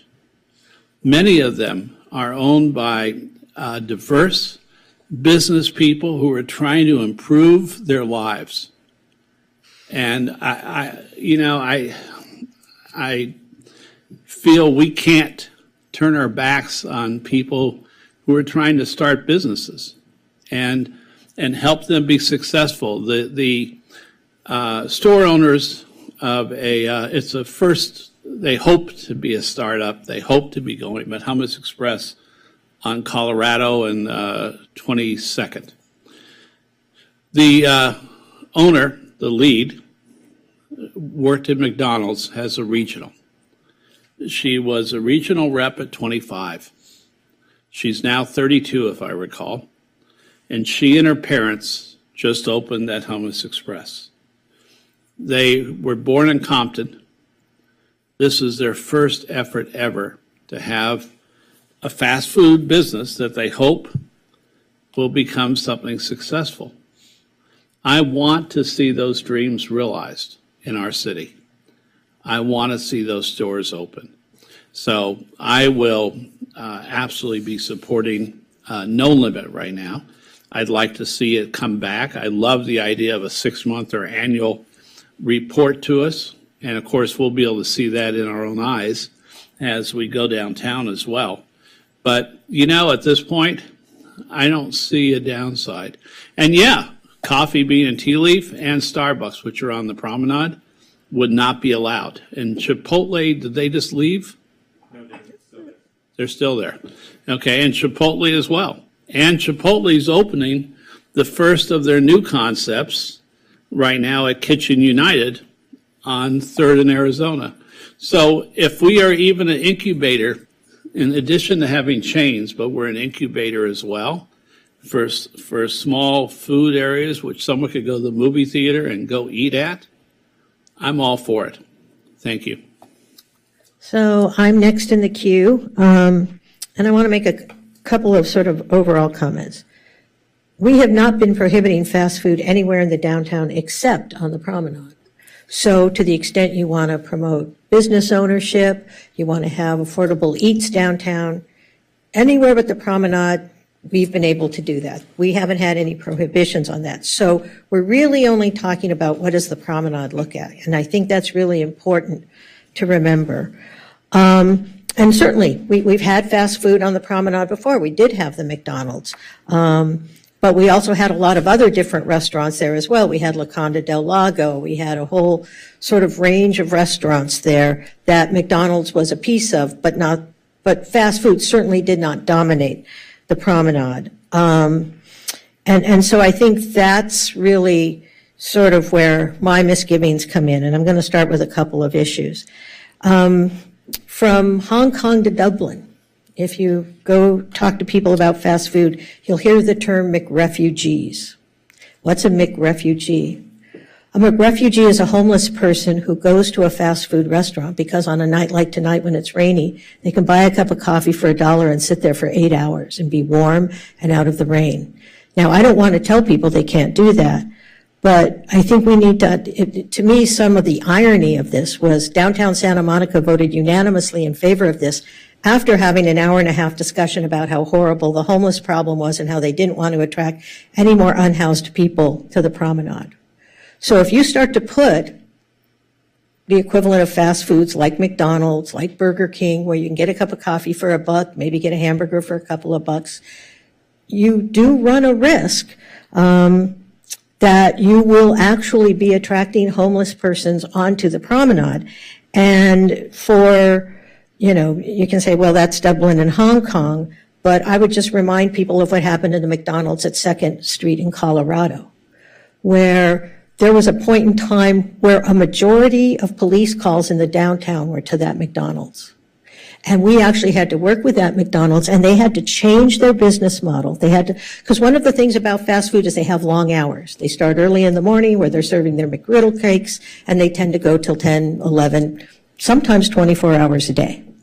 And we actually had to work with that McDonald's to get them to limit their hours, to take the drink machine and put it behind the counter, because there were homeless people coming in with their own cups and serving themselves drinks, and they were sitting there. And it turned into quite the scene. And there's no reason to believe that that has changed dramatically.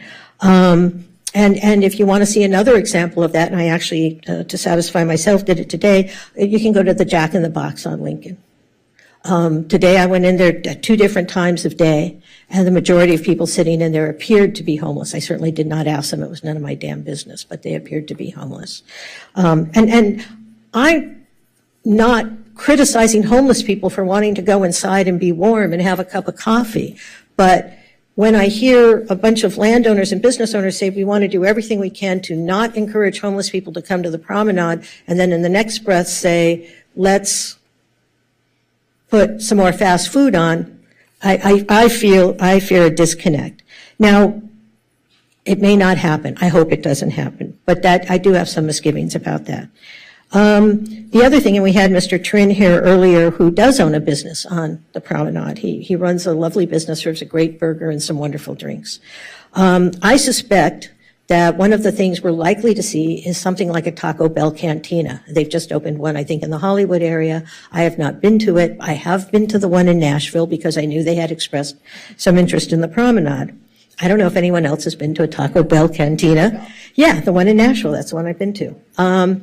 So, for example, you can buy a Mountain Dew slushie, which at most Taco Bells is non-alcoholic. And for $7.95, they'll pour 2 shots of vodka, gin, rum, or tequila into that for you. Not bad. But how does Mr. Trin, who is selling, to quote Councilmember Brock, a $15 or $20 burger and $15 alcoholic drinks going to compete with that? And yes, I appreciate what both Mayor Petrin-Negrete and Councilmember Brock are saying about wanting people to work their way up. I mean, franchisees are one of the lower barriers to entry for people to get into the business. And I know several families who've gotten quite wealthy doing that. But one, we allow those franchises all over the downtown except the promenade. So we're really just talking about the promenade here, 3 blocks. And 2, my guess is, and I'll get to this in a minute, is that what we're going to see on the promenade are going to be corporate-owned outlets. And the reason is because the rents are higher. Typical entry-level franchisees go to the lower rent areas because that's what they can afford. Something like the promenade, we're probably going to see corporate-owned outlets or COOs. And so you're going to have Mr. Trin with his delicious burgers and wonderful drinks competing with $7.95 Mountain Dew slushies filled with liquor. And there have been so many studies on the promenade that have showed the reason the promenade was successful in the past and hopefully in the future is because it does not look like every other street in America. And if Mr. Trin can't compete, and I apologize, Mr. Trin, if you're listening for using your name over and over again, can't compete, what we're going to lose are our local mom and pop owned businesses, because they're going to be forced out by the economies of scale that corporate-owned franchisees can use. And so once we start to lose that authenticity, then are we not really endangering what has made the promenade so special all these years? And I understand, I want to make it very clear, that I understand the concerns of the people who are current property owners and brokers on the promenade. We have a lot of vacancies, and I understand what is essentially a desperation to fill those vacancies. And so I'm probably going to vote for this motion, but I feel compelled to express these misgivings, because here's what I envision. We're all familiar with that shot from Santa Monica Place looking down the promenade, and you look at it and you go, I want to go there. Now imagine that same shot filled with fast food signs, McDonald's, Burger King, Taco Bell Cantina. And all of a sudden it doesn't look quite so special or so inviting. And I think the problem is that, and I'm sure that all these brokers have read the same articles I have, that fast food is the ideal tenant. And the answer, why? Because fast food, because it works on economies of scale, pays at or above market rate rents. That's what makes them so attractive. 2, they will engage in triple net leases, meaning all the landowner has to do is turn over the keys. They do the tenant build out because they have a specificity, right? A McDonald's has to look like a McDonald's, or a Burger King has to look like a Burger King. So they pay triple net leases, which is just give me an empty shell, I'll fill it up, I'll do it. I've got 85 booths that look like McDonald's booths. I'm going to ship right in. They already exist. Boom. And the third thing is they sign long-term leases. They don't sign 5-year leases. They sign 10, 15, 20-year leases. And to some extent, that's what bothers me and worries me the most, is because once you do get a fast food franchise in there, they're going to be there probably a very long time. You know, and I do have one other thought around this, which is basically, you know, we hear we want our kids to go to the promenade and we want them to be able to afford food. I just want to point out that study after study after study shows that the greater concentration of true fast food outlets, I'm not talking about tender greens here, I'm talking about McDonald's, Burger King, Taco Bell, Del Taco, sadly In-N-Out, that the greater proliferation you have of those, the greater it's a correlation with childhood obesity. And so if what we're going to do is tell our kids go to the promenade and grab some food, and they're not going to grab, you know, maybe tender greens or something like that, they're going to grab McDonald's, you know, are we really thinking about the health of our kids? So while I'm going to support this, I have tremendous trepidation around it, and I would certainly hope that whoever decides to make a motion would ask for staff to report back on a 6-month basis on whatever it is you need to report on, whether it's building permits or applications that are pulled. Because my concern is, look, if 1 or 2 outlets open, not a big deal, right? If you have a McDonald's and a Taco Bell cantina, that's not going to kill the promenade, is my suspicion. But if you have 6, 7, 8, 9, so that someone who comes to visit Santa Monica says, why would I go to the promenade? It looks like the main drag in every city in America filled with fast food. And we've now killed the goose that lays the golden egg. So I want to watch this very carefully, and if we do see a proliferation of fast food applications, permits, that we can nip it in the bud, because I don't want to get in the way. I mean, I'm the one who said we really need to sort of take our foot off the neck of zoning throughout the entire downtown, but specifically on the promenade, and I want to live up to that belief. But I think this is something that in particular really threatens the long-term vision of the promenade if we let it get out of hand. We know 1 or 2 fast food franchises, probably going to be fine. But the minute there's going to be a tipping point some point where someone who's visiting Santa Monica is going to stand at 3rd and Wilshire and look down and say, all I see are fast food outlets that I could eat at virtually anywhere else in America. Why should I walk down that street? And that's what I'm trying to avoid. So, having said that, I would like to make a motion that we adopt the staff recommendation to remove the limitation on any sort of restaurants, including fast food restaurants, on the promenade, but that we direct staff to examine on a 6-month basis, every 6 months, the number of applications or permits or whatever indicia they have of the number of fast food, you know, broadly defined. Actually, they don't use the term fast food in the industry anymore. They use QSR, which is quick service restaurant, that they monitor, so we'll call it, you know, these new restaurants on the promenade. And, you know, I will leave it to staff that if staff sees a proliferation of them, they come back to us and report back and say, hey, there's 15 new permits. You might want to revisit that. So, I'd like to second that, but with a friendly amendment. Sure. So I wanted to, but I had a comment before my friendly amendment, so. Sure, we have a lot of people in the queue. I think I'm next up. But you're next in Okay. the queue, so go right ahead. Okay, so I'll table that for my second for a second. Just quickly wanted to touch on a couple things. One, I think we all know that coffee shops like Starbucks, Coffee Bean happen to also be the warm, inviting place for people to buy a cup of coffee because you can get refills and sit in there. And oftentimes, many businesses extending to businesses that aren't even serving food are nowadays having to employ their own personal security and require new rules and regulations around how long people sit and hang out in their retail establishments, just because this is a regional, national problem that we have with unhoused individuals using businesses, whether they be food or otherwise, to loiter in. Lower rent is actually in existence on the promenade. And I, for one, can attest to having looked for alternate space as a business owner all over downtown Santa Monica and have found lower rates on the promenade because that's how desperate. And I was under the assumption, by the way, that landlords were just waiting and potentially gouging and charging these exorbitant amounts. And that's why there was a lot of empty retail space. But what I found was multiple landlords were willing to give free rent, abatements, TI, very low per square foot rates that I was astonished to find on the promenade that I couldn't get anywhere else in Santa Monica. So I don't know that if we're already doing that, I think this is why because I agree.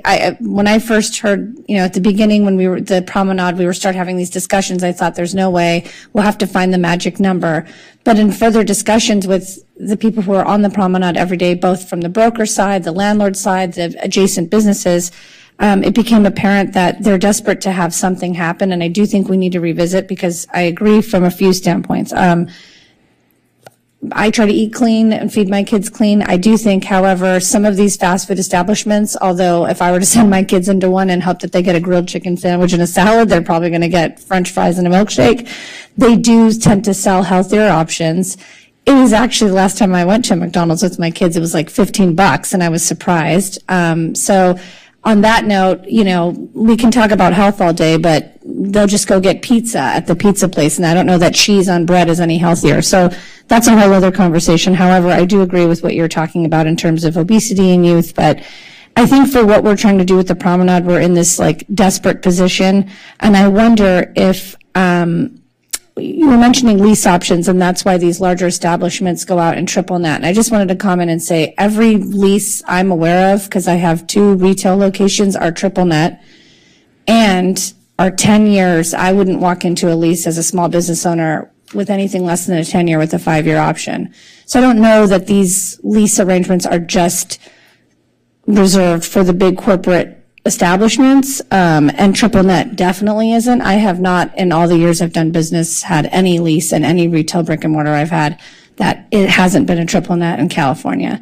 So that's just the nature of doing business here. But I do want to ask, and I just wanted to remind people that Subway is this healthier fast food option that, it's just so hard to define. I think ultimately what we're saying is we would like to call out a few businesses that we don't want to see on the promenade, and we can't do that.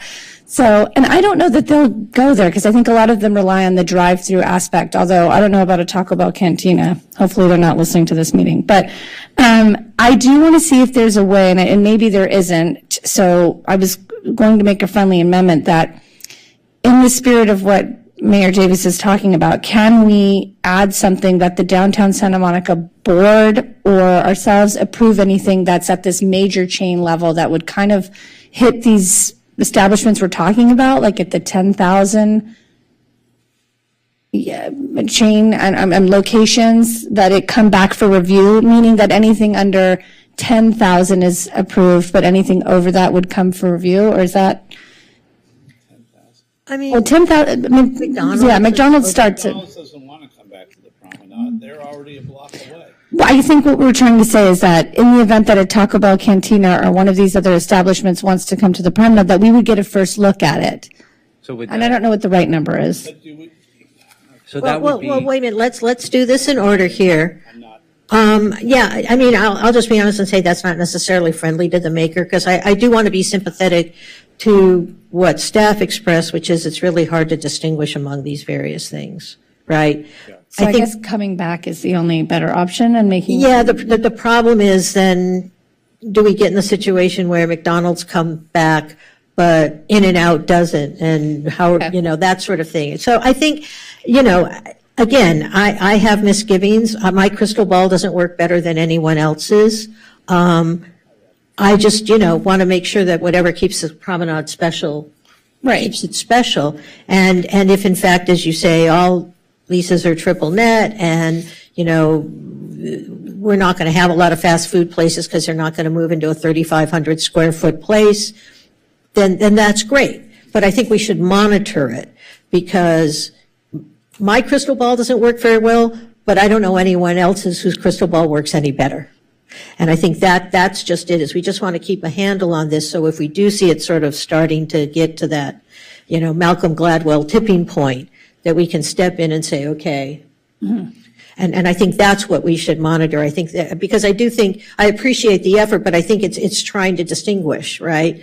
You know, who has 10,000 outlets versus who has 100,000 outlets. And, you know, are we really trying to get rid of McDonald's, but is Burger King? Subway would be. Yeah, Subway. And we have a Subway already. Okay, let's scratch that. For those of you looking for affordable eats, we do have a Subway in downtown Santa Monica already. Councilmember Brock. Well, I will support. No way. No, I won't. Yes, I will. I'll support the motion as written and has the planning staff as presented, with the one addition of of them coming back to DTSM and us periodically. There's a lot to unpack here. None of it has to do with the actual motion. I was frustrated with some of the stuff that I heard, and I'm going to try and keep it. I'll try and just gloss over most. But, you know, looking at from the Cheesecake Factory at the Promenade now, or looking at the Promenade from Wilshire Boulevard now, I'd rather see something than a third or fourth or fifth or half the Promenade empty. The empty stores aren't making me come to the Promenade. They're making it, I try and go to one of the movie theaters downtown at least once a week. I walk down. I'm frankly not a fast food eater. My fast food in Santa Monica was Big Joe's, which was a single outlet. But I appreciate seeing a family trying to find somewhere to eat inexpensively once in a while. And good parents will teach their kids that salads and greens and healthy food is also a large part of their diet. And as far as our homeless brothers and sisters in Santa Monica, Councilmember Negretti made a great point that there are homeless people at Starbucks and homeless people at Coffee Bean and Tea Leaf, and more homeless people than we would like to see in downtown Santa Monica. And we as a society have failed those unhoused people. We're not being compassionate to them. But at the same time, if our justification for keeping food away from the promenade is that homeless people may go there and cause problems, then our real problem is adding more public safety and security to the promenade so all of the tenants and all of the customers can prosper.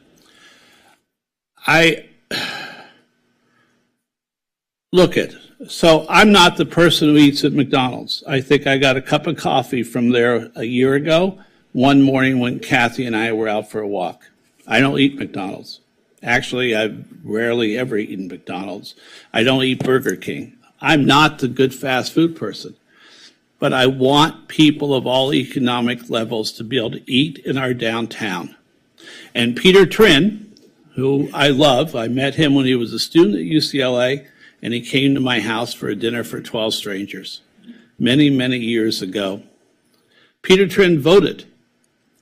It has a member of the DTSM board voted in favor of this amendment, and I soundly reject the fact that someone going into Peter's place for a crepe or whatever else he's selling at that moment is not going to go there because there is some sort of fast food place up the street.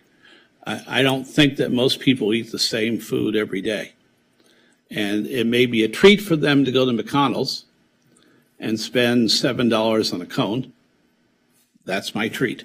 But at the same time, if there was a Foster's Freeze on the promenade with butterscotch dips. I'd go there once in a while.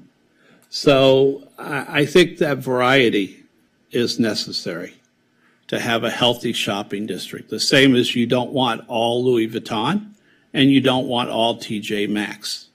You want that mix. And I hope that this will allow the brokers on the promenade and the owners on the promenade in the few spaces that a fast or casual fast food place would even be able to go into. They need very small spaces. Most of the spaces, as we've seen even from the restaurants on the promenade right now, Casa Martin has a huge cavernous back room that they can't fill. So it's going to be tough regardless, but let's give those people tools. Thank you. Councilmember De La Torre. Well, I think everything's already been said. We're kind of late, but I support the motion as well. All right.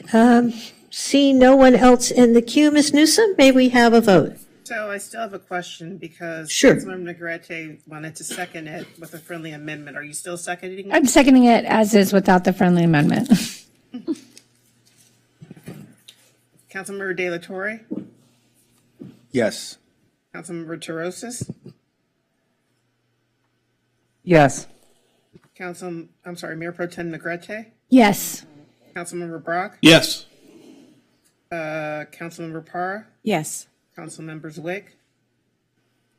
Yes. Mayor Davis? Yes, that passes 7-0. Oops, I have to hit the yes. Oh, we don't have the voting thing up, so. All right, okay, good. That passes 7-0. I have one question, sorry. Is there a need to fast track this or make it an emergency so that that lease for Yogurtland can be executed in a timely manner? No, they're aware of the timeline, and we Okay. said we bring it back for second reading in early March and then go into effect 30 days. That's fine. But isn't there a way to do it so that it's effective the next reading? There's a way to do it where it's effective immediately, but it's not necessary in this case. Are you sure? Because the last message okay. Well, it also wasn't brought to us as a proposed emergency Yeah, ordinance, yeah. so we can't we can't make it an ask- emergency okay. ordinance on the But the fly. broker and prospective tenant are well aware of the timelines and they're okay with it. I wasn't sure if we were, okay. I'm sorry, if I could just get clarification. So the motion that we just voted for was the one where Mayor Davis made the amendment, or did you drop? Yeah, so I made the motion to adopt the staff recommendation, which was to adopt a finding of no possibility of significant effect pursuant to section 15061B3 and introduce for first reading an interim zoning ordinance eliminating the prohibition of certain restaurants with frontage on the 3rd Street Promenade with the additional amendment that staff would monitor whatever it was appropriate to monitor, whether it was permits or applications, on at least a 6-month basis in order to let us know if there is the threat of a proliferation of what I'll just call quick service restaurants on the promenade. And I will also assume that you're also adopting the finding of no possibility of significant effect pursuant to. Yes, that was all included in there. Sorry, I read. No problem. Are we all clear? Okay, good. Thank you. I think we're moving on to 16 items now, but before we do that, we need a motion to continue past 11 p.m. I'll make a motion to continue. All right, moved by Negrete, seconded by Torosis. All those in favor say aye. Aye. Opposed? Abstentions? All right, we're moving on. Item 16A, recommendation to accept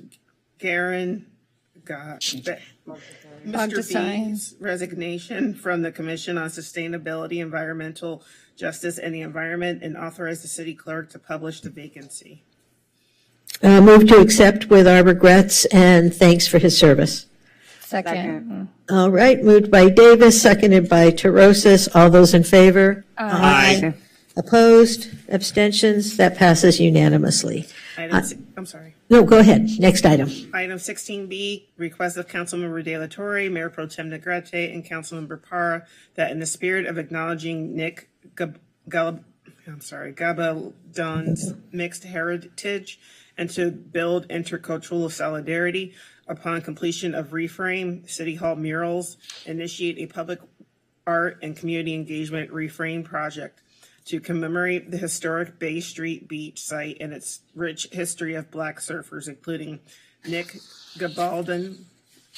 In commemorating Nick Gabaldon, consideration will be given to creating a statue of Nick Gabaldon with his surfboard looking out towards Malibu, where he passed while surfing.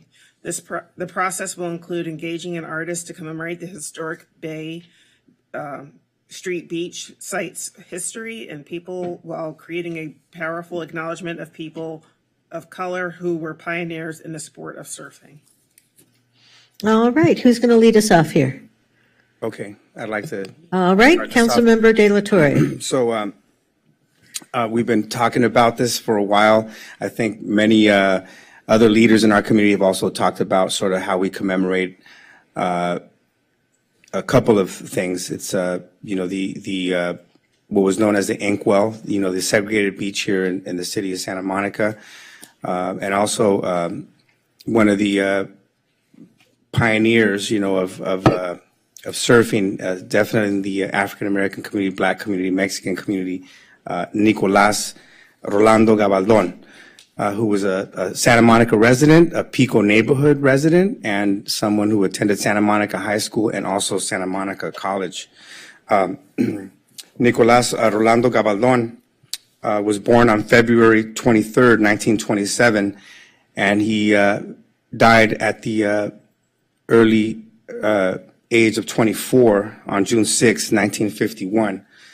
He was an early surfer who was California's first documented surfer of African American and Latino descent at a time when many beaches were segregated and opportunities for minorities were more limited than today. He is widely considered a role model for his part in the history of surfing and African American history in the areas of Santa Monica and California.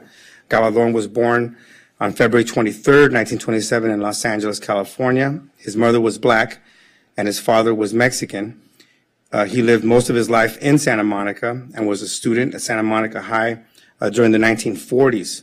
He also served in the Navy, I believe, and he was on reserve. And he taught himself how to surf at a 200-foot roped-off stretch of demarcated beach, which was a part of Santa Monica State Beach that was called the Inkwell.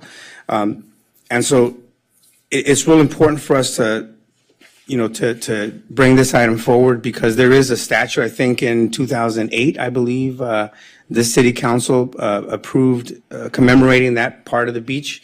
And we want to take it to the next step, which is to have a statue, something that's much more powerful, something that, that can really highlight sort of the contribution of Nicolás and the people in his era, because it's more than race. It's more than just identifying, someone for their racial background, but it's also about confronting racism and for someone to pursue one's passion, despite life's challenges and despite policies that discriminate. It's also more than that. It's also about white allies, people who supported people of color against racist laws, the solidarity on a human level between people supporting each other, something that happens a lot here in the city of Santa Monica that we don't talk about it enough. And it's also about us doing this so that we can have a process that really encourages intercultural solidarity. That Nick Gabaldon sort of embodies, two communities that have been historically marginalized in the city of Santa Monica. And that it does provide us, by working on this project, an opportunity to bring those communities together with allies, for a common cause. And so we're very inspired by that prospect. Because despite, our differences, when we work, to make this a more inclusive community, it benefits all. And so we're very inspired by that. So I wanted to pass it on to Councilwoman Negrete. All right, Mayor Pro Tem Negrete. Before I finish reading some of it, I just wanted to say I also think this is a unique opportunity to really, first of all, I want to point out that I didn't know about Nick Gabaldon till not that long ago, and I was amazed by the history, and my brother was ashamed that I didn't know it. But I think what makes Santa Monica unique, we're always talking about branding and who are we as a city, what makes us such a different beachside city, because we're not like Laguna or Manhattan Beach or some of these other beaches. We represent a more diverse, I like to say edgier population of people, and we often don't really highlight what was the surfing and even skate culture of our community.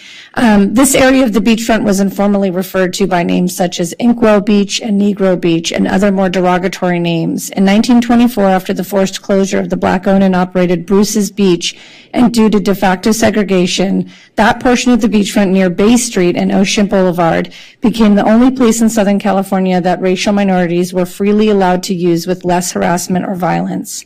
The area remains popular with Black Angelenos up through present day. After serving in the Navy Reserve during World War II, Gabaldon enrolled in Santa Monica College, where he divided his time between pursuing his studies, surfing, and working as a lifeguard. Around 1949, Gabaldon began surfing in Malibu, California, at Surfrider Beach, where he was surfing with several mainland surf pioneers. Gabaldon would either get to Malibu by hitchhiking on the Pacific Coast Highway, or he would paddle 12 miles to Malibu. According to the Encyclopedia of Surfing, Gabaldon did this water commute each day for several weeks.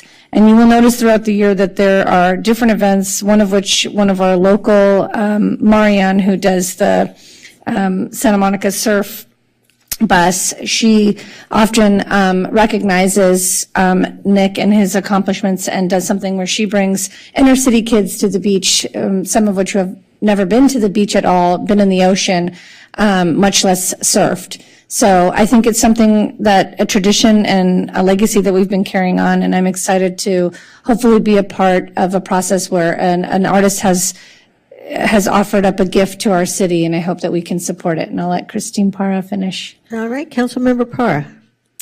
Thank you. And so I also just recently got to learn a little bit about Nick Gabaldon. And as a matter of fact, my sons, I have 3 sons, and they surf, and actually learned how to surf at Inkwell Beach without even really knowing. And so this was kind of a neat, fun fact for me to find out about. But also, my kids are half Mexican, and learning a little bit more about their culture, learning more about Santa Monica. When I became a council member, finding out more about the history, about the founding roots, about, Señora Bandida, being one of the founding mothers, if you will, of this. And then really being, a Latina, one of the first, elected, if you will, Latinas to be, elected to city council here also, is also very exciting for me as a woman of color, a brown woman, and also to be up here with other fellow brown women is also very notable for me as well. And so there's many reasons for me to be excited to be a part of something as this, where, as Councilmember De La Torre brought up about bringing our brown and our Black communities together in this way. And so I'm happy to be a part of this and to continue what we've been talking about. Mr. Gabaldon, on June 5th, unfortunately, Mr. Gabaldon died when he crashed into the Malibu Pier while attempting a surfing move known as the shooting the pier.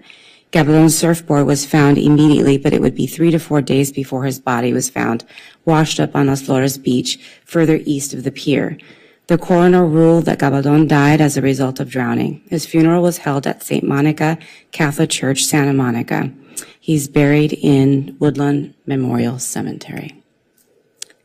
And that's where we end. Well, and great. And maybe what I would like to, I'm not a proponent of this, although I'm supporting it, but I think this would be an excellent opportunity. People may not know that the World Surf League is headquartered here in Santa Monica. And so that might be an excellent contact to make in terms of funding this project, since as we all know, we don't have a lot of money sitting around. But I think, to reach out to the World Surf League and ask if they would like to be a convener or a participant in this effort, I think would be excellent. I just wanted to point out that understanding that we don't have money, the private funding is being proposed to gift it to us, and that maybe at the point of when we decide to put it up, that then the council would maybe use some, minimal amount of discretionary funds to help with that. But I did want to point out one more thing, that surfing has predominantly been known as a sport for Caucasian people, and as my daughters are also Mexican and half, I'm Trinidadian, Cuban, Spanish, so and being in the water, I often recognize, specifically when there's heats and we go to competitions, that Santa Monica brings the diversity to every surf competition, and I'm sure you can attest to that with your boys. It is truly something that we're continuing to do as Santa Monica today. It seems that we show up with a very diverse group of kids, and I think it's something to be really proud of. And so I'm really excited about this project. All right. Actually, we do need a motion and a second. I have one more thing to add before we close. All right. Something that I learned, and I think is real important to say tonight. 6 days before Nick passed away in Malibu, he wrote a poem that was printed in the Santa Monica College newspaper. I just want to read it because it's very powerful. He said, "The sea vindictive, with waves so high, for men to battle and still they die. Many has it taken to its bowels below, without regard it thus does bestow. Its laurels to unwary men. Scores and scores have fallen prey to the slat of animosity, and many more will victims be of the capricious vindictive sea." 6 days before he passed on in Malibu. And we're doing this not because, we're doing this because we want his legacy to live on with a powerful statue, with lights, with something that's a lot more prominent than what we have right now. And we're very excited about that. So I want to move this item, and Councilmember Brock, I think, has some comments. Councilmember Brock. I absolutely support this. It was a few years ago I did a Brock in Your Block about on YouTube about the day, and it was wonderful to see a group of African American boys and girls come to Santa Monica Beach south of the pier, and some had literally never been to Santa Monica Beach before, and they got an education that said they could be anything, they could do anything, that their race was not going to hold them back because it didn't hold Nick back. And I appreciate Oscar, Lana, Christine bringing that forward, because I think it's a long-time goal of many in the city to recognize those who came before us who had staggering odds against them. Even he had staggering odds. He was doing something that wasn't done. And I so appreciate this. I'll support this. I think we can raise the needed money through private subscription to build this. I know there's already a design. So I will enthusiastically vote for this, and I thank the three of you for bringing this forward. Mayor, if I may, I just want to make sure I'm clear on the direction. So the 16 item is directing to go through a process. I just sent it. And it sounds like there may be a desire to go a different direction. So I just want to make sure that we're clear on what the council wishes us to do in the context of this item. Because the 16 item is a little bit different than a procured piece of art. So I just want to make sure we're clear and operating in the correct Well, I guess if you're moving it as is, just to be clear, I think we have Chase Hall, who is an artist who has put some preliminary designs that we don't want to really put up yet because they're just renderings. And they're offering to create a bronze statue, 8 foot, something like that, and privately fund it so that it's gifted to the city. Obviously, there's a process that it goes through the Arts Commission. Right, correct? so then I don't think that's this 16. Right, so then we need to amend it to say so. Do you want to help me with the language?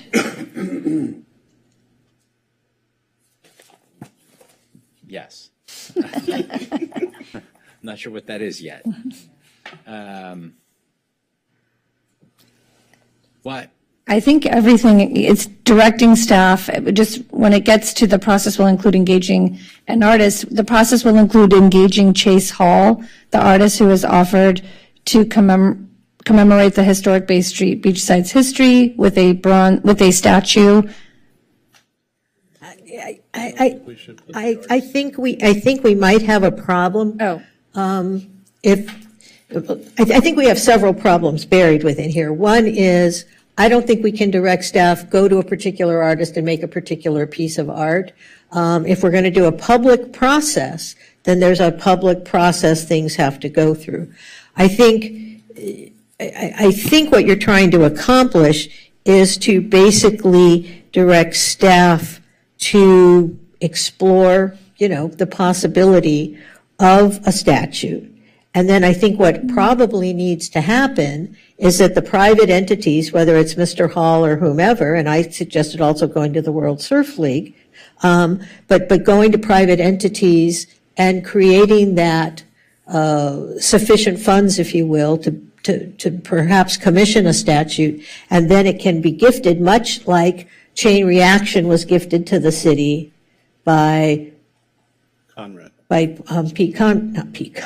Yeah. So I think it's just it would be funneled directly through our art donation program. So we have an application for it. It's a pretty defined process. So I think it's just I don't think we need to take direction to this artist. We can work with this artist through our art donation program, and then that through that process we would get engaged with them about the location. They'd work with different departments. So. I just want to, I don't think we need direction. A 16 item to initiate that process. That process we can initiate, we can connect you or the artist directly with the form, and then it's just a question of getting fundraising going. Right, and I think it also probably, because it would come into the city's art collection, would need to go through the Arts Commission as well. Yes, it does. So I think that's also, so I think it's a more complicated than go out, build a statute, and we'll stick it somewhere. I think we need to, I think We're staff not saying go understands out, what we're build a trying to statute. accomplish, though. We had actually, this wasn't go out, build a statue. It was, we were presented with an artist who said, I have the statue, and the conversation was either there's a longer process if we didn't have someone who had presented it, and we were saying, oh, we would like for this to be done, and we need to find someone who would do it. It was sort of the opposite. We have someone who wants to do it and is going to fund it and gift it to the city.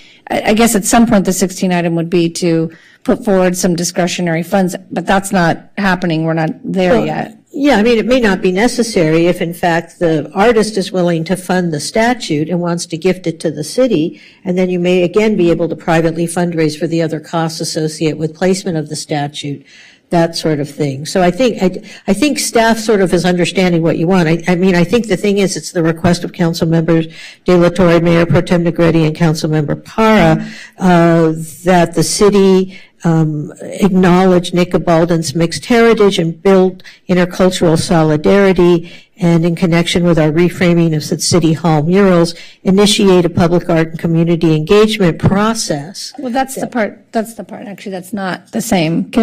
We had this discussion, so do you want to clarify? Because there's two different processes as I understand it. One is we engage in a public process that's a much longer process because we don't know who the artist is or what we're doing. The second, the latter, which is what we're talking about, is someone has come to us and said, I would like to do this statue and put it at Inkwell. That is a different process that goes through Arts Commission, right? And there's still a public process, but it's much different than the first proposal of. Sure, if the artist is doing it at his cost. Right. And he doesn't need the city to contribute anything to it. Nevertheless, if he wants to create a statute, donate it to the city, much as Chain Reaction was done, then the city still has to run the acceptance of that piece of art through the Arts Commission. Right. And in all honesty, the placement of the statute is within the purview of the city, because that is, of course, we have rules about where we can stick things on the beach and stuff like that.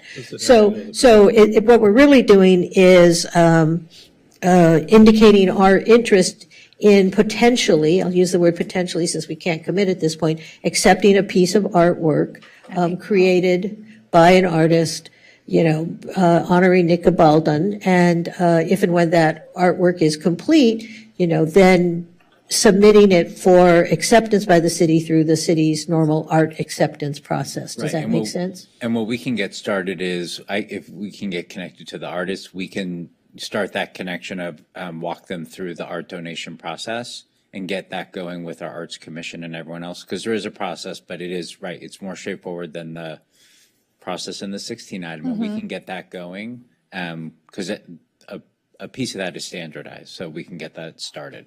Okay, so is there no direction needed from Delatorre? And I don't think so. I think Okay. at this point we can get, if I can get connected with the artist, we can then get them connected with our program and get that underway. do we need to be specific anywhere, I guess, about it being at that Inkwell site where the rock is? I think sharing that direction with, having that direction out there will be important, but then once they get that conversation started, I mean, there may be factors like coastal commission or other yeah. things that may impact it that I just can't anticipate. Yeah, I mean, there's actually a storm drain right where the inkwell was, so you don't want to put the statue by the storm drain, that sort of thing. So I think there's that, and since we're not doing sort of formal direction, I would nevertheless, have staff talk to the World Surf League, because there will be cost associated, not necessarily with the production of the piece of art, but with the placement of the piece of art and that sort of thing. And it seems to me that would be an excellent partnership that would bring the World Surf League into that.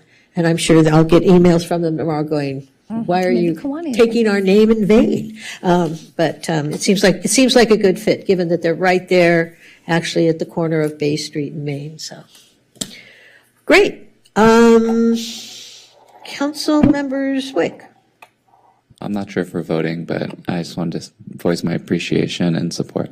Why don't we do this, just so that's on the record? Why don't we take a voice vote to engage in this process as outlined by the city manager, and express our support for the idea that if a piece of art is created, that the city would, engage in the process of accepting it and placing it in an appropriate site. Does that make sense? And just so everyone understands, we're looking for the most expedient way to get this done. And that's why we're choosing to engage the artist, because there's already some movement, happening. So we don't want this to be a prolonged process, but we want to find the most expedient way to get this done. And this would be in the context of having an arts commission, right, in terms of the two different approaches, this would be the most expedient route for someone to, do the fundraising for the artist to work directly with us on our donation program. That is the most direct route. All right. Any objections to that direction? Let's just do it that way. Not hearing any. I think staff. Okay, we have a motion on the floor, though. Oh, we did? Okay. Well, we did, but then they said there wasn't any. Yeah. We don't. This motion I see on the screen is from the IZO from Yeah. 3rd Street. Who made the motion, Ms. Newsom? Delatorre did. Oh, okay. And he said there was no motion. Well, no. I mean, why don't we formally do this, since I sort of restated it? Made by De La Torre, seconded by Davis. All those in favor? Aye. Opposed? Abstentions? There you have it. We have followed the rules, because God forbid we don't follow the rules. You can't go back if you've made a motion. Scratch it. No, you can, but I think what Ms. Newsom was looking for was a formal motion that we had voted on, so she can put it in the minutes, as opposed to, there was some random discussion about direction to staff. So I think that way we're, like I said, we're following the rules. Can I make a quick suggestion, just Yes. as staff is engaging two organizations that help to bring more diversity into surfing? I don't know if you're working with them already, the Color of Water and the Black Surfers Collective. We work with them in Redondo Beach. I would just suggest that they be included if we want more support, yeah. All right, thank you for that suggestion. There will be costs associated with this, so anything we can do to defray those would be excellent.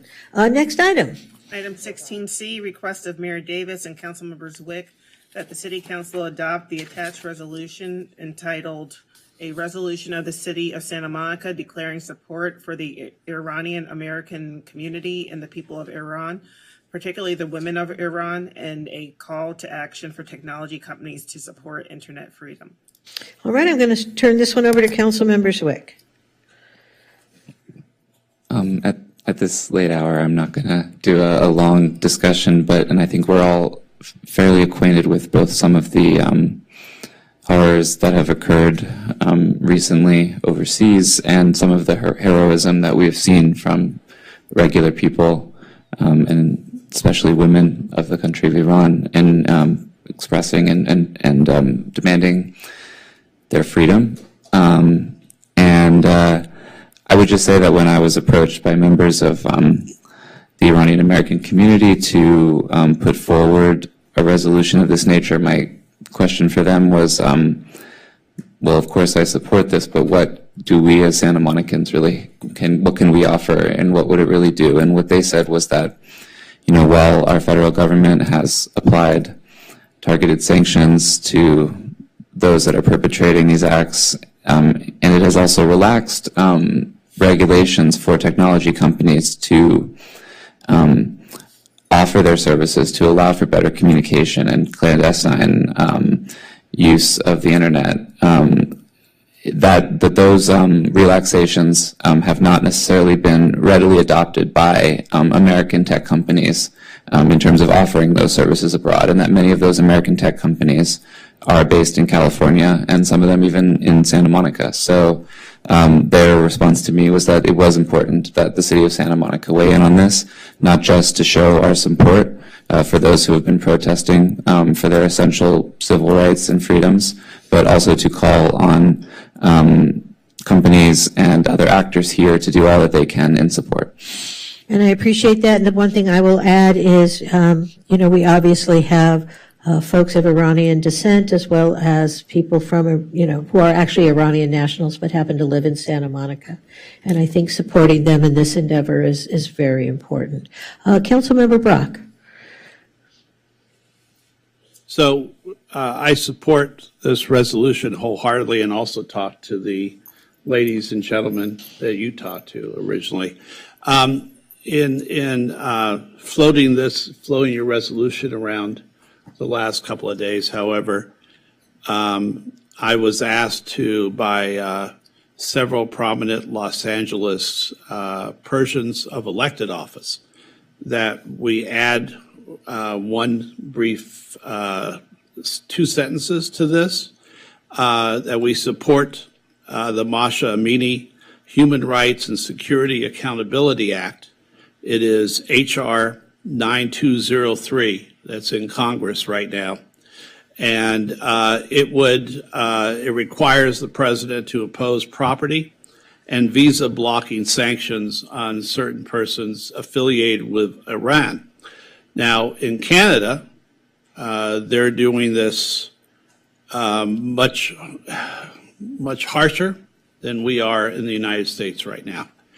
And so I ask that we add that to the resolution, that we are in support, again, of the Masha Amini Human Rights and Security Accountability Act, which is known colloquially as the Masha Act, in commemoration of her. And the explanation I received from Vice Mayor of Beverly Hills, from other people in the last couple of days, was that they didn't feel the United States government was moving as quickly as Canada and some of the other countries around the world. And this would solidify requirements for us not to make any further deals with Iranian nationals here in the United States. So that's my friendly amendment.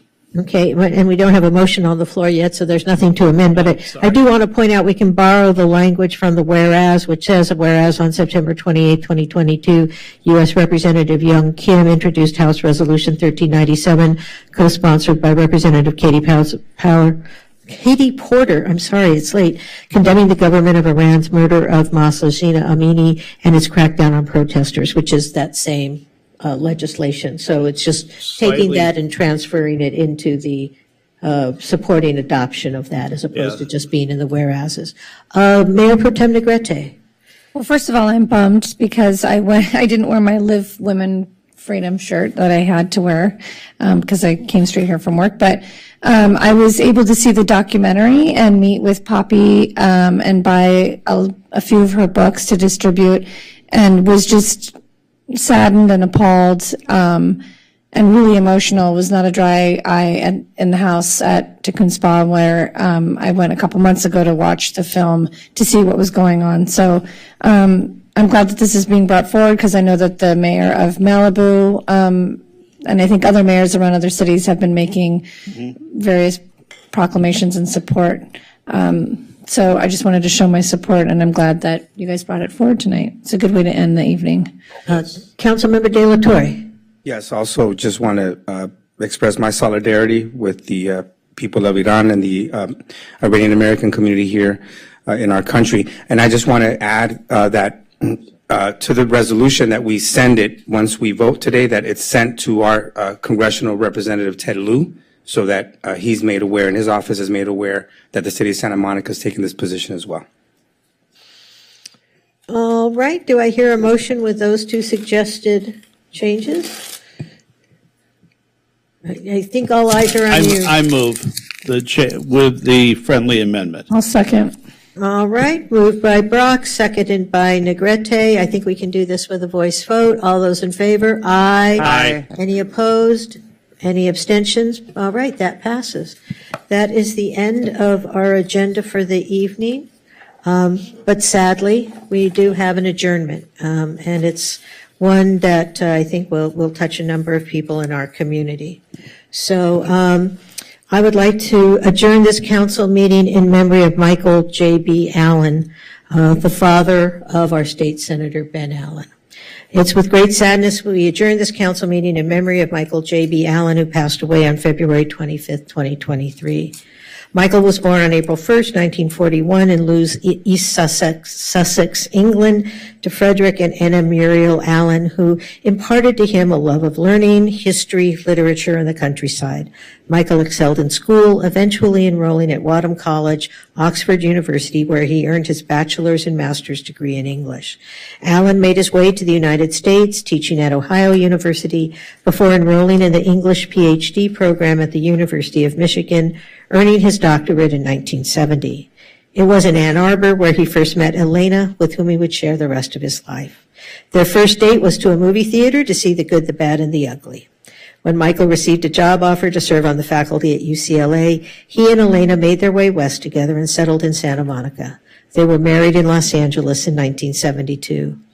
Allen distinguished himself as a teacher and scholar focused on English literature. He wrote or edited some 21 books and inspired generations of UCLA students through his English 10A course. Allen also took on many leadership roles through his career, serving as director of UCLA's Center for Medieval and Renaissance Studies and president of the Renaissance Society of America, among others. Michael was a devoted family man and environmentalist who loved jogging along the beach and hiking with family and friends. He coached his sons in soccer, winning a Santa Monica City Championship in 1990. Michael was proud of his son's academic and career achievements, seeing Will go from earning his doctorate in public health policy to a directorship of research with Los Angeles County's Department of Public Health. He played an important role in Ben's successful campaign for the California State Senate in 2014.